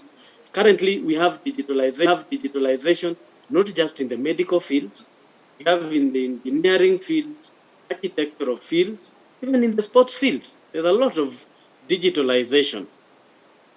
And, the way our law has been, and international laws has also been structured, the laws had not taken into consideration the effect of digitalization. The fact that somebody will generate income from Kenya and not be present in Kenya. Basically, that is the challenge. In tax terms, we call it, you don't form physical presence, but you interact with the economy big time and you generate income. So it's only fair that those who generate income from our economy also contribute, to the construction of our creative industry, to ensure that KFCB is able to fulfill its mandate, to ensure that the expressway is completed, to ensure that we have good security within our borders, and and that is the discussion, and that is why the government introduced digital service tax. is digital service tax? The tax on digital services. So if you are offering digital services, that means you are not offering goods, tangible goods, who are within the digital service tax framework. It is a tax payable by those who are within the country and those who are outside the country on provision of digital services and getting a consideration, earning from the provision of such services. What are these types of services under digital service tax? Software. Okay? We have those who monetize their social media pages. We have advertising that is done through digital means, through the online channels that we are aware of. We have those who monetize our data. For example, if this platform we are using now was a commercial platform for commercial purposes, they would have harvested each of our data knowing our interest. And that data can be sold or monetized, transferred to somebody else at a consideration. That is a service that is subject to digital service tax. And then, of late, people purchase things over digital marketplaces. You go to a platform, you identify somebody who is selling your good car that you prefer, and you engage and you get your car. That platform ends up charging the seller of the car for having facilitated the sale or the transaction. That service offered by the digital marketplace platform or the digital platform is also a digital service. Web hosting, cloud sharing, cloud storage, ticketing, online ticketing services, and so on and so forth. Those are services subject to digital service tax. What is the rate? 1.5%. The good thing for residents, it is not a final tax. So you will pay the 1.5, but as you file your annual return, as you pay your balance of tax, and I'm hoping that those who are within the annual regime of tax, not under turnover tax, all of you paid their balance of tax by 30th of April 2021. So as you pay your balance of tax, you will net off how much you have paid through digital service tax, the 1.5%. For non-residents, and I'm happy that you are going to be our ambassadors, not just for others who are not in this forum, but even those who are not within our borders, that there's a digital service tax chargeable at 1.5% on digital services, and for non-residents, those who are not physically present here, the digital service tax they pay is final. They will not be required to pay any other tax. So let us also observe that there's the law relating to digital service tax. There are regulations thereto to the Act or with respect to digital service tax. And much more, we are always ready and willing to not just to listen to you, but also to facilitate you so that all of us will become better taxpayers. Thank you, Susan. Thank you, Nixon. I thank you even for clarifying, because that's a question that we receive a lot. Does digital service tax apply to goods or to services? And thank you for clarifying that it applies only to the services that are offered on the digital platform. So we have come to an end of our session. I want to thank you all very much for joining us. Reminded once again to let you know that there will be a pitching competition that will be happening this afternoon at 4 p.m. You are all encouraged to log in on this station. Nixon, I thank you so much for joining me. KRA is very grateful for this opportunity, and we encourage you all to reach out to us with regard to the voluntary tax disclosure program, digital service tax, any other tax matter that you may be experiencing a challenge with and require guidance. Thank you. Thank you, Nixon, for joining us.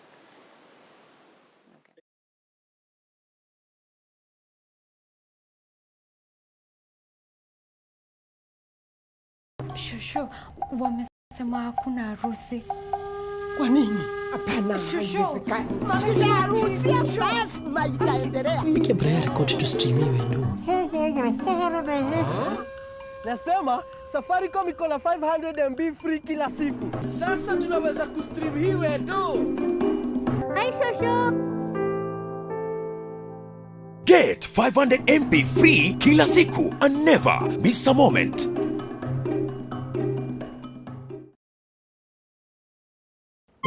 The means to a great story is a believable write-up that transcends borders and sets to ensure the audience get glued and the crew are motivated enough to engage. The movie is on. Yani tuko ndani. Kila shot lazima iwe perfect because every angle matters. Niko ndani, boss. Great shots are coming right up. Every ounce of energy digging in to give a wider scope of the job at hand. I love it. I'm in it. See, this is our time. Tuko ndani. Tuko ndani. Toned up faces that display courage in the midst of lights and an always wanting theatre with art that reveals the identity. A time most awaited, showing off the acclaimed character in a role played to perfection. No. I am more in than you. No, I am. No, I am. No, I am. Oh, you're making me so mad. I guess tuko ndani. I am all that you associate me with in the film industry. I am Kenya Film Commission, tasked with ensuring your filmmaking process is a smooth sail. And I can only do it if all you filmmakers are registered with me. Since it is a requirement by law to be registered and certified by the Kenya Film Commission. Pamoja, tutajenga hii industry and beyond. What's your excuse? Ya kutokuwa ndani? Je, uko ndani? Register today at www.kenyafilmcommission.com. For nearly 5 decades now, Daystar has been stirring passions, supporting and shaping career aspirations as it develops transformational servant leaders for Africa and beyond.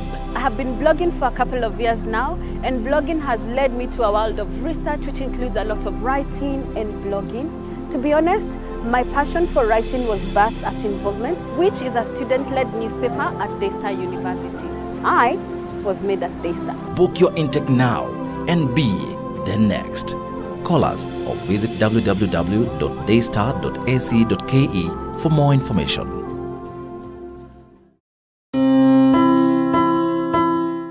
So, I have your passport and your ticket. You're leaving tonight. I can't just jump in a plane and fly to Dubai without as much as notify the office. I can't do this right now. You know what? It's fine. I will go. As long as you're happy, I'm happy.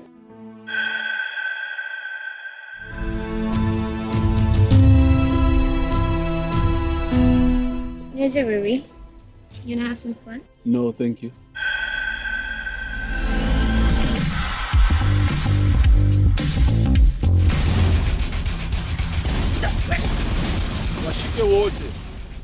Where's my bag? Bagan. Stop with your nonsense. Smack.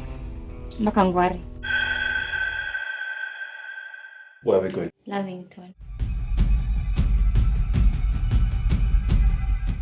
Nilikuwa nimekamkuuliza ile burungo. Lakini si unajua kuendagi hivyo. Toa hiyo ring. Wachaneni na yeye. Yuko nani na? Potezeni wakati. Piga hiyo kitu. Piga.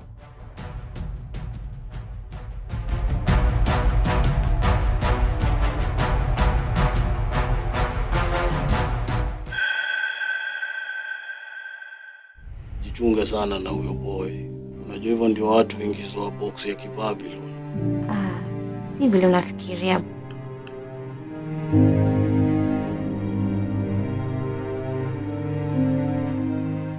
Hinga. What the hell is going on here? And who's that bitch downstairs? Tumetoka worlds tofauti sana. You don't know who I am, you don't know what I do.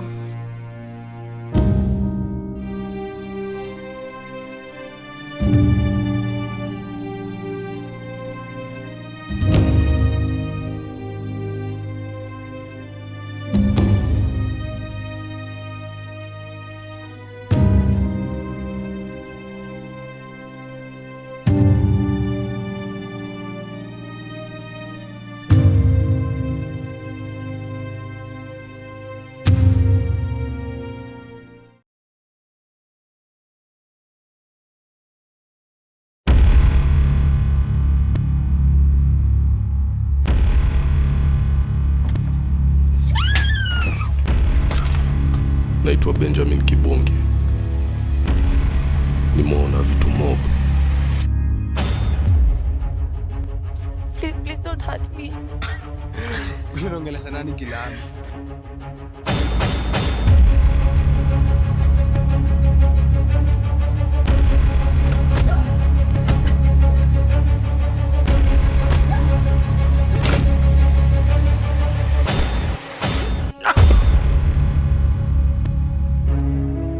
Msichana mrembo kama wewe, unafanya nini kwa streets? So you kidnap street kids? They are nothing. You inject them with your virus.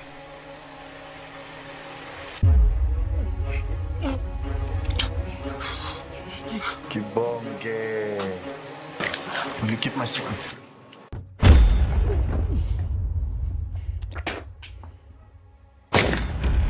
Shughulikia ikunguni. Ndakutunga tunga. Umbo wewe. Cheza na mimi uone nikikumanyuria, umesikia?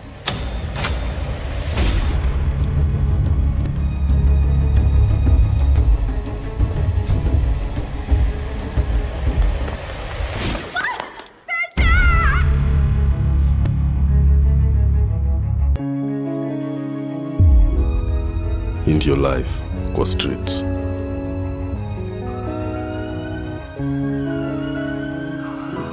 Kila kitu ina move fast. Take it. Please forgive me.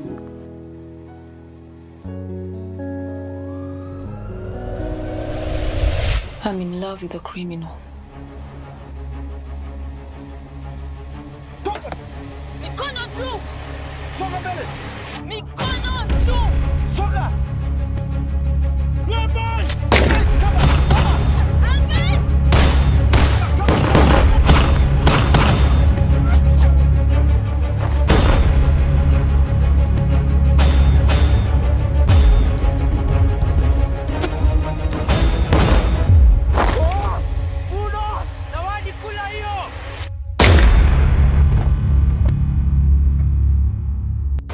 The intel was correct. Take hakuwezi change. Goodbye. Tunadu kile tunaweza kusurvive.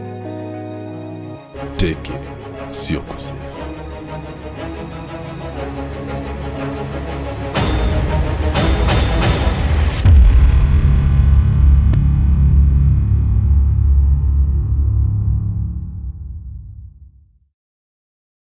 The Kenya Film Commission presents the Kalasha International Film and TV Market Virtual Edition. Learn and expand your skills during the workshops and conferences with renowned local and international filmmakers and practitioners. Witness filmmakers battle it out for funding in the virtual pitching competition. Catch everything live on the 5th to the 7th of May from 9 a.m. to 4 p.m. sponsored by Safaricom. Base is a video streaming platform primarily designed for mobile. And with Base, we basically want to offer content to Kenyans. We are saying Base, we want to position Base as a home of best local content. And on Base, we want consumers to come and find content that entertains them, that informs them, that motivates them, then of course inspires them. And a session like this, Base Creators Garage, is actually content that's available on Base where people can go and watch and be uplifted and learn from other content creators that have gone ahead and succeeded and actually get something from it. We had just quit from our jobs, even myself. So we took what we had accumulated over the years, like our pension, the kidogo that it was, and then we that is what we put in. And then we borrowed. We borrowed from family, and then even the location itself we got from Eve's sister where they were living. They gave us the place, and I owed even my mother-in-law. That was how bad, how bad it was. But we had a vision and we knew this is what we wanted to do and we were going to get there somehow. Quite a number of content creators had put together projects and Netflix actually came knocking. But when we did 40 Sticks, we actually intended it to go into movie theaters. Mhm. But when Corona came in, then we had limited choices in terms of platforms that we could place the movie. So luckily, Netflix came knocking. They actually came into Kenya, asked to meet with a number of content producers, and we were lucky to be called into the meeting. So everyone was able to present, and we were lucky to be one of the ones to be picked for our content.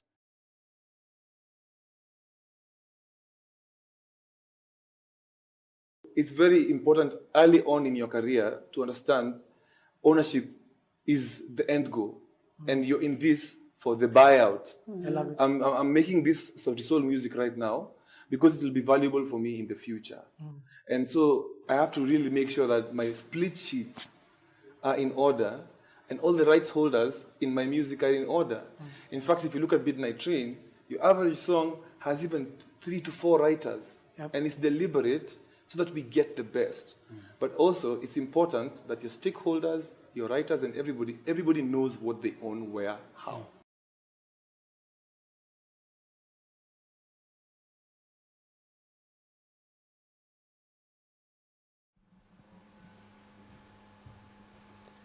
Good afternoon, our viewers and everyone watching us. Welcome to the 4th edition of the Kalasha International Film and TV Market. The hashtag is hashtag Kalasha Market 2021. And we're now getting into the afternoon panel discussion. And the discussion will be video games and esports, opportunities in Africa. We are joined here by some of the top players in the market. 4 of them are with us here physically. One of them is joining us all the way from Nigeria. And thank you very much, everyone, for joining us. And please, for those of you on social media, tweet, go out there, remember the hashtag, and join us, please, and let's be interactive and have some discussions around this video games and esports space. Without further ado, allow me to very quickly introduce our guests for today. And in no particular order, I'll start with Mr. Sayo Awolabi, who's not here physically, but is joining us virtually. Mr. Sayo is the Chief Innovations Officer of Ingenium Communications and the CEO of Lagos Esports Forum. I'm sure you can hear us loud and clear, Sayo. Please welcome. Kenyans are very warm people, and we are very happy to have you with us. If you can say a quick jambo. Yes, Jambo, or Barry, thank you so much for having me. It's great to be here, and I'm delighted to be in Kenya, albeit virtually. Hopefully sometime soon we'll all be able to gather as one, and I'm excited to be on the panel. Looking forward to some beautiful deliberations and enlightening discussions. Thank you very much, Sayo. I'll start with those who are here now. Andrew Kagia is award-winning 3D animator, filmmaker, and game developer. Karibu sana, Andrew. If you can also say a quick jambo. Jambo. I'm glad to be here. Yours is jambo for real. Next, I'll introduce Franklin Omote. Franklin is the gaming product manager at Safaricom PLC. Karibu sana, Franklin. Thank you very much, Auka. I would also just keep it at a simple jambo. Looking forward to the discussion. Asante sana. Looks like people in this e-space world are quick and straight to the point. Douglas Ogeto, CEO of Lidike, who's also one of our panelists. Karibu sana. Thanks for having me. A pleasure, and looking forward to the discussion. Great. And then last but not least, Dennis Mbudia, game designer and animator at Adala Studios Limited. Karibu sana, Dennis. Thank you very much. And it's a pleasure to be here and looking forward for an insightful discussion. Great. So let's quickly just dive into it. To the layman on the streets, a very complex space that we're talking about, complex in the fact that it is not very well understood. So perhaps, Andrew, what is esports and what are video games and what makes a sport or a game an esport? But just start by giving us the definitions. So basically, esports is a form of competition using video games where typically people play in teams against each other across, across multiplayer using internet connection. And I guess it's considered a sport because of the competitive aspect of it. It tends to be very lucrative and very popular. It's something that has grown into a billion-dollar industry very quickly. And it's beginning to quickly take shape also in Africa. Video games are essentially games that are played on a computer, a console, a mobile device. It could very easily be something that can be translated from what was previously just a physical activity, something that becomes an interactive activity via an electronic device. I don't know if that's extremely technical. Yeah. So my daughter who plays Candy Crush is... Candy Crush, yes, that's a video game. That's a video game. Yes. Mwalimu, gaming and games, what's the difference? So gaming had always had two meanings. The first one was people playing games, and now it has ended up changing into being more of betting. And this happened some time back when the betting space had really wanted to become more and more politically correct, something that would be easily taken up by people, and it would interrupt them off badly. So what they did is they started coining the word gaming, and now it shifted the definition from gaming from just people playing games to betting. And now the difference comes in when you talk about the game industry. The game industry is the overarching overall industry, and yes, now betting has a point in it. Any game, because a game is a structured form of play that has an objective, and it has rules, and must be fun, and it's on an electronic device. So when it comes to betting, or now the common term gaming, it falls underneath the category of the game industry. So usually, whenever referring to the overall overarching industry, the proper use of the word game industry is what is really important.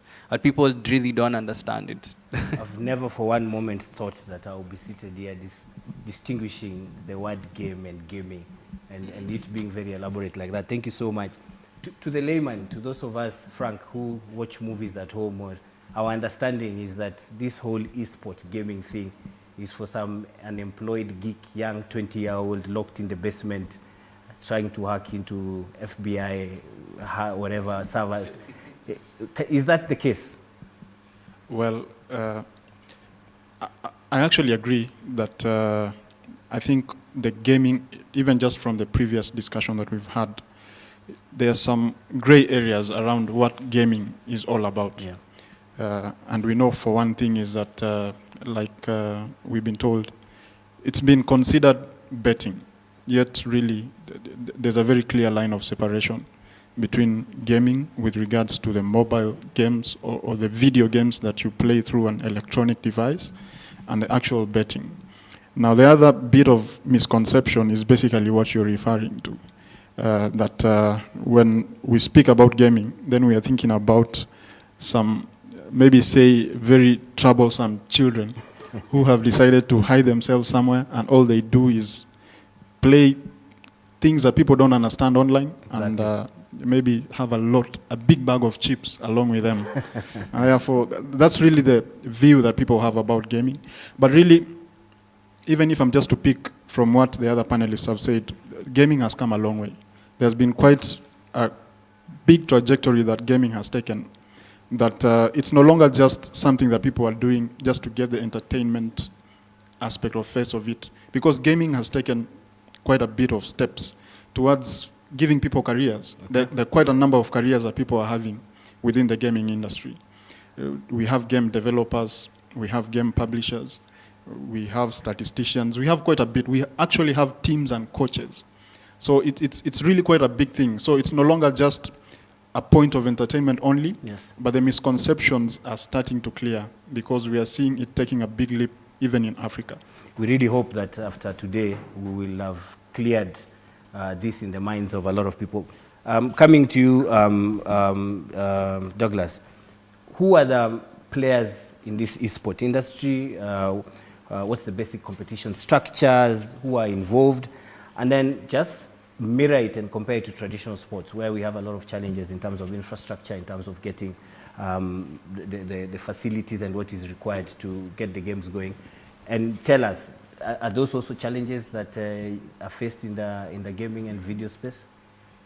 Yeah, thanks, Hauka, for that question. Maybe just before I jump into the esports, I'd like to touch on, just a bit on the video games. Most people don't know that they are playing video games because they're actually different type of games. For example, social good games, educational games, and games for entertainment. So, a young kid who is trying to play like a small math game is actually a video game.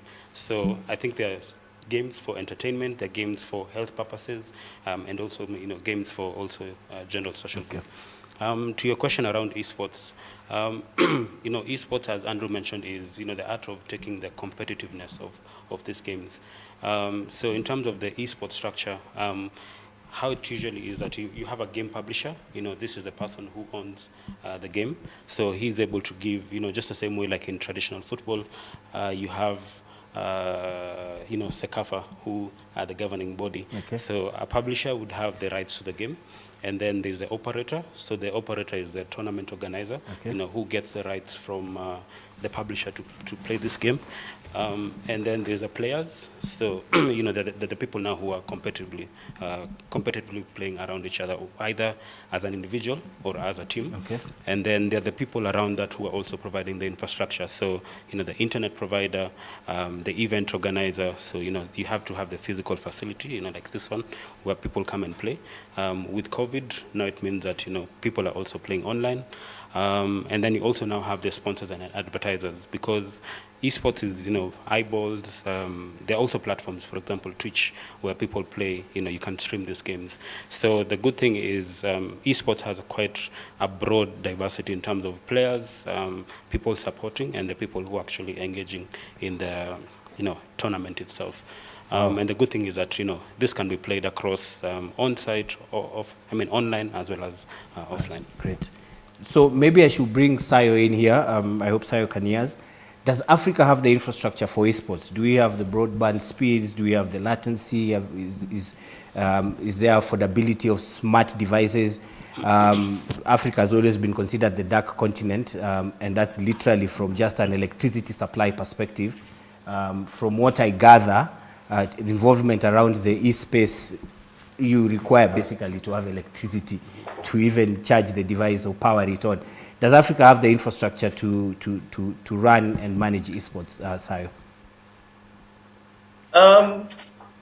Well, the truth is, we would say no, but that would be a limiting response, because there are different routes to market when it comes to esports. And using my organization as an example, one of the things we focused and adopted when we got into the space was to go into mobile gaming. So most of the things we've done has been related to mobile gaming. The only event we've done that has not had to do with mobile gaming was for the Mortal Kombat movie, which we did a gamified experience on. So for mobile gaming, the way I like to define it is that it cuts down most of these challenges you mentioned by about 50 to 60%.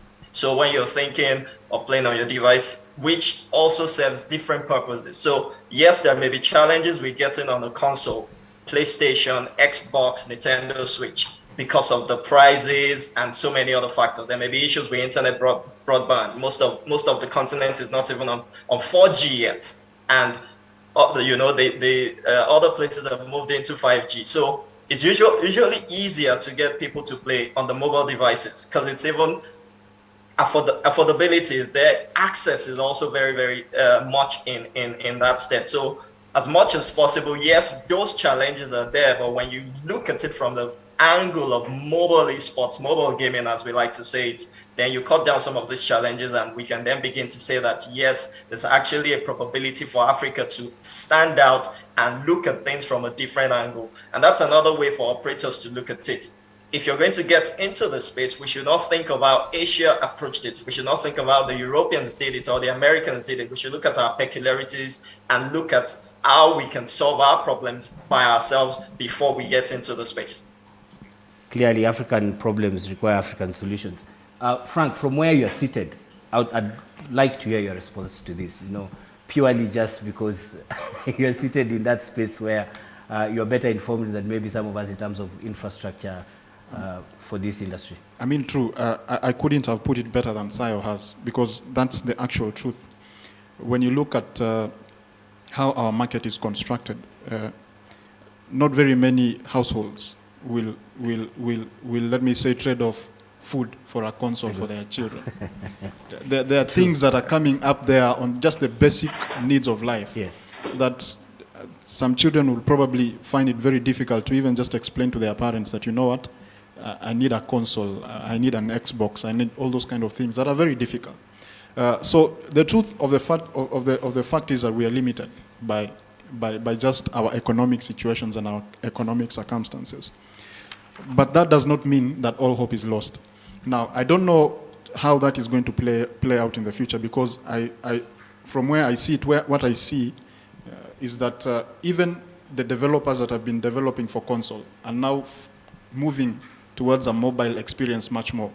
Many of these video games are actually being developed fit for mobile. Okay. Because the mobile phone has basically transformed the livelihood of man as we know it. Exactly. Many people would rather, the one thing that people would always want to leave their homes with is their phone. Because people's lives are literally on their phones. So that simply means if you want to position a product, a game, or any other thing, then you need to think mobile first, and then now the rest will actually follow that progression. So Sayo has actually caught it on point. The truth is, mobile is really what is king. And even when you just look at the trends, I think the faction of gaming that is growing leaps and bounds is mobile over console and PC. Great. So yourself and Sayo have really talked about the hardware side of it. Maybe Douglas, we will go back to infrastructure and look at the back end of it, the software, the affordability of that. Is Africa wired? Is Africa ready to be in this space? Can we afford these games? Can we afford the softwares? Do we have the capacity to build and customize for ourselves what can work for Africa? Yes, I think we are getting there. So outside the hardware, some of the softwares that are used for development are actually free to download from the internet. So the question then would be, do you have the the laptops that can be able to handle this? The good thing is, with Mwalimu here now, these institutions are also, it's now possible to actually get local education here, where you can be able to go through the life cycle of building a game. And then in terms of, there's the software, education, and then there are tools as well, which are also freely available. And then the question then becomes also now, when you're looking at, you already have a product, taking it to market.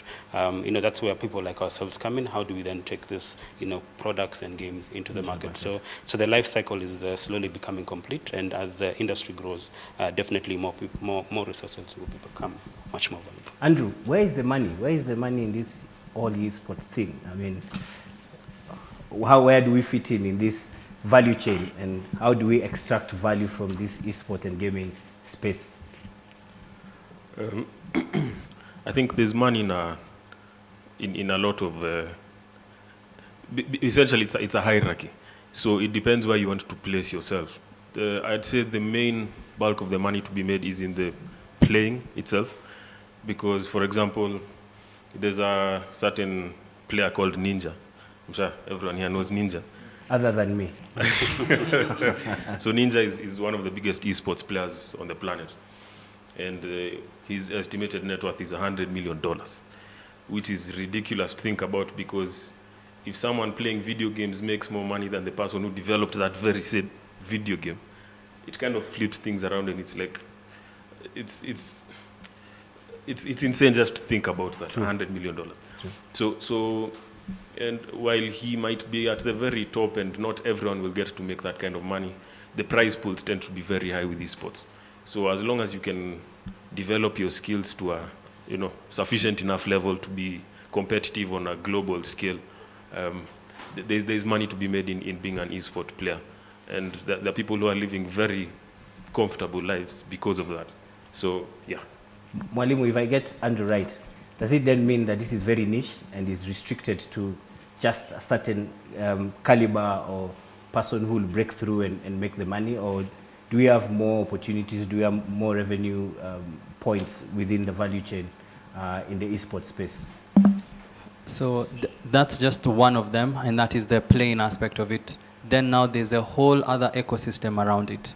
Then first of all, there comes in game developers. in the first place. Those games needed to be developed by someone, right? But yes, they have plenty of, there are a lot of money that got into it so that they can be able to make those games. And then there are parts like creating those assets to get into developing the game. Those are still points where somebody can be able to come in and play the game. Then now, as a player, there are some things that are key that need to be identified, and one of them is, do you have the acumen? Do you have the discipline to actually play these games? Typically, for a normal esports player, would take about 10 to 12 hours of practice every day. That is, they wake up, like do a gym routine to fortify their minds and their bodies. Did you say gym routine? Yeah. Okay. Exercise. Exercise is really important. So even if you look at the Korean teams, for example, those guys are all lean. There's nobody who there looks, they're all lean. Because they have to fortify their minds. It's intensive because you're getting in there and you need to come up with strategies as a team, and you need to have practice to be united as you tackle the challenge that's ahead of you. So there is discipline that is really required. Then additionally, within the value chain comes in, just if you look at traditional sports, you always have a broadcaster. Somebody who's going to tell you what's going on. The commentator is going to be there. Hey, there's Ninja, he's good, yay! No, so there is still that. Yeah. Then there's also content generation. Somebody like PewDiePie, he's paid $7,000 an hour when he's showcasing his games, and this is in 2018. I don't know what it is now. So like there are several value chain points where people can get in. Yeah, clearly some of us. Yeah, also just to add, people who learn, the same way a traditional sport, you have a coach. Yes. You have someone who looks after your health. So, even within this industry, there are talent coaches who actually look after the well-being of their players. There are health fitness people who, monitor your mental. People talk about physical, but, even you need, given that esports is competitive, you need to also think about the mental well-being of these people. So there are people who are also helping look into that. Perhaps I'm a bit old. Growing up, I was told professions were in teaching, being an architect, being an engineer, and a lawyer. Mm-hmm. I know my mom meant well, but surely somebody should have told me.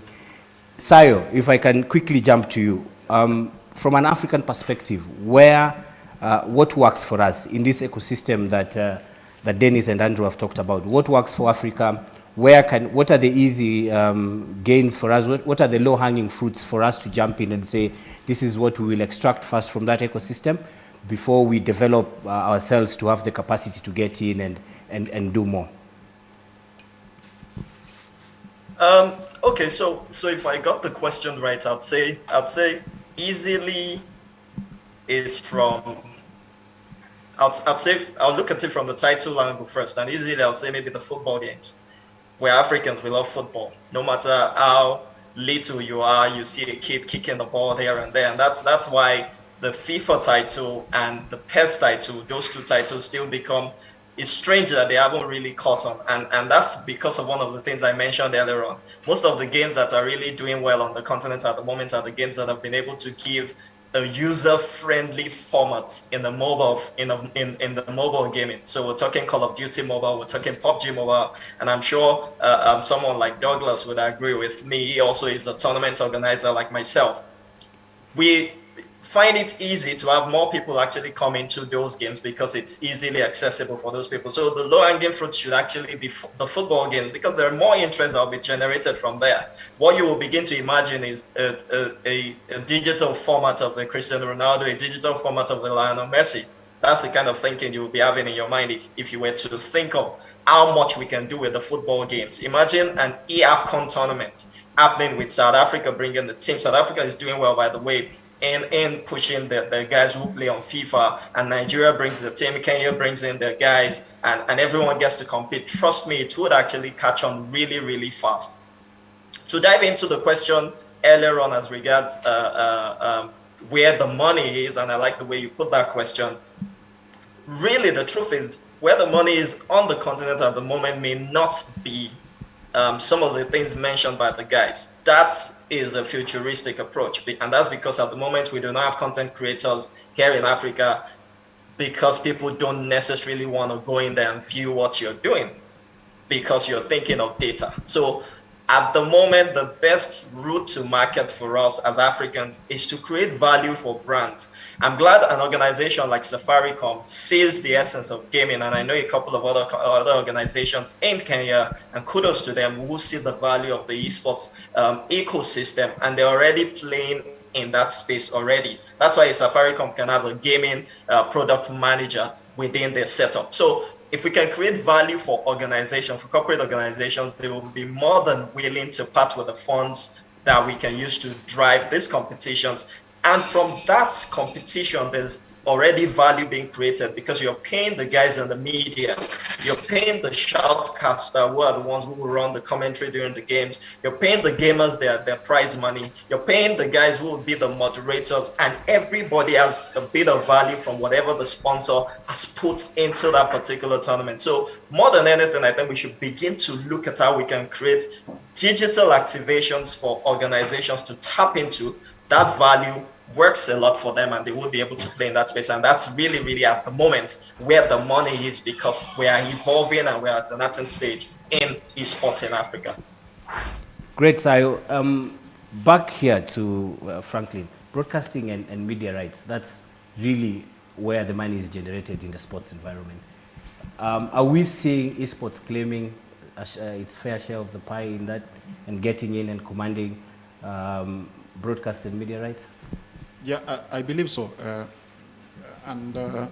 Actually, some people would actually tell you that in a few years to come, probably that would be the main area in which that monetization is going to be happening. For a simple reason, if you look at what is happening around the world, and many people are starting to realize this, that is why professional sports leagues are actually setting up versions of their leagues. So you look at, for instance, like NBA, they will have their league, which is NBA 2K, which is basically the same thing, but really a video option for gamers. Yes. So when you see such things happening, that definitely tells you where the market is going. And broadcast, it's already big. It's already big even on video games. It's quite big. That is why we have guys who are already playing in this space. He mentioned Twitch. I think in Africa we have Africa something TV. We have YouTube, Facebook. All these guys are playing in this space because of the potential that it has. Great. Again, why invest in this gaming, esports, animation? Andrew, why? Would you be referring from an investor perspective or Exactly. someone who So wants to be? I'm now looking at outside. I'm talking to the person with the money out there, the sponsor, the partner. Why come into this space? Why put money into it? Where is value? And when I talk about this, I want to look at it from esports, gaming, animation, the entire spectrum. Why get involved in? Why put your money in the industry? Okay, because generally speaking, when you're talking about video games and animation, those industries make typically more than music, movies combined. When you look at those specific industries, they make way more than the other, which would be considered the mainstream. So as a potential career opportunity, it is something that is viable even in Africa. And because Africa's population primarily is the younger population, you were saying you were brought up to think that maybe lawyers, teachers are the only, and that tends to be because the older generation, our parents, there was no such opportunities at the time. As things are beginning to change, opportunities are opening up, and infrastructure enables such industries to have people finding ways to make a decent amount of money in that. So as long as the infrastructure exists, and that's why we have people like Franklin who can, through their influence, enable such things to happen. Anyone who is an investor, as long as they're thinking long term, can enable such infrastructure to exist so that people who want to come in can find a way to properly make use of the opportunity. Yeah. So Mwalimu, here I'll jump to you very quickly, and I want us to now look at, as is always in a new industry, the legal side of it, the ethical sides of it. What are some of the implications from a legal and ethical perspective that we need to take into consideration when we are getting involved in this space? Okay, so one of the first things that we need to have is to govern the IP that you have. For if let's say you're as a game developer, I need to create an IP that makes sense and be able to protect it and build it in such a way it's something that can be used by multiple people and they can engage with it, and I have to make sure that they are safe while they're doing it. Some of the implications are there are going to be monetary transactions that come in, and now there was a digital service tax that was being added. We have to consider that within the platform. You need to consider that there are people who will exploit others. I'll surprise you that in games there are people whose main agenda is to frustrate others, called grievers. And this is something that... And how do they do that? They just pick a spot within a game where they know that this is most likely where you're going to be half the time, and then they camp there. They just stay there and wait for you to appear. So anytime you appear, they shoot you, they kill you, for instance, inside the game. So your character dies. So in essence, you never get to enjoy the game because somebody has targeted you at a certain specific location to keep on making it not work for you. So what happens is, as a game designer, I have to account for such, look at certain patterns, and try and make sure that I give an equality point for other people, so that they can all enjoy the game. So there's that. Then now comes in the normal regulations now that we have within the country on forming the company and all. You still need to adhere to the Kenyan laws. Without it, you're going to just end up not having a practice anymore. And unfortunately, we don't have any policies right now that would govern esports or govern the video game industry, because right now we only exist as a definition and the national film policy. That is going to be the current bill. Talking of policy then, which brings me to what was going to be my next question to Douglas. So from now that there is no framework, is there a regulatory body that exists amongst yourself that then regulates, say, the Kenya video game regulatory body, or the same way we have an amalgamation of maybe event managers under one umbrella? Does that exist? And how are you navigating within these waters that lack a framework? Because if there's no policy, then there's not really a framework governing the industry. So I think, because the industry is still new, not only on the country, but across the continent, the beauty has been that we could say there has been a journey. So, initially they were just the developers, by themselves, and then they got to know each other, and then now there is a community, not just in Kenya, but across the continent. So now that the community is together, they're speaking the same language. So now the next step is actually, there are steps already within the community to see how we can put that umbrella body together, and then with this then we can be a voice. The good thing is that the community is not just working in isolation. We already a definition under the film, so we're already having those collaborations, but then now as a community we are already setting in place the structures, and then hopefully within the next few months, and hopefully not years, we will have the body in place that will then set this in precedence. Yeah. Sayo, if I can bring you in here, and I want to quote what TechPoint Africa noted in 2016. It was reported that there are more bets were placed on esports than on physical sports in Nigeria. I find that to be an extremely interesting observation if you take note of how sports betting is a big industry in Africa. What does that say about esport in Africa? Well, that says esports is the future. That says esports is the next big thing.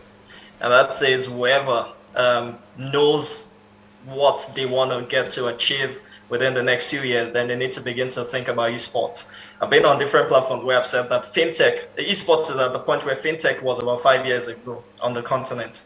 It was almost like everyone thinking, hey, what's the use of these things with all the big names that we have now turning in a lot in terms of investment. So esports is actually the next big thing. And that's 2016. That's even without COVID. I can imagine what the report during the COVID would be. That was last year and up to this very moment. So yes, esports is the next big thing. And everyone who knows where they want to put their money are already looking into that space. And that's also in relation to your question earlier on, which Andrew got to mention. And I like the fact that he made reference to the fact that that's where the numbers are. So when you're thinking of the numbers, which is usually what brands are thinking about, which is usually what investors are thinking about, and you're thinking the Gen Zs, which makes up about 60%, Gen Zs and millennials who make up about 60% of the African population, that's where the numbers are. And that's where you really want to put your money going into the future.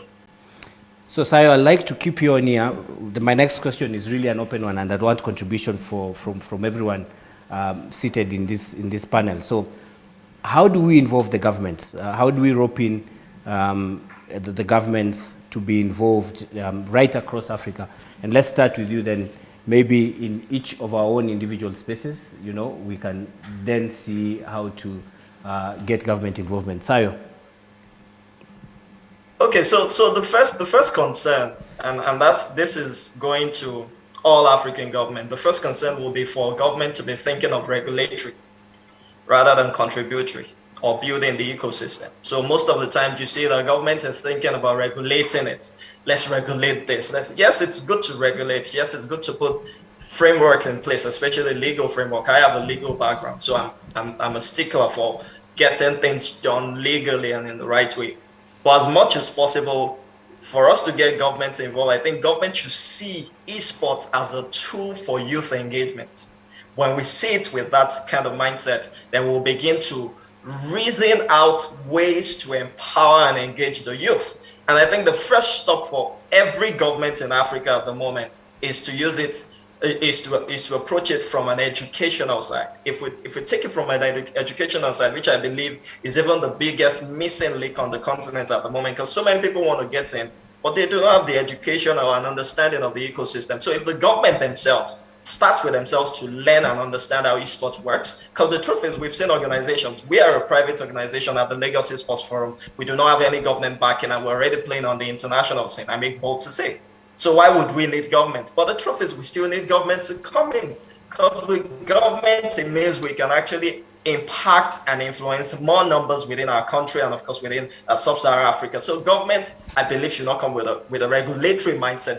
They should come with an impact, posterity, contributory mindset, one that is coming to build the ecosystem. And the first approach is education, esports education. If governments across Africa can pick that up and begin to get young people to build, then we can see young people who see a different sphere of career. Because the truth is, it's there for the taking. You can be a shoutcaster, you can be a gamer proper, you can be an esports marketer, you can be an esports health personnel. There's so many value chains to be accessed, but the government needs to come in with that education bit of it, then everyone will be able to catch up. Speaking of education, Mwalimu, I'd like you to pick it from there and tell me, how does the government get involved? Bring it closer home for us who are in Kenya and wearing that education hat. Okay, so for one, we have, for educational institutions, one of the key things that is told is that you cannot teach unless you are a grade higher than what you're teaching. So for instance, if I have a degree, I can only teach a diploma. True. If I'm teaching a degree, then I have to have a master's. A master's, a PhD. There's nobody in Kenya currently who has a master's in game development. So who's going to teach in the universities? Okay. If there is, that person is most likely delving into purely making the games, So one, we do need scholarship opportunities to actually go out there and be able to get those qualifications that are needed, and then come back and be able to train that. But that is going to, that's a game plan of 2 to 3 years, And so it has to be thought of as a long-term investment. Then when it comes to policy making, most of the policy makers have really really limited understanding about the game industry, and so they really need to have, as Saya has said, they need to have quite a bit of education going their way. They need to spend time with the persons here to understand how is it going to be done.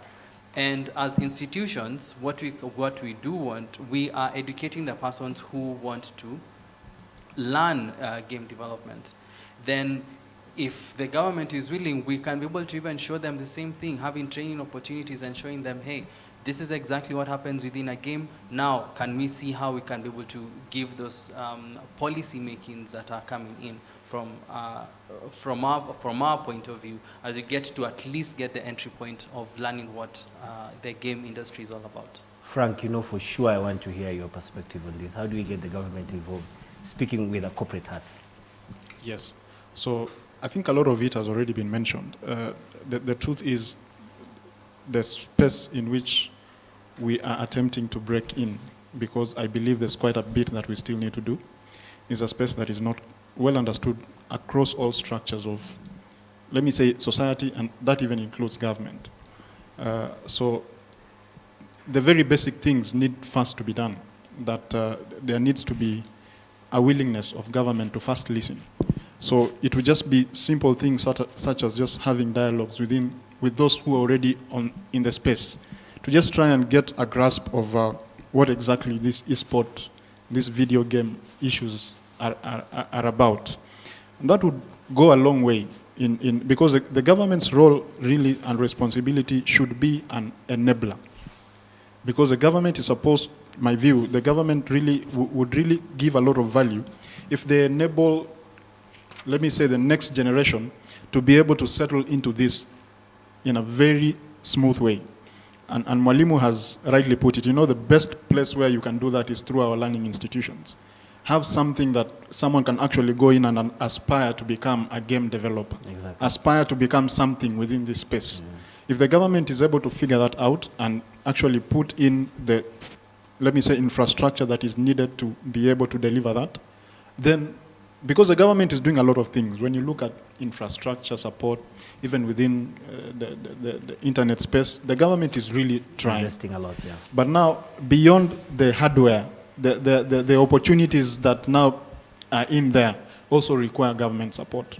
Great. So that would be a good place to start. Douglas, as someone inside that industry and gaming, and rightly that's your bread and butter, is for a continent that is laden with a lot of inefficiencies and a lot of challenges, like Frank has said, the government is doing quite a lot of other things. And in Africa, for example, our problems are many. Is this something really you think the government should prioritize and get into, honestly speaking, as someone in the industry? I believe so. I believe they should get into, because I think if you look at a typical studio, a company that makes a game is called a studio. So, a studio employs, on at least average, let's say a well-funded studio is able to create between as little as 7 people to as many as even 30 people. So it is an industry that is creating impact, it's creating employment. So the government should give attention to it and see how it can support.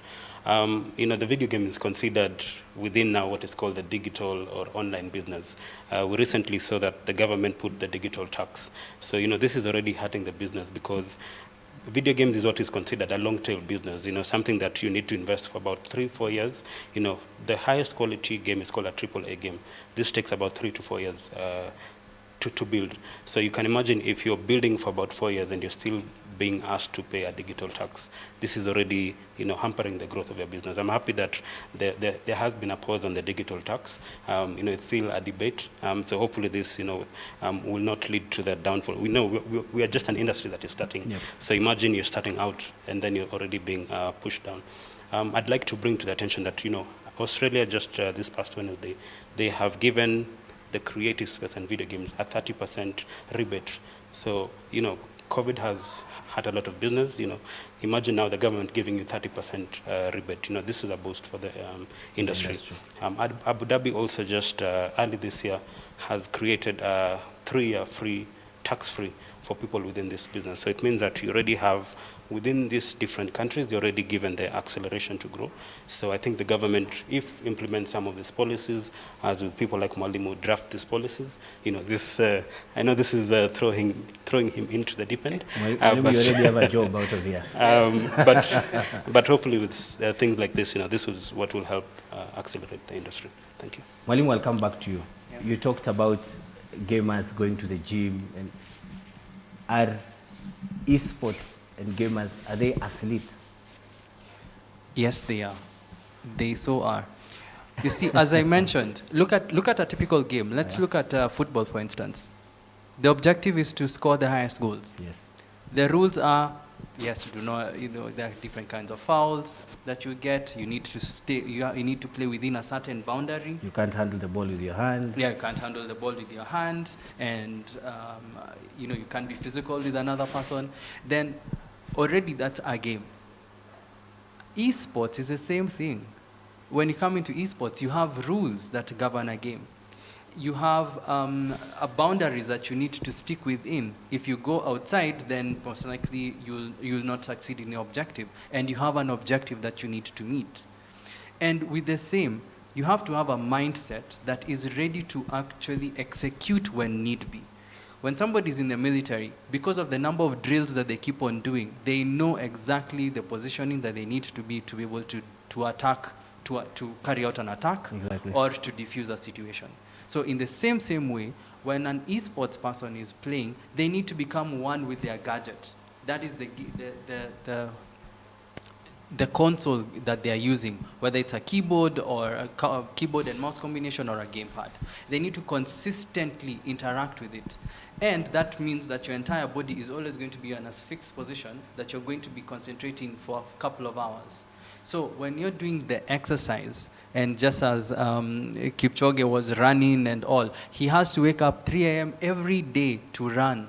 So even, and he has to have that mental fortitude. I'm running 2-3 kilometers, and I need to cover it at this pace. Same thing with an esports player. They need to know at what point am I going to press this button. Milliseconds. For us, it's milliseconds that actually dictate the success of the outcome of your game. And fast thinking. And that's why, at the moment, most esports players are young. You're going to find, it's very hard to find people older than 30 years, 35 years. Yeah. So yeah, it cuts us off. I just thought now I can get into the space, and you've knocked me out. But, and then there's also the motor control skills that you need to have to execute. So the brain to hand coordination needs to be precise, pristine, not in any way being clogged by anything. So that's why it's important to have their exercise going, to take care of their mental faculties, and they need to keep fit because they are always going to be seated at a position for very long extended periods. So are we seeing the esports into the Olympics? Yes. Very possible. Go ahead, Andrew. I wouldn't be surprised in the next 10 years if you see esports in the Olympics. I'm sure the traditional athletes might have a problem with that. Yes, they will. Seeing how I train my body for all these years, and this guy comes and he's just playing video games. But it's quite possible that's going to happen. Actually, Paris 2024. Sorry? Oh, it's happening. Yeah. It's happening in Paris 2024. Yes, Paris 2024. This I want to watch. This you had to say something? No, I was actually going to say it's already included in, I think, South Korea or something, but it's already being considered. Yeah. I think we have 10 or so minutes. So as we get to the end of this, again, maybe starting from the end, and we'll go around to everyone, including Sayo. What are the future trends, Andrew? Well, specifically with esports, I think it's only going to grow. And as we've had, the common, I think, discussion here is if we focus on mobile, because mobile, I think, is where the biggest possibilities exist for Kenya, well, for Africa in esports. And we can grow from there, but I think if we were to start tapping into the mobile market, as opposed to just trying to, copy-paste a template that we've seen in the West, because of course the infrastructure is different. They started several years before us. We have to use what's working for us. So if we can focus on mobile, I think then things can really grow from there. Mwalimu? we're going to see a lot of game developers coming in on board. Persons now getting to invest in the world of esports and game development. And the reason is there's going to be quite a bit of transactions that are going to come in. You know, I'm really thankful that a couple of years back, M-Pesa finally opened up its API, and people now can make, you know, those microtransactions on their phones, where you're seeing, like, I can spend 10 shillings to purchase a virtual item. So people will end up now being able to access certain points of games by doing those in-app purchases. So developers now can be able to make their own income not through their games directly, you know, through opened up APIs like M-Pesa. And we'll also see a growth of esports teams. Currently, we only have one signed player, and that's Queen Arrow. And I'm seeing that there are going to be other. Actually, I was approached a year ago on getting to help somebody understand the esports space and what they need to, you know, set up a team. And we had the discussion. People are willing now to start investing in such. Great. So, and then sponsorships. One of the big income earners are sponsorship deals that are within the esports. You know, the branding that they want to see, because the eyeballs that are coming in are quite a lot, and they're not only focused on locally, they're also international. So if you command the number of eyeballs, then you can dictate how much money you can be able to make by getting to see, these eyeballs getting to see your brand supporting something or supporting their team. Then people are like, yes, I want that particular item because they support the best team. Great. Yeah. Frank?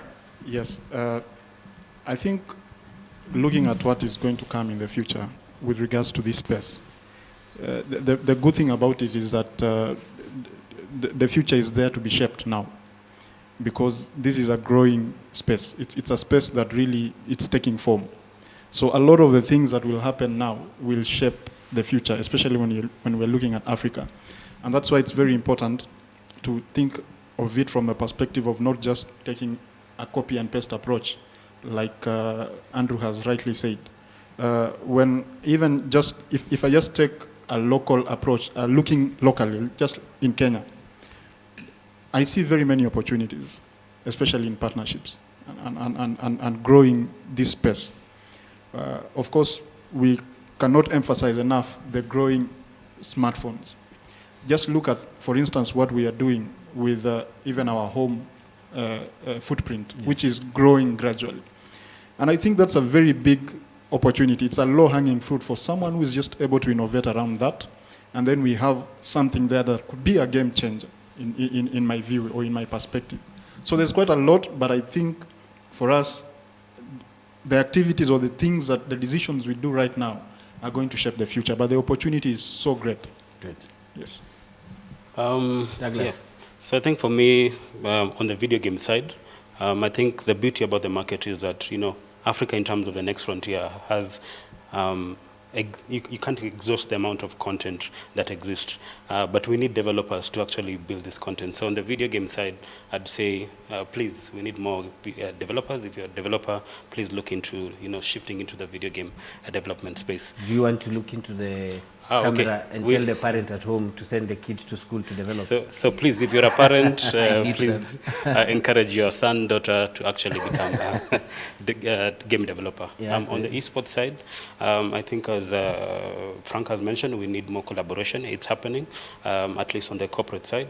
We do need more advertisers, corporate sponsors to enter into the space for esports to grow. I know advertisers are looking for opportunities. So as people in this space, you know, I'm saying, please work with us, reach out to us, because, you know, we can help you get the visibility you're looking for. So esports, there's also, again, as I mentioned, there's a big hierarchy, and there's opportunity for everyone. So yeah, the opportunity is there, and let's collaborate. Sayo, if you can hear us, what's the future? I'll say the future is practically what everybody has said, but I listed 4 things. That's probably the summary. what everyone said. And the first thing I'll say is investment. I see investments coming into Africa very soon. There's been some of the big players on the international scene who have been in Africa before now. They got their fingers burnt because they felt the way they approached it in other climes is the way they will approach it now. But now I guess they will see better and understand that Africa is a dynamic continent, not even one country. So what even applies in Kenya may not apply in Nigeria or Ghana or South Africa. So I see that happening over the next couple of years. Another thing I see happening is as regards sponsorship, like you guys mentioned, as long as we keep showing value, as long as we keep showing value, I see sports as a digital marketing tool for big brands and organizations on the continent. And that's happening with us already in Lagos, at the Lagos Esports Forum. I believe every other person too will be, knocking on that door and getting it open to them. I see gamers getting bigger, and I think that's something mentioned by Franklin earlier on. I see gamers getting bigger. We should begin to see our own streamers here with African content on Twitch, on YouTube, on Facebook gaming, so that we can begin to grow our own brands, individual, personal brands from here. And finally, I see esports education initiatives coming in real big. That's the only way we can achieve getting game developers, which we need to tell the African story, like Douglas rightly mentioned earlier on. Sorry, if I can stay with you for a few more minutes. We've talked a lot about infrastructure inefficiencies and really hard, tangible things that we can talk about, if it's not the software development or the infrastructure in Africa as challenges in the industry. Beyond that, are there other challenges? Let's say cultural, yeah, please. Definitely. In fact, it's good you mentioned that. And I think that used to be one of my opening remarks at different sessions last year.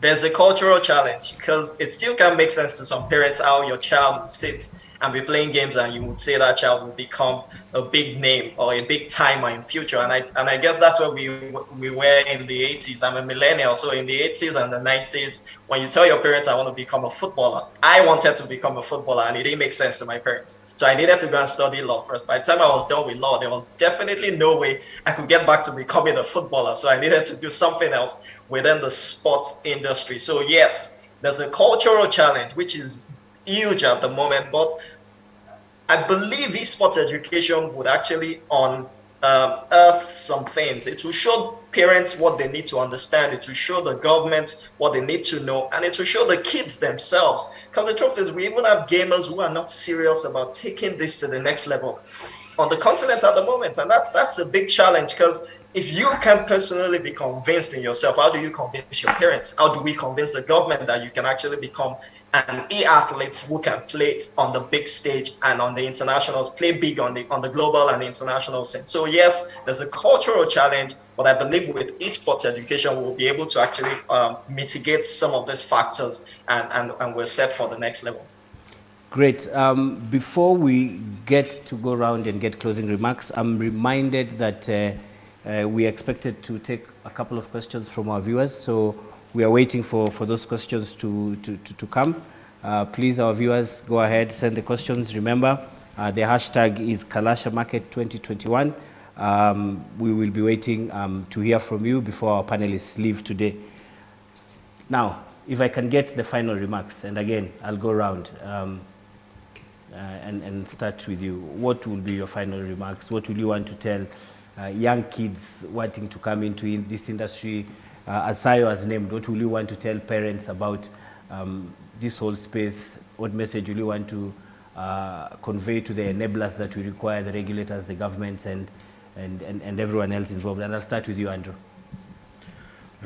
I would say the future is bright, generally speaking, for esports, video games, and animation. One thing I would encourage parents is to be a little bit more open-minded as to the possibilities, because as the years have progressed, as things have changed, the conventional ideas of being a teacher, lawyer, doctor, there is nothing wrong with that, but as things are changing, there are more opportunities that exist. And so I can also share my personal story. I've been doing animation for a long time, although I'm self-taught. What I had initially gone to study was economics, which doesn't even make sense. Like, how did they get here? You see? So in my mind, I knew animation games. That's really what I wanted to do, even from childhood. Really, I didn't even know what animation was. I just knew I want to make cartoons when I grow up. That's all I knew. It didn't make sense to my parents. It didn't really make sense to anyone, because of course, where they're coming from, you can't really expect them to see it that way. But I think now it's much easier. And I think if parents can be a little bit more open-minded to see the possibilities, then the future will be bright for the people coming. Mwalimu, I'm sure you have a lot to say as your closing remarks. Yes.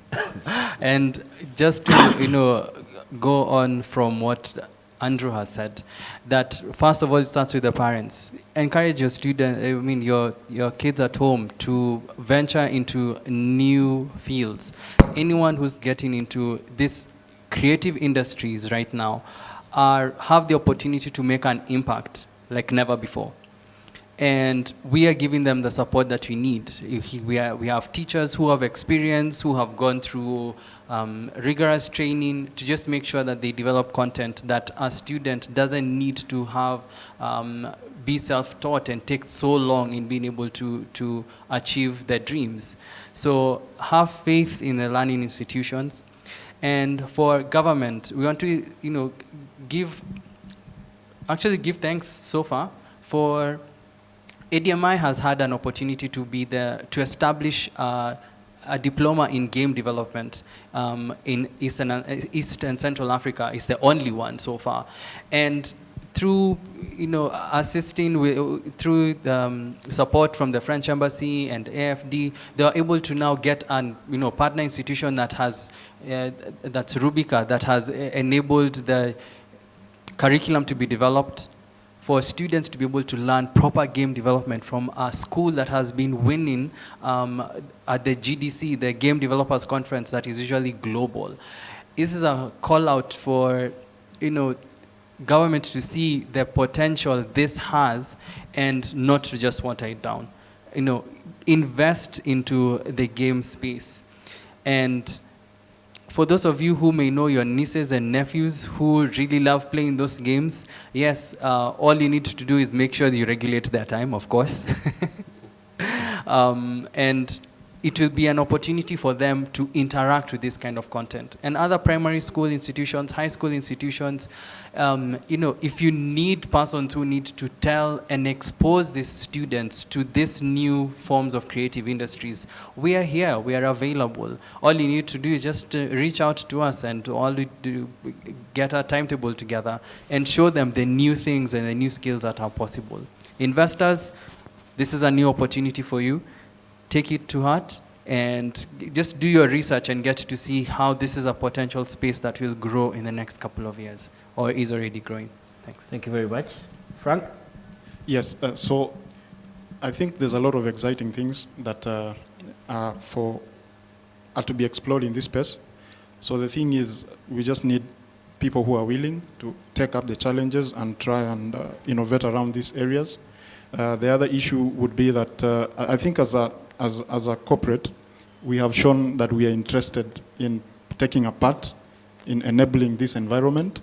So that is something that at least we know that we need to collaborate more with the creative minds in this space so that we work towards ensuring that this actually is done right. Fantastic.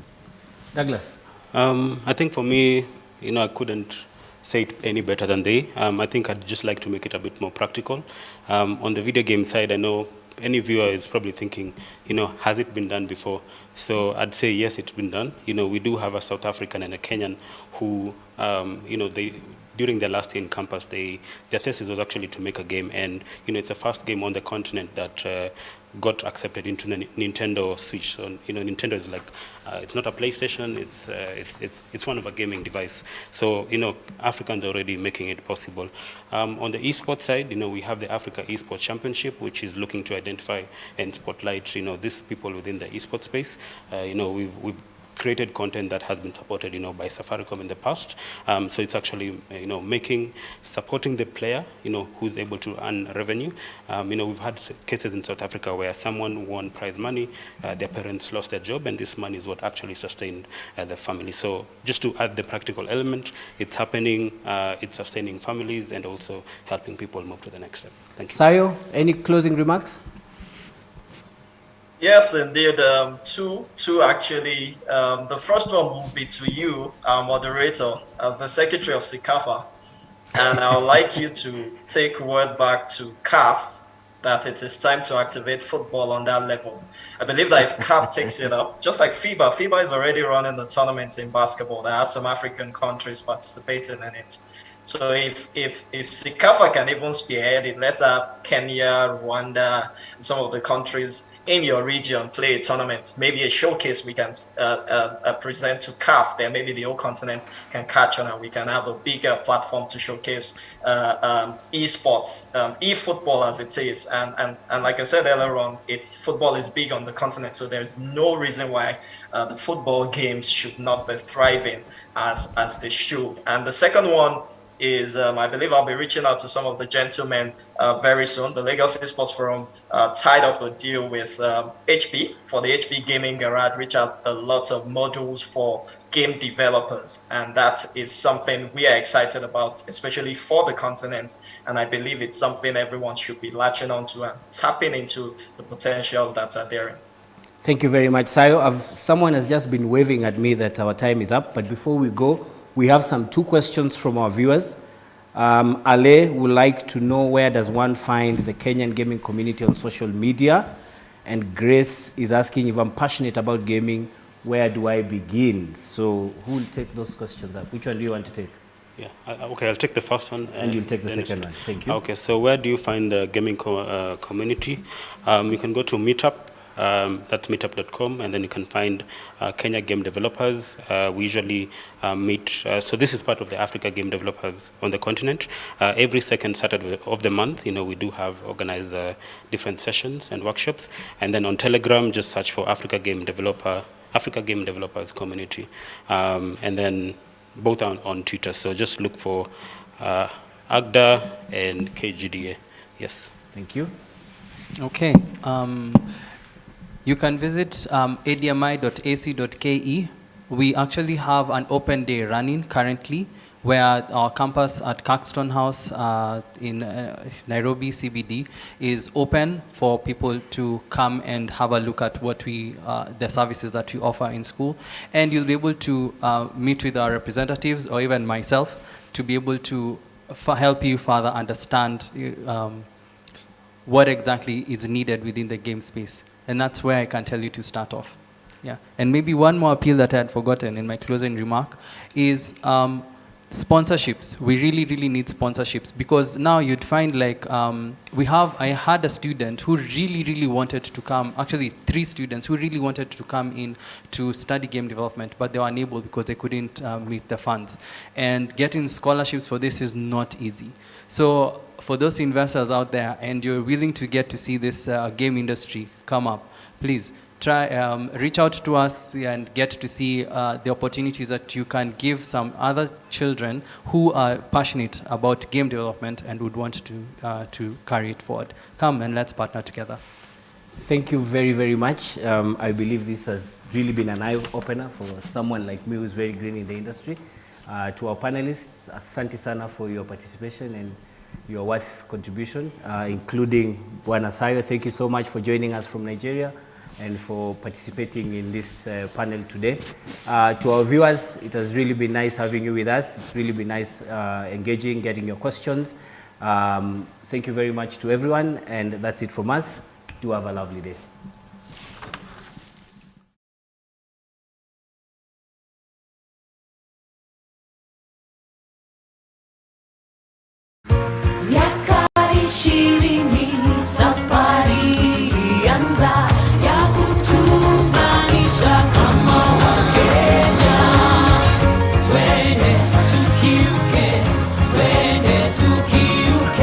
Let's go beyond, let's go beyond.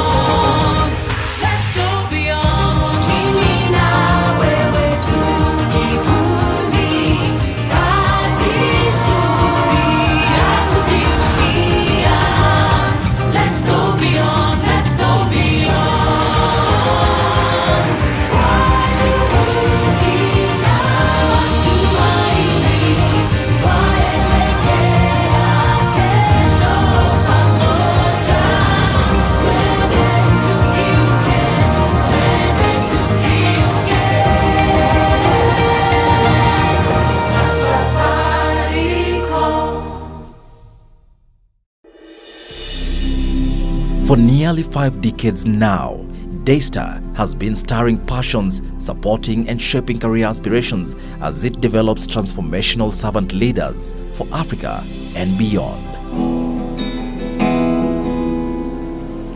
Music is not just entertainment, it's a career that should be studied. I studied in Daystar, you should too.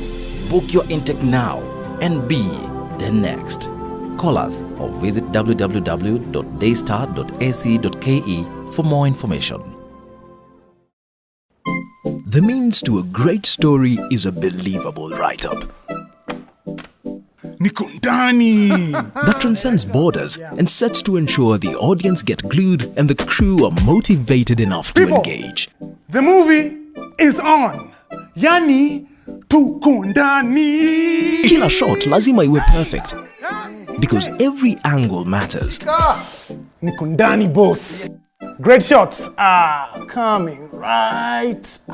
Every ounce of energy digging in to give a wider scope of the job at hand. I love it. I'm in it. Say, this is our time. Tukundani. Tukundani. Toned up faces that display courage in the midst of lights and an always wanting theatre with art that reveals the identity. A time most awaited, showing off the acclaimed character in a role played to perfection. No. I am more in than you. No, I am. No, I am. No, I am. Oh, you're making me so mad. I guess. Tukundani. I am all that you associate me with in the film industry.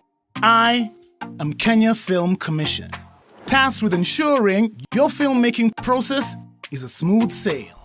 And I can only do it if all you filmmakers are registered with me. Since it is a requirement by law to be registered and certified by the Kenya Film Commission. Pamoja, tutajenga hii industry and beyond. What's your excuse? Ya kutokuwa ndani? J. Uko ndani? Register today at www.kenyafilmcommission.com.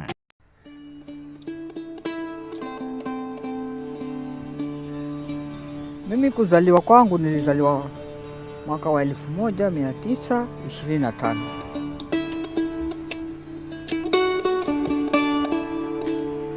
Mimi hata sijui huko kwanza vibaya kwake.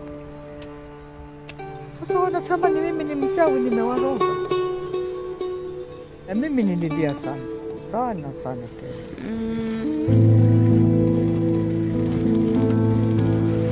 Niliona message kwa Facebook group. Kazi zangu wakaanza kusema na mzee katika familia yanaua watoto wenzake.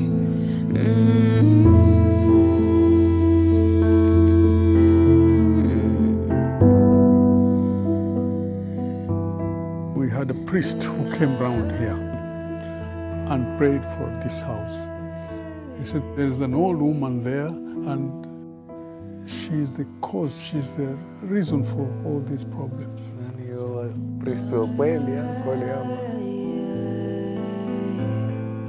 Wajua sasa tulikuwa tumesema tuwaite wale wao waje tukae tuzungumze. Lakini hawataki, wanataka huyo muombezi tu aje amaite. That's what they wanted.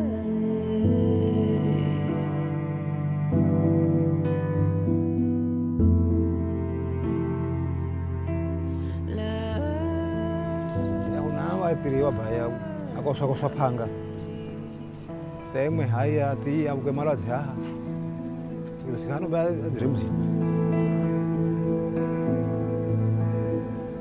hapa kwetu wasaa shamba ndio ambao watoto wanaipenda sana. Ino barua ino bei andikwa zusi haha sahi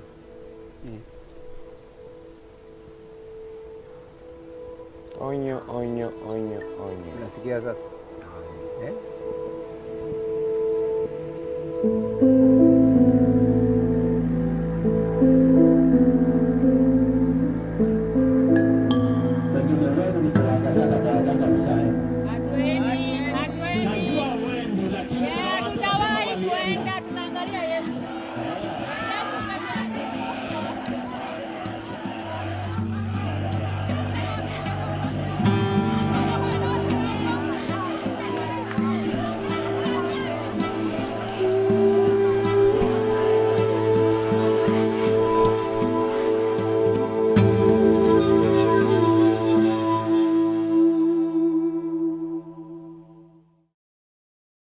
Listen to the sound of my voice.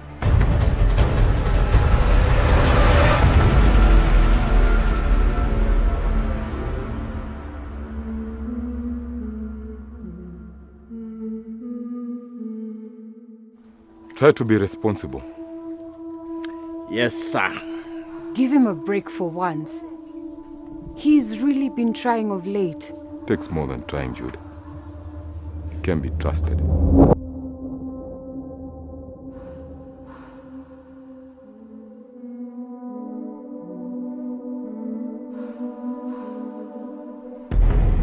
Why don't you move in with us? There's nothing stopping you now that he's gone. Ladies, welcome home. How do I look, Daddy? Like the smartest and the most beautiful girl in the new school. Sifa, I brought something for you. And I have a bigger surprise, yeah? I made a room for you in my house. Sam, what's going on? There's something strange going on at Michael's place. Rubbish, Sam. Jude, I saw them yesterday dragging someone in. And Lillian was slapping the guy. I think she saw me, so I just ran. Where is Sifa? With Lillian? Get out of my way. I need to go in there. I can't let you do that, Sam. I won't allow you to. Where is Sifa? You know where she is. You do. We need to call the authorities. Call the authorities and tell them what? That our friend and neighbor have our daughter.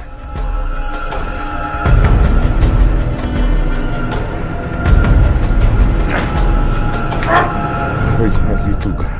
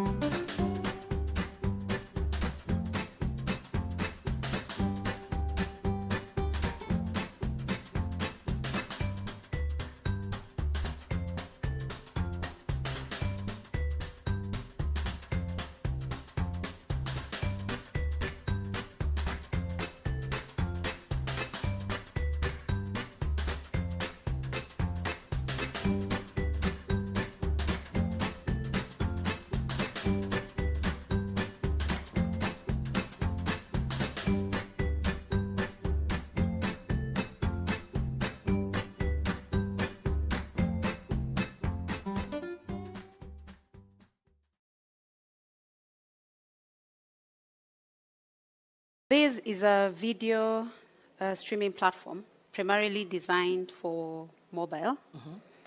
And with Base, we basically want to offer content to Kenyans. We are saying Base, we want to position Base as a home of best local content. And on Base, we want consumers to come and find content that entertains them, that informs them, that motivates them, then of course inspires them. And a session like this, Base Creators Garage, is actually content that's available on Base where people can go and watch and be uplifted and learn from other content creators that have gone ahead and succeeded and actually get something from it. We had just quit from our jobs, even myself. So we took what we had accumulated over the years, like our pension, the kidogo that it was, and then we that is what we put in. And then we borrowed. We borrowed from family, and then even the location itself we got from Eve's sister where they were living. They got us they gave us the place, and I owed even my mother-in-law. That was how bad, how bad it was. But we had a vision and we knew this is what we wanted to do and we were going to get there somehow. it's very important early on in your career to understand ownership is the end goal. And you're in this for the buyout. I love it. I'm making this Sauti Sol music right now because it will be valuable for me in the future. And so I have to really make sure that my split sheets are in order and all the rights holders in my music are in order. In fact, if you look at Midnight Train, your average song has even 3 to 4 writers. And it's deliberate so that we get the best. But also, it's important that your stakeholders, your writers, and everybody knows what they own, where, how.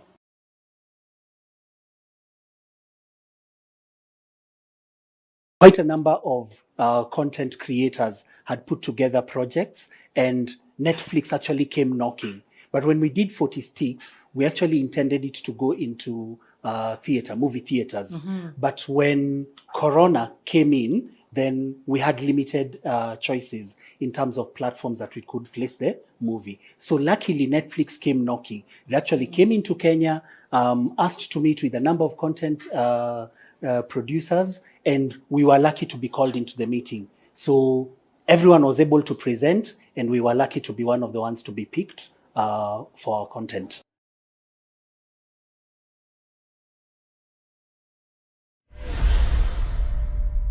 Because we would like to do it in seasons. We'd like to do at least 13 seasons.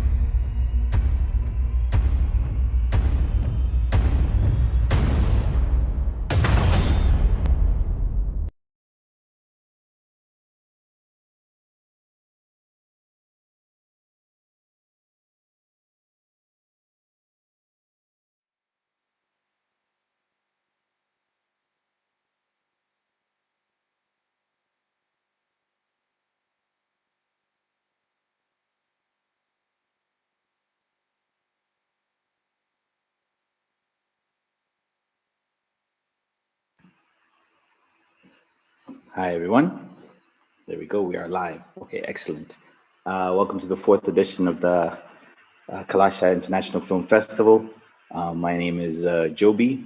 I'm a producer, director, creative. I've been doing it for 20 plus years. And today I'm going to just talk a bit about the distribution game and where content is being distributed across the world, you know. So specifically marketing and distribution of content, the global shift from traditional film distribution, and that's what I'm going to cover. Just to give you a bit of a context as to who I am and what I've done and in my history in the game. Started 20 plus years ago as a PA on working for a guy who at the time was 007. So I was a PA for James Bond's production company, which was Irish Dreamtime Films. It was run by Pierce Brosnan and his producing partner. And I learned a lot at that. That was one of my first introduction into the film industry. I started working there. I'd make photocopies, coffee, I'd do errands, I'd pick up things, drop them off. Literally, I just was there to soak up all the knowledge I could. I had three phenomenal producers that I learned from, and they taught me like everything I know right now. There's a lady named Bo Sinclair who passed away some years ago, who was Pierce Brosnan's producing partner. And then there was a lady named Amanda Scarano, who now I think, and who's a phenomenal producer, and then a lady named Cynthia Palermo. And from these three women, they taught me fundamentally how to break down scripts, how to work on budgets, how to do schedules. I learned a lot from them. After working for them, I then moved on and I did a stint as a production assistant for season 6 and season 7 of Friends, the sitcom. So I worked on season 6 and 7, and again, you know, learning a lot. You know, it's different game. It wasn't feature films; it was now sitcoms, and that being a PA on a high level show at that level was completely different. It felt like an out of body experience because, you know, the kind of money that the cast was earning at the time, and the kind of things you would see on set and the type of people you'd be around. It was very normal to be walking around and have like really mega superstars walk past you, just working. And you just be like, what in the world? That's amazing. And in the season 6 and 7 that I worked there, I also learned a lot. I learned about distribution and how important it was important from a sitcom perspective. I learned how the writers would sit down and create each episode, the episodic structure, how they came up with ideas, how they'd just brainstorm together, the late sessions that it took to put the creative out there. And fast forward to many years later, I started running my own production company about 10 years ago called Callback Dreams. And in that time, we're based in South Africa, out of Johannesburg. And in that time, I produced content for MultiChoice. I produced shows for clients like Red Bull. I produced stuff for Channel O. Produced content shows for Vuzu, The Hustle, etc. And the list goes on. I'm gonna just jump to. Oh, I can't share my screen. I wanted to share my screen. I guess I could just look at my document while I talk here until they enable my screen sharing capability. Really quick here. So I'm going to talk about, the big idea for me right now is that the world of content is constantly evolving. And technology is a major part of making it easier for filmmakers to tell and distribute their stories across the globe. And I want to cover over the next hour or so storytelling platforms.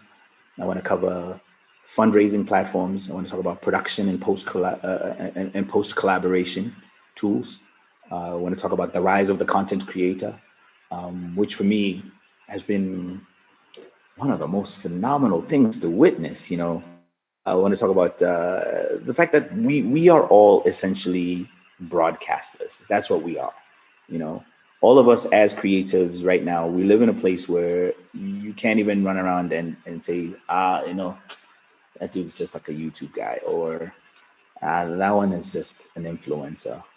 I think because we're all content creators, the onus is, not even just the onus, but it's what's possible has yet to be imagined.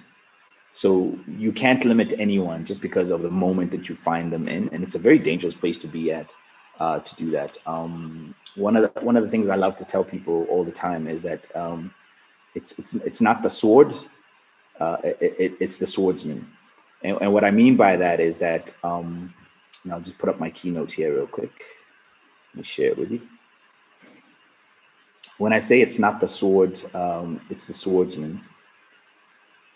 What I mean by that is that technology has completely made it possible for all excuses, for the most part, to be eliminated, if that makes any sense.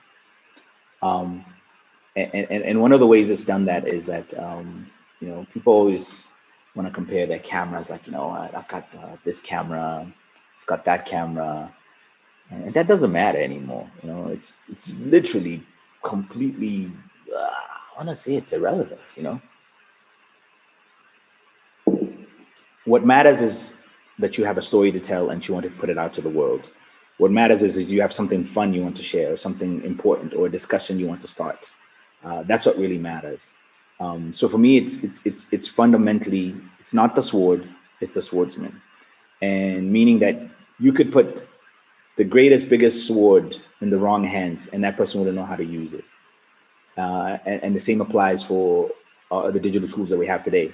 Your issue is probably not that you don't have an Arri Alexa or a Red. Some people are like, if I had a Red, I could shoot such amazing films. Well, that's probably not your problem. What would you do with a phone? What can you shoot on a phone? What can you do on a small DSLR? What can you do just with voice, with just audio? If you just had audio and pictures, what would you do with it?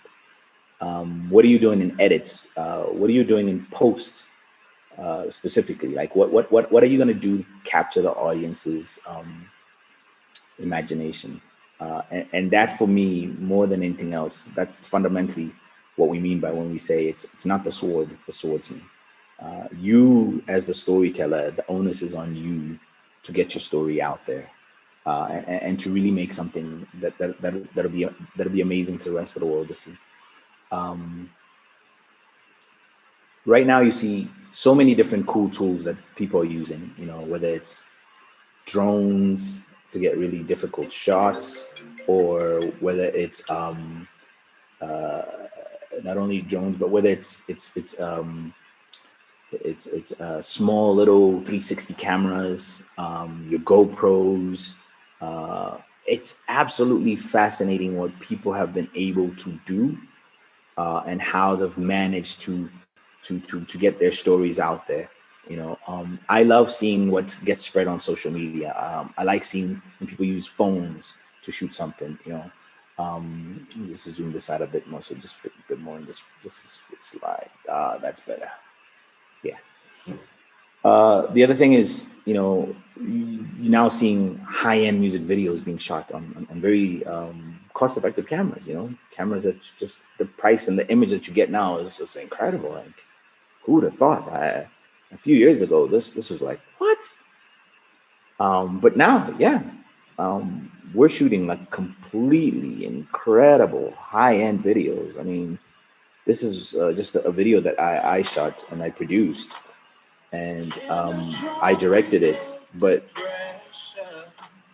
the point being that, I mean, when you look at these visuals, it's like we shot this on a very, very cheap camera, you know. But the visuals are incredible, and that's the whole point. I mean, when you look at this picture here, that's incredible that that's being achieved with a $1,200 camera, you know.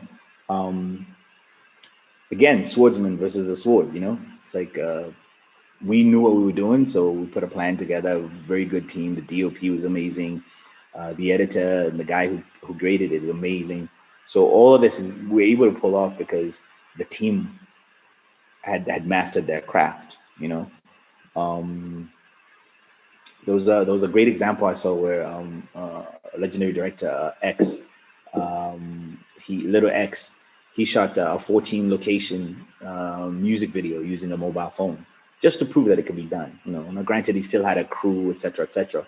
But the point was just that look at what you can do when you have the tools and you master them and you put them in the right place. You know. Right now we've got what I call well, not even what I call, but the rise of the content creator. You know, content creators are what's running the web. You know, we are constantly, the first thing we do in the morning, we wake up, we check our phones. We're constantly liking, sharing, commenting on some kind of content, and someone out there has created it.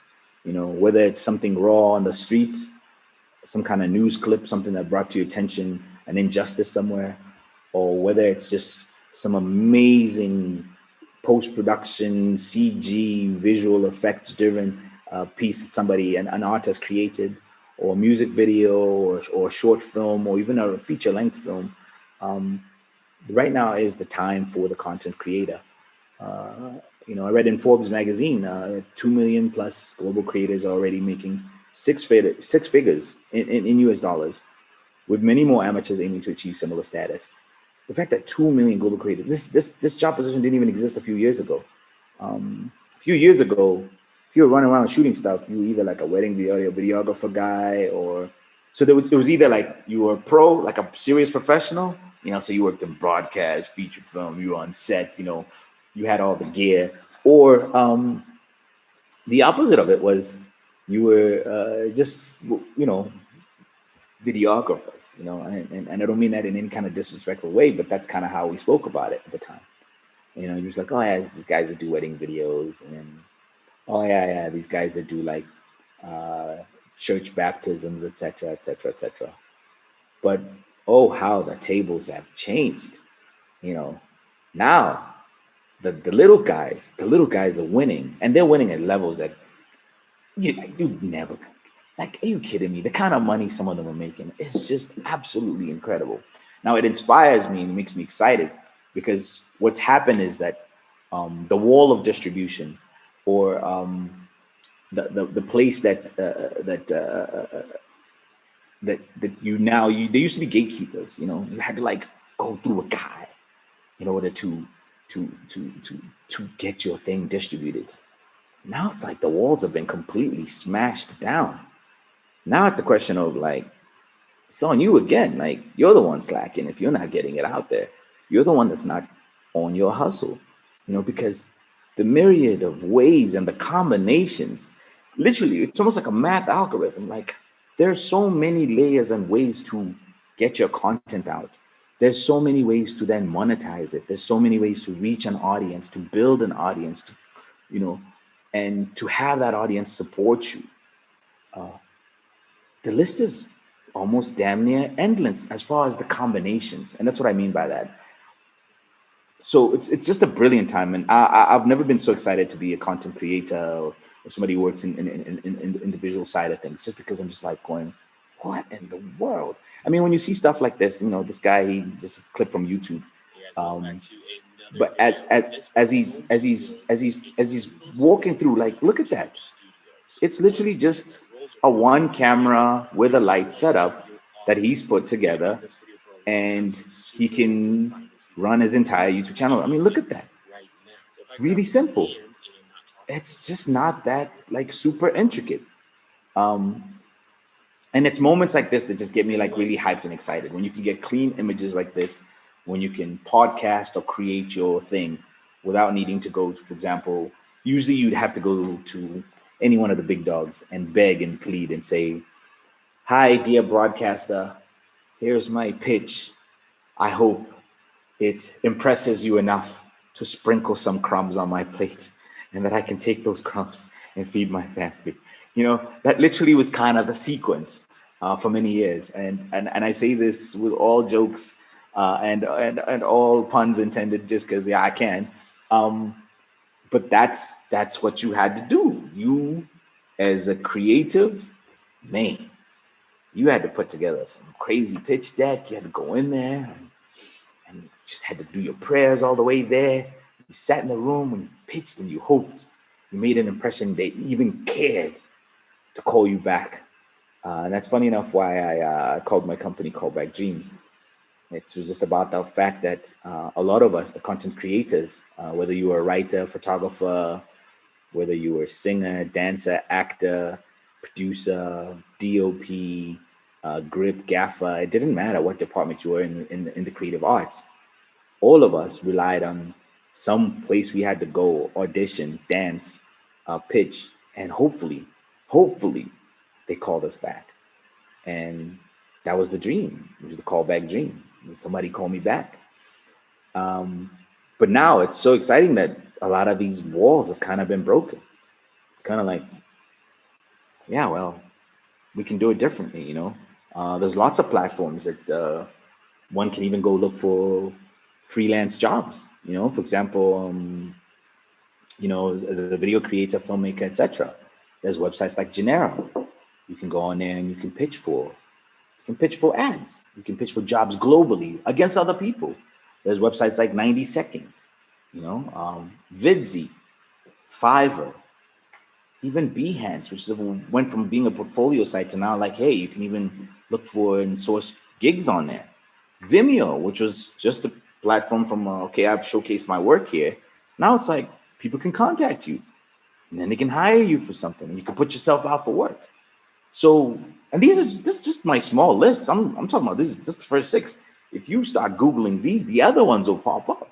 There's gonna be a batch of them and you'll suddenly go, hold up. Have I been sleeping? Did I not realize that there were these opportunities out there? It's amazing. I mean, on Genero and 90 Seconds specifically, you've got big major brands deciding, hey, you know what? We're looking for a Kenyan filmmaker to do an ad around our brand, or somebody based in Kenya to maybe shoot the following scenes for us. Our budget is $1,000 or $2,000. This is what we're looking for. These are the dates, timelines, etc. These are deliverables, you know, whether it's a 60-second video, 30-second, etc. And all of it is there. You just gotta go find it. I'll share these links. I'll share this deck with the team over at the Kenya Film Commission so they can send it out to anybody that needs any of these links. another phenomenal thing when I look at the rise of the content creator is, when you look at whether it's YouTube, so many places from a revenue stream perspective that you can make money from, and you're looking at YouTube, Patreon. So you as a creative can create a sequence of content, and then people can decide to be your patrons. Like I really like, let's say Joby or Wanjiru or Wangeshi, or I like Kimani stuff. Whoever you decide, I like that guy's stuff. I like Anne's work. And you can decide every month I will pledge $10, $5, $20 to that person. I mean, what a concept. Are you kidding me? People are going to give you money to do what you do and what you love already? Okay, now, full disclaimer. Of course, it's not going to happen overnight. No way. I mean, yes, you're going to have to build it. But just like anything else in life, yes, it's one brick at a time, just like building a house. But risk versus reward and time and energy and the long pay and the long path, and you've put in your hours, I say this is phenomenal. This is amazing. This is incredible. 20 years ago, I could have never dreamed of this. This is like, what, are you kidding me? I mean, you could host weekend workshops. I see photographers and videographers doing this. DOPs do this, book a weekend lodge somewhere, get a bunch of people to pay you an exclusive amount, say, hey, for this weekend, it's going to be X amount. So think of a premium rate. I don't know what a premium rate would be in Kenya, but I'll say, let's say it's $100, $100 for a one-day workshop, includes food. So maybe like you just include like a light lunch for everybody. $100, what do you need? 10 people? You made $1,000 to come for that workshop? 10. You need 10 people.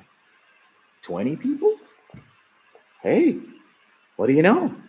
30 people. Now we're talking. Huh? That could be good. Video masterclasses, you could film what you do and what you do best, whether it's writing, producing, etc. And you could sell that knowledge to the world. Brand sponsorships, you could have podcasts, have fan clubs. People could just tip you. You could just leave a tip jar at the end of your videos or somewhere on your website. Like, hey, you know what, guys, if you like what I do, give me 1 bob, 2 bob, 3 bob, 100 bob, 1,000 bob. If you're feeling good, throw $1 million in there. That's incredible from a digital perspective. So there's so many ways now that you can take your content and monetize it. And if there's something I really want to encourage everybody to do is spend the time. Google is your friend. It's not your enemy. Spend the time with Uncle Google, cousin Google, your best friend Google. Google will be babe. And literally look up specifically. Forbes actually has a really great article on the rise of the content creator. I think it was from last year around September. And on that article, there's so many great resources, so many examples of whether it's YouTubers who then have a digital shop, like a Shopify store, or a different kind of shop where they sell physical merchandise. So like, for example, this is a great example of it. My friend, one of my good friends, Toomey, who's now known as Stogie T, there's a rapper. He was selling hoodies, So you as a filmmaker, what stops you, or as a creator, because again, it's not just filmmakers here. I mean, as much as this is a film commission thing, this is a content creation thing that we're talking about. Film is just content. It's a product, yes, and that product has multiple streams and multiple ways it can make revenue. You can license it to an airline. You can license it to a television station. You can post clips of it on YouTube, lead it back to some kind of, pay site. So whether it's like lead it back to Netflix or lead it back to a different VOD site, like maybe Vimeo. Vimeo Pro does have a feature that lets you as a filmmaker post your film and you can earn revenue from that. You can decide how much you want it to be. And if you don't want to give Uncle Vimeo a piece of it, hey, Amazon Prime Video has a similar offering in the back end. Who else has similar offerings? There's several people that do have that kind of offering. Or you can decide, I want to cut out the middleman. Nothing stops you from putting up a website, one web page, with just a little paywall, Hey, you want to see what I have? Pay for it. So it's just a fascinating time for me from a content perspective. When I look at it, I'm just like, wow. Let's look at the list of the 10 highest paid YouTubers. This is actually 2021, even though it says 2018. I made an error there. Big error on my part. It should say 2021. So highest paid YouTubers of 2021. At number 10, Jeffree Star made a measly 15 million. Oh, his life sucks. It's number 10. I tell you what, I'm sure every single one of you right now, you would love a cool 15 million in your bank account. A cool 15 million would just completely shift all kinds of things in your life. And when you look at the number one is a young kid, Ryan Kaji. He reviews toys.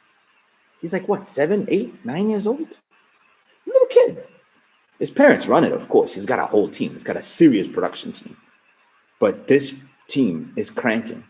And at $30 million a year, that is a serious revenue source.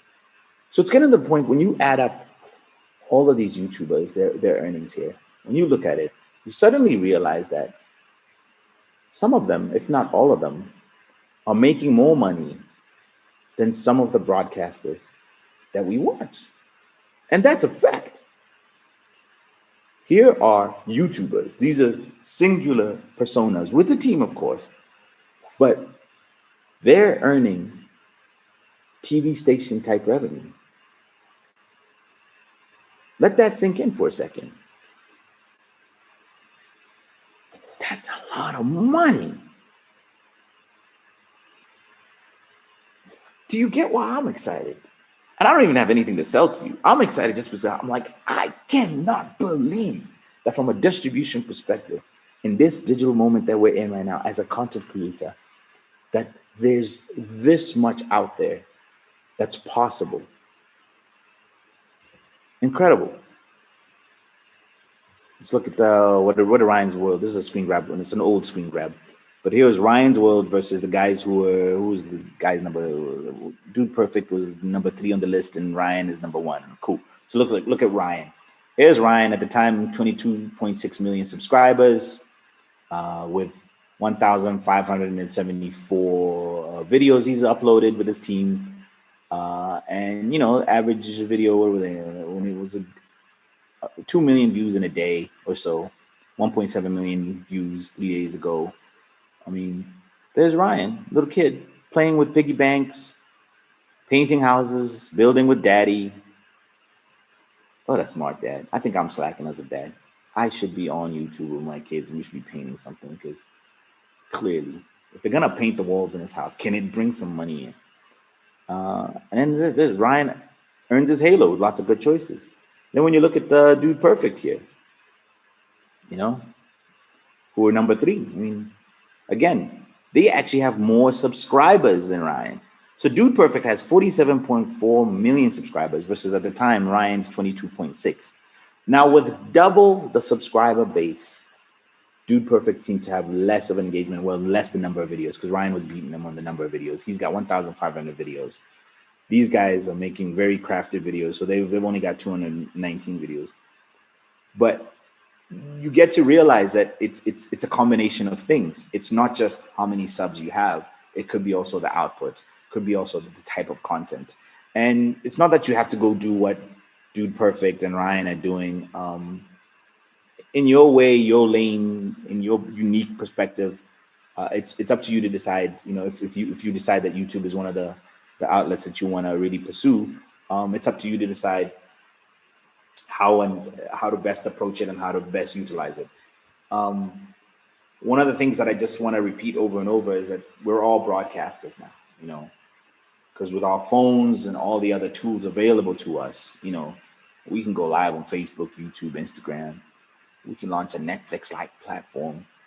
We can run a TV channel from the cloud. The power is completely in your hands. So the list of excuses that you used to have you kind of got to start burning some of it. I know, and I hear some people, well, we don't have data, we don't have this, and I'm going, I hear you, but just get rid of the list of excuses. Here we go. There was a clip here specifically on why everyone is a broadcaster, but I'll skip it for now. So platforms like Vimeo OTT, where Vimeo could power your video business, you could launch a subscription service right now. See, right there, the button, contact our team. And there's a few others like it. So if you just want to do comparisons on Google, just type Vimeo OTT and then space versus. Man, there'll be several comparisons easily. There'll be several people going, oh, hey, they're not that good. I've got these other guys. That's just standard. That's the way it works. From a film aggregating perspective, there's Cinema Cloud and Quiver if you want to deal with a film aggregator. But I want to add that I think Amazon Video has jumped in here as well. And they now, if you Google it, Amazon, you can just take your project directly to Amazon. Because I hear people all the time, like, they're looking for a distributor to then get them onto Amazon or Netflix, etc. And excuse me while I enjoy my water. I always think, well, what do you need a distributor for? It's digital now. You can keep track of where you plug in your films, etc. You can be responsible for growing your fan base. Be responsible for your business. I mean, at the end of the day, this is your story that you need to tell. So yes, don't get me wrong. We need distributors at a certain time and place and for certain types of projects, especially when they really scale to a place where you're just like, whoa, this is just getting too much. But I think up until that point that it becomes a complete necessity from a business perspective, I think the onus is on you to rather learn and teach yourself. He that learns earns over the long term. So teach yourself, find out about these tools and start using them to get out there. I mean, there's Quiver, distribute your film worldwide. It's one of the different ones. So look for platforms and opportunities like that you can get out there. Again, repeating that it's not the sword, it's the swordsman. Somehow I feel like I skipped something here, and I think I did. I look at platforms like, example, when you want to collaborate and work with other people. I like Studio Binder. I use it just to run some of my productions. We do our call sheets on there, schedules, etc.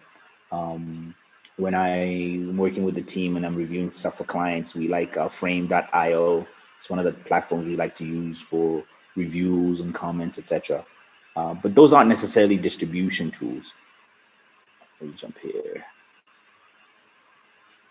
If you really want to completely get fascinated by the possibilities, look at, actually, we can do it now. Why don't we just do it now while we're busy sharing?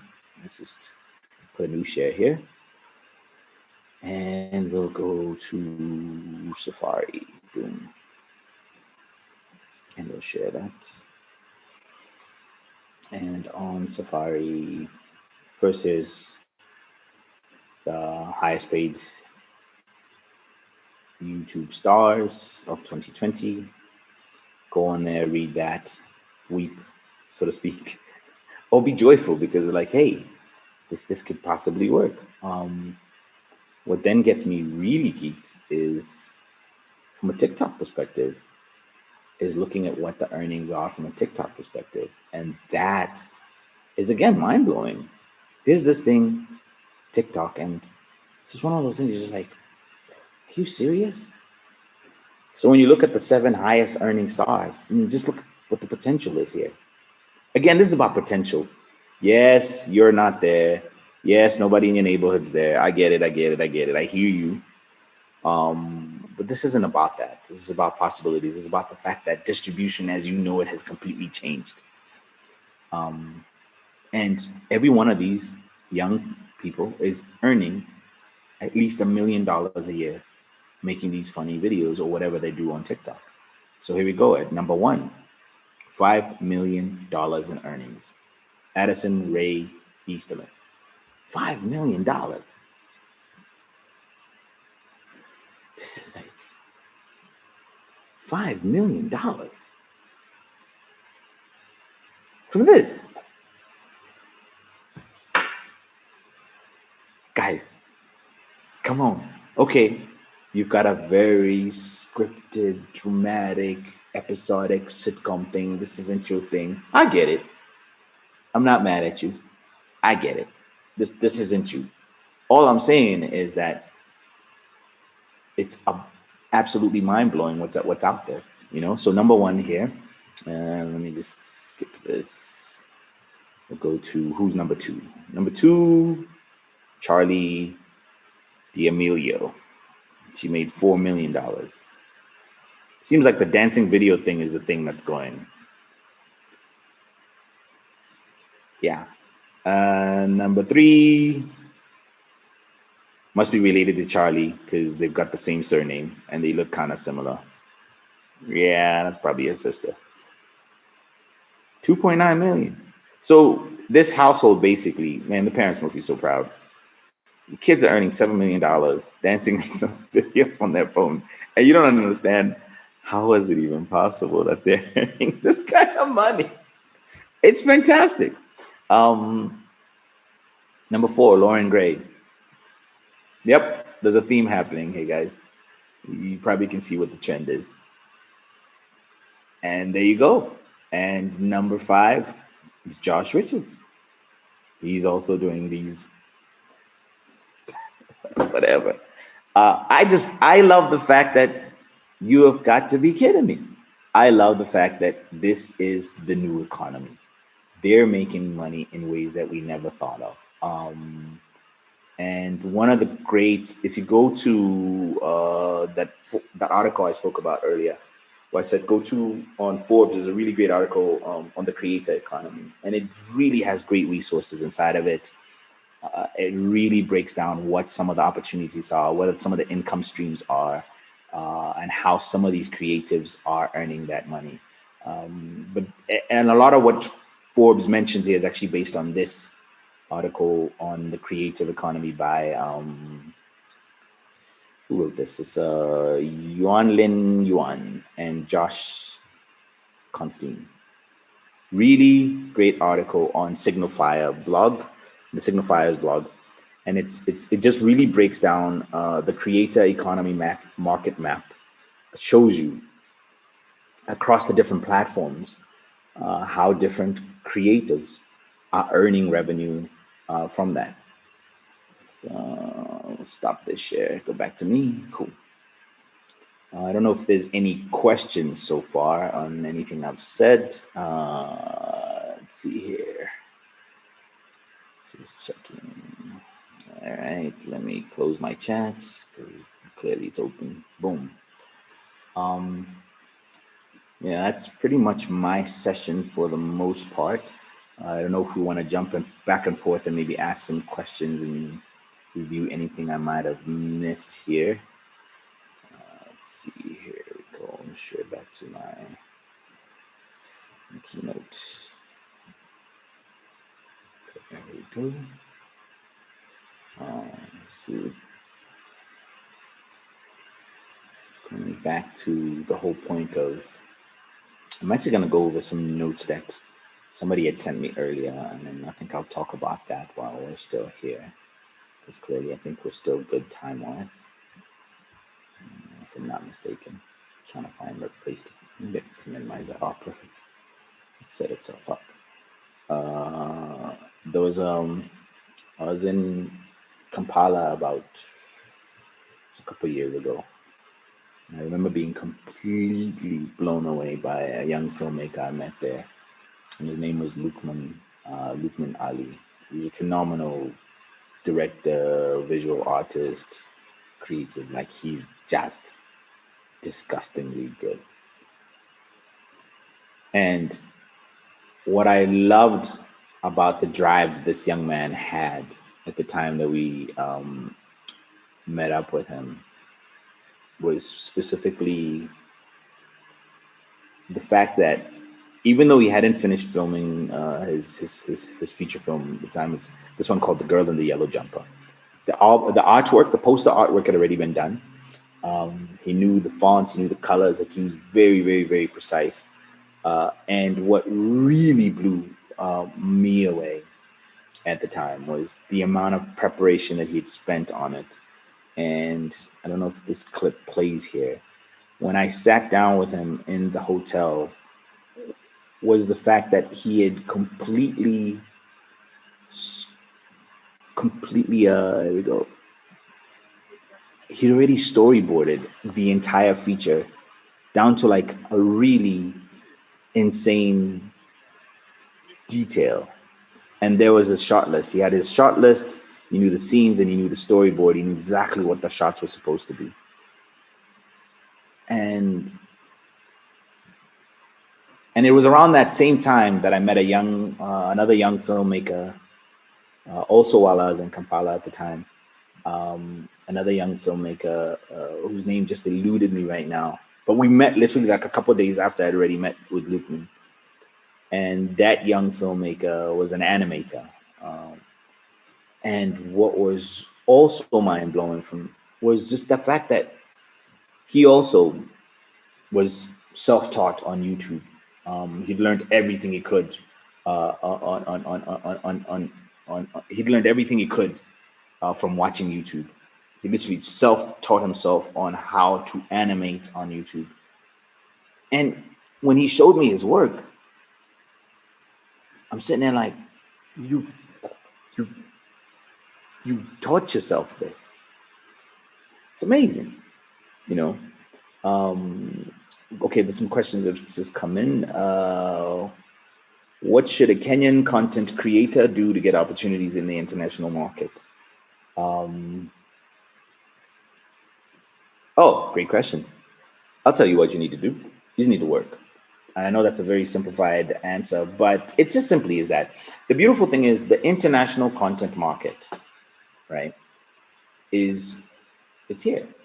It's in your phone. It's the connections that we have, whether it's LinkedIn, Facebook, Instagram. It's the ability to showcase your work and share with others. I'm always quoting Elsa Majimbo as one of the examples of somebody who does what she does and enjoys putting it on Instagram and sharing it, and other people share it. And if you look at the fan base, her fan base is like some serious celebrities. And what do they like about her? They just like the fact that she's being herself. She's having fun with it. Another female who's really done well from that perspective as well, I think, has been like Anne Kansime from Uganda. She's done really well. Again, just uniquely being herself, sharing what she does. And you can see like the word gets out. People are sharing it. Her jokes are always hitting my inbox. At any moment, somebody will send it to me. And all the skits that she does. And it's just a matter of time when you put in that kind of craft. I think the international opportunities open because that's what it takes. It takes you, the filmmaker, to have sat down, created the thing that you do, remain consistent. You really have to be consistent and have worked on it and worked on your craft and really pushed and persevered. And that's where it starts to show the results for you. That's where you'll see, oh wow, it's starting to like be really like this is really amazing. It's not gonna happen overnight, but sometimes you get a runaway hit. I mean, it even happens in music, but the song has to be ready for that moment to happen. I feel like whatever content you create, you need to have it ready. So you need to write it. You know, I meet so many writers who tell me, oh, I've got this great idea for a script. I'm like, okay, why haven't you written it? Okay. Well, I meet so many filmmakers. Yeah, I got this great idea for a series. I'm like, well, man, you're a filmmaker. Just start making it. Oh, but it requires a lot of budget. You know, I need like, some of them will tell me like ridiculous numbers. Like, I need X amount of millions to do it. And unfortunately for some of them, you're just like, but if you're a filmmaker, yes, I get it. We need financial resources, etc. But I look at creating content the same way I look at if you're a writer, you write. If you're a photographer, you go out and you take photos. If you're a singer, you sing, you write songs or you perform songs. You know, if you're a drummer, you drum. I don't know why sometimes content creators think that that doesn't apply to them. You know, for them to get opportunities, you're not going to get opportunities if you're not doing your thing. If you're not working on your gift, if you're not practicing it and applying it, how are the opportunities supposed to meet you? Opportunity only meets, it's about preparation. And the opportunity is not going to meet you if you're not prepared for it. And how are you going to get prepared? You gotta put in the time. You can't go out and decide to run a 10-kilometer or 21-kilometer marathon without any preparation. That's insane. First kilometer, you might be okay. You might be like, hey, I got this, first one. But you in kilometer number 1 of 21. And this is a marathon. It's not a sprint. You didn't race somebody from like the fence to the driveway or down the street from this pole to that pole. When I'm going to race you, it's a quick, short one. See, I'm the best. I beat you. This is long term. This is about talking about this is something that can sustain you, sustain your family. This is your creativity. This is your art. If you're not applying yourself daily and working to be better at your craft, then I'm not sure why you're doing it. I think you need to apply yourself daily. Next question here. Let me look at the questions. At what point does one start making decent money from YouTube? Okay. At what point does one start making money from YouTube? At the point that you have a decent amount of subscribers, and at the point that the audience likes the content and you've built it, at the point that you put in the work. What is decent money? So the thing is, and I've got a couple minutes left to go. What's decent money? What's decent money to you versus decent money to me? How much do you want? My favorite question when people come in for a job interview, I love asking them, how much do they want to get paid? That always throws them off because they're expecting an offer from my side. But I don't know, something I learned from one of my last bosses. I always think it's fun to just turn the table and just be like, how much do you want? And for some reason, everybody walks in and they don't even know what they want. So be clear about what you ask to the universe. Be clear about your craft. Work on your craft. Google is your best friend. I hope you enjoyed this session. I really enjoyed speaking to all of you. And thank you for your time. And thank you to the Film Commission for having me. And just wanted to remind everybody before I go that you can catch the whole session on the Kenya Film Commission YouTube channel post. So if you want to watch this again, I guess, watch it again. And if you want to contact me, I am at Joby1Time on Instagram. Thanks, guys. It's been fun.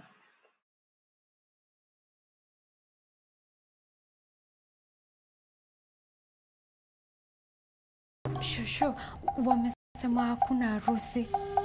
Kwa nini?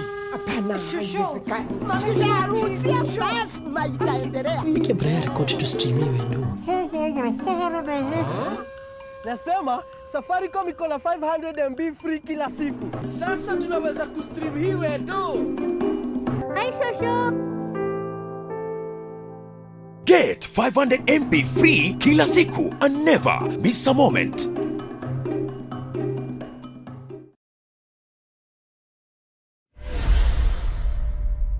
Because we would like to do it in seasons. We'd like to do at least 13 seasons.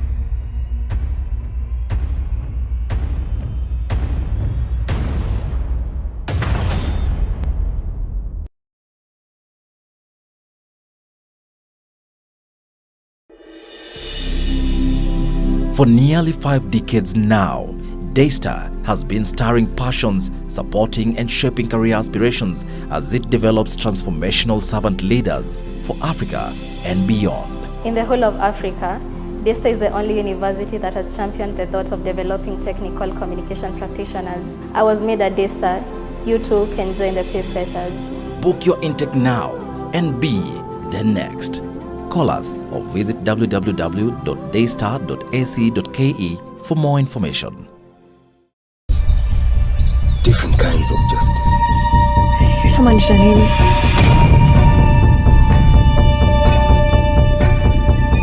Tell us what happened. She contacted me. Akisema she had a story to tell that would shock the city. Is it so unusual for a man to have another woman? No, it's not. Nobody, no matter how rich or how powerful you are, no one is above the law. These events have caused undue excitement. Was his death an accident too? We are women in the land of men.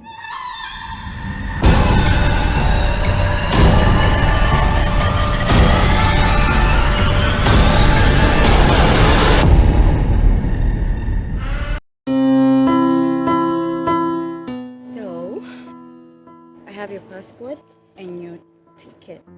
You're leaving tonight. I can't just jump in a plane and fly to Dubai without as much as notify the office. I can't do this right now. You know what? It's fine. I will go. As long as you're happy, I'm happy.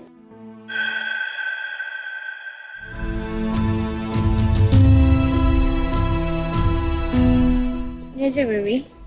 You wanna have some fun? No, thank you.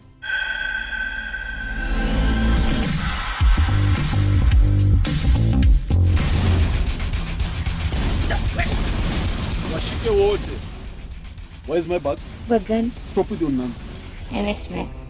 Makangwari.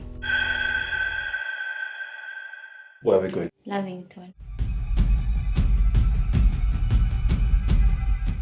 Nilikuwa nimekamkuuliza ile burungo. Lakini si unajua kuendagi hivyo. Toa hiyo ring. Wachaneni na yeye. Yuko nani na? Potezeni wakati.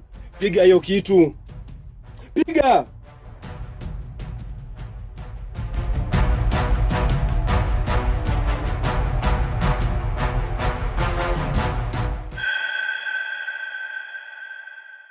Jichunge sana na huyo boy.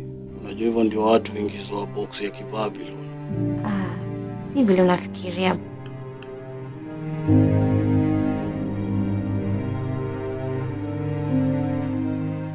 Hinga.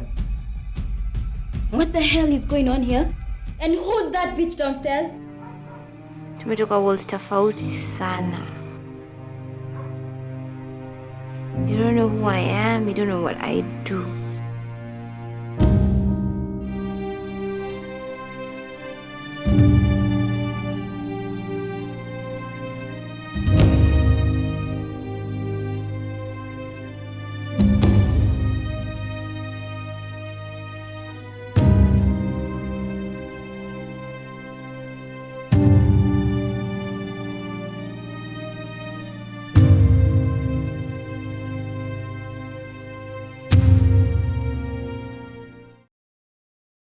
Base is a video streaming platform primarily designed for mobile. And with Base, we basically want to offer content to Kenyans. We are saying Base, we want to position Base as a home of best local content. And on Base, we want consumers to come and find content that entertains them, that informs them, that motivates them, then of course inspires them. And a session like this, Base Creators Garage, is actually content that's available on Base where people can go and watch and be uplifted and learn from other content creators that have gone ahead and succeeded and actually get something from it.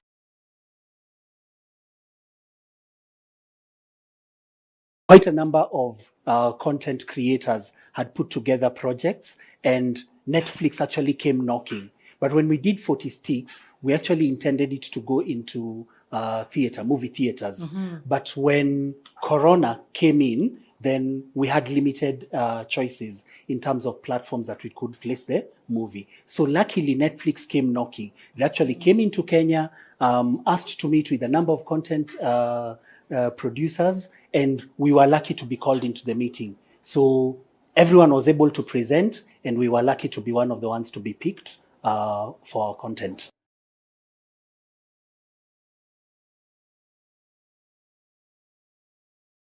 We had just quit from our jobs, even myself. So we took what we had accumulated over the years, like our pension, the kidogo that it was, and then we that is what we put in. And then we borrowed. We borrowed from family, and then even the location itself we got from Eve's sister where they were living. They gave us the place, and I owed even my mother-in-law. That was how bad, how bad it was. But we had a vision, and we knew this is what we wanted to do, and we were going to get there somehow. It's very important early on in your career to understand ownership is the end goal, and you're in this for the buyout. I love it. I'm making this Sauti Sol music right now because it will be valuable for me in the future. And so I have to really make sure that my split sheets are in order and all the rights holders in my music are in order. In fact, if you look at Midnight Train, your average song has even 3 to 4 writers. And it's deliberate so that we get the best. But also, it's important that your stakeholders, your writers, and everybody knows what they own, where, how. It's very important early on in your career to understand ownership is the end goal, and you're in this. Because we would like to do it in seasons. We'd like to do at least 13 seasons.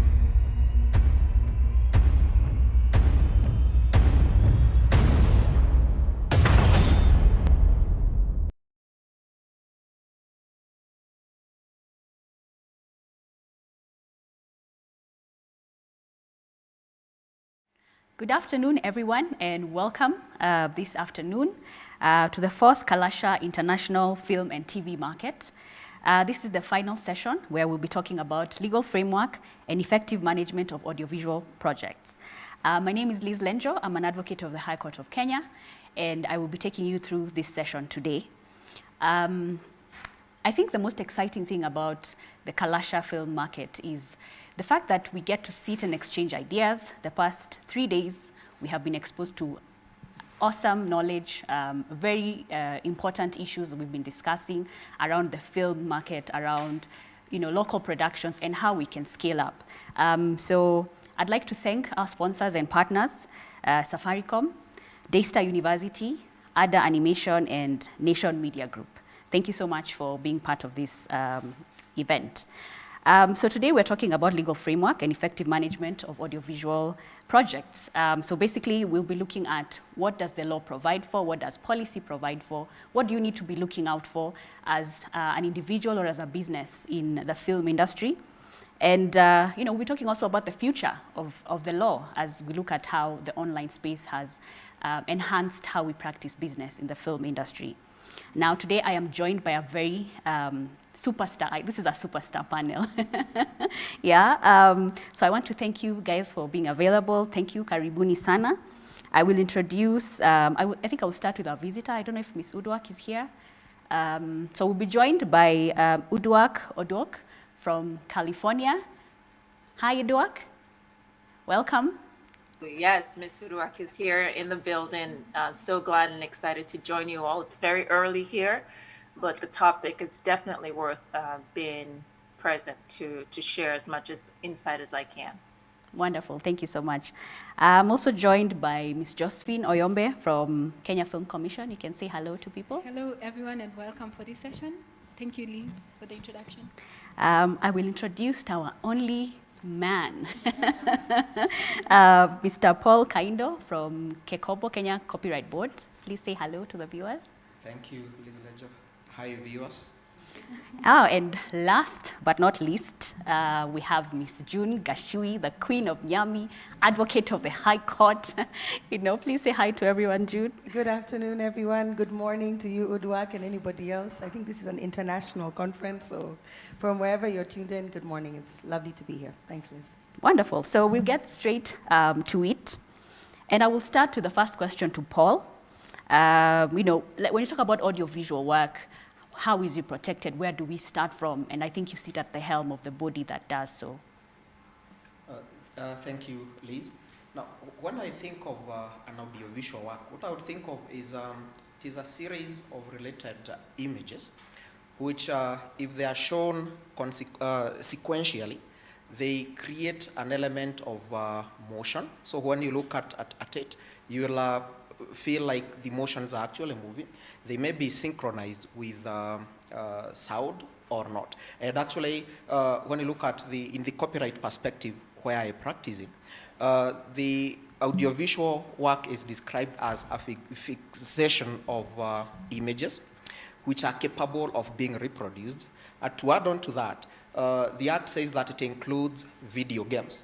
But further to that particular definition, these kind of images which are sequentially capable of being shown are intended to be shown on devices and machines such as computers, could be mobile phones, or projected through a projector or something of the sort. So that is what I would define an audiovisual work. It may be synchronized with sound or without sound. In terms of protection, the way they are protected when you look at the Kenya Copyright Act, for instance. Allow me to use the Kenya Copyright Act in as much as this is an international forum.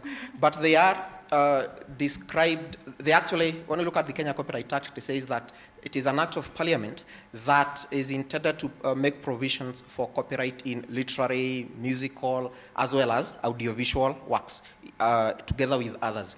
So audiovisual works are protected as copyright works in that particular space. However, when you talk about, because we have said audiovisual works actually include video games, there could be layers of copyright in, for example, a video game. There could be literary works in the form of computer programs. Then there is the audiovisual work, which is now the visual images that you see moving. And then there could be artistic works. To answer your question, Liz, so audiovisual works are protected as copyright.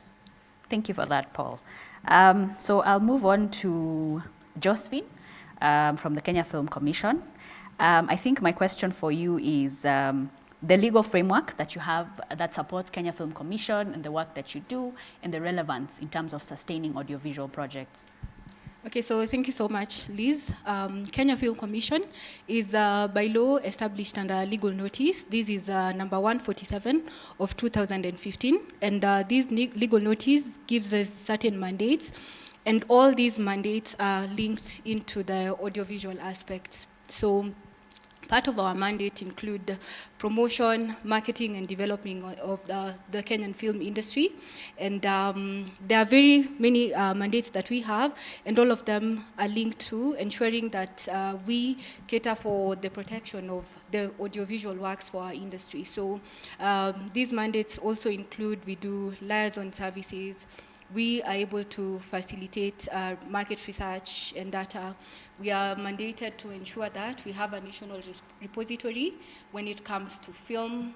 We are again mandated to ensure that we also establish film hubs and incubation centers. So linked to our mandate and also linked on the topic that we are looking at on audiovisual aspects. For the audiovisual, as my colleague here, Paul Kaindo, had noted that he's given us what is the description of the audiovisual work. So these would entail things like films. They would be documentaries, television programs, among many others. So how does the Commission come in when it comes to facilitating the industry? We come in by ensuring that we have programs that are channeled towards all those particular products. So some of the products, some of the programs that we have, we facilitate capacity building programs, and these capacity building trainings that we conduct, we ensure that we train the young filmmakers out there, we train and give them capacity so that they can even just get a chance to do self-employment, and at the end of the day, they can be able to get value for their money, they can be able to put food on the table just from picking up that camera and going out there to shoot films and doing many other things. So when it comes to, again, ensuring that we take care of the industry, we have a program, we have other programs, for instance, an empowerment program. So through this empowerment program, again, we are able to come in, ensure that we facilitate some sponsorship towards the films that are produced by filmmakers. They're able to apply and get some funding for these films, and they're able to ensure that there's enough productions within the film industry. Part of the mandate we have also, we are mandated to ensure that there are enough local productions within the country. And for these, we also market them internationally. So to again facilitate this, we step in as a commission, liaise with the other agencies that are there. We are able to at least facilitate the consumption of this content, among many others. So as a commission, our mandate is directly just related to our stakeholders as the filmmakers, and we can't delink that from the filmmakers. And those are some of the ways we are able to ensure that we facilitate and step in to ensure that we have enough content productions and that we develop the industry. Thank you. All right. Thank you. So as you guys have heard, it starts at Kekobo. You have to protect your work. And as you're protecting, you're thinking about going international, marketing your products, and the commission comes in play. Now I go to June, who stands right in the center of the business. Yeah, and I think June will now be, if you're at home right now, please, I hope you have a notepad and a pen, because June now will be telling us. Because when we're talking about legal framework, we're talking about the system of laws that support us. So June, I'm a newbie. I want to get into the film industry. Help. All right, the SOS has been received. Well, I think like with any industry, the first thing is to do some research. I think we always struggle when we think we have talent, we just dive. We go straight to the deep end and we dive. So I'd say hone that talent a little bit, those creative juices as they are flowing, just give it 2 seconds and do some research. Find out what is the legal environment like. Because everything we do in Kenya, whether it's in the creative space or in any space, if you're in biashara, you have to operate within a legal framework and enabling environment. So finding out what are the laws that govern the space that you're in. There's CAP 222, currently the Film and Stage Plays Act. It's undergoing intense review to generate what it will be known as the Kenya Film Act. There are policies in place. There's the Kenya Film Policy, also currently undergoing stakeholder consultation right now. There's the Constitution, there's the Copyright Act, there's the Kenya Information and Communications Act that governs the place where this content will be aired. And so there's enough, and of course the one that Josephine has mentioned that gave birth to the Kenya Film Commission. So, and I'm not asking you to become a lawyer. I'm saying know what the environment is governed by, and what role it is that you're going to play within this environment. So if you're coming in as an actor, if you're coming in as a filmmaker, a producer, a director, a scriptwriter, all of these roles are familiar for all of us within this space. But knowing that each of these roles give you certain rights and certain obligations, but not everybody has the same rights and same obligations, excuse me. That was my alarm, so I'm not late for today's session. So understanding your role then allows you to know what rights you have. So if we look at contracts, we would be wanting to know who are we engaging or who is engaging us. So if you are an actor, you want to make sure that whoever is running the production understands your contribution to this particular audiovisual work, this play, this documentary, this series, this TV show, this film, whatever it is, a short film, a long film, a feature film. You also want, if you're a production company, for example, to start small. Don't go and become Universal or MGM tomorrow. Just start small and upgrade as you go. And that means what? Don't buy the most expensive camera equipment if you can't afford it. Don't have the biggest budget if you don't have a sponsor or somebody who's helping you out. So keep in mind that there's a growth path in front of you. I would also say passion is great, but informed passion is even greater. So if you know what it is that's out there, what are the pitfalls, what are the challenges, are there associations for film people? Is there a filmmakers association, a producers association, an actors guild, a writers guild? Because you are not the first one to want to enter this industry. So find out what those who've gone before you have done. Also, know what you can do and what you can't do. We all want to be Jacks and Jills of all trades, but it's not possible. So if you're a great writer, then find out where you can best exercise the talent that you have. Don't try and be the writer, and then also the director, and then also the actor, and the guy who presses record on the camera. It's not possible. So being able to understand your strengths and be able to then see what opportunities are out there for you makes you a better writer at the end of the day. Also, when we look at how you will do your business, a lot of the panels before today were speaking about the individual versus the registered company, the partnership, the LLP or the limited liability company. What are you going to do business as? Who will be the person signing the contract? Is it the legal entity, or is it you as Liz who is entering a contract with person June? And this is important because there are implications. Companies have to be registered a certain way. You'll have to open bank accounts if you're running a production budget. If you want to apply for funding, I'm sure Kalasha and the KFC would not be just giving random people money if we don't know who you are. Do you have a PIN certificate? You know, Kiari went and deregistered a few people the other day for doing bad manners. So don't be those people. Find out exactly what permits you would need. I sit here also today as a director of the KFCB, the Kenya Film Classification Board, and we are the regulator in terms of what kind of content can go out on air.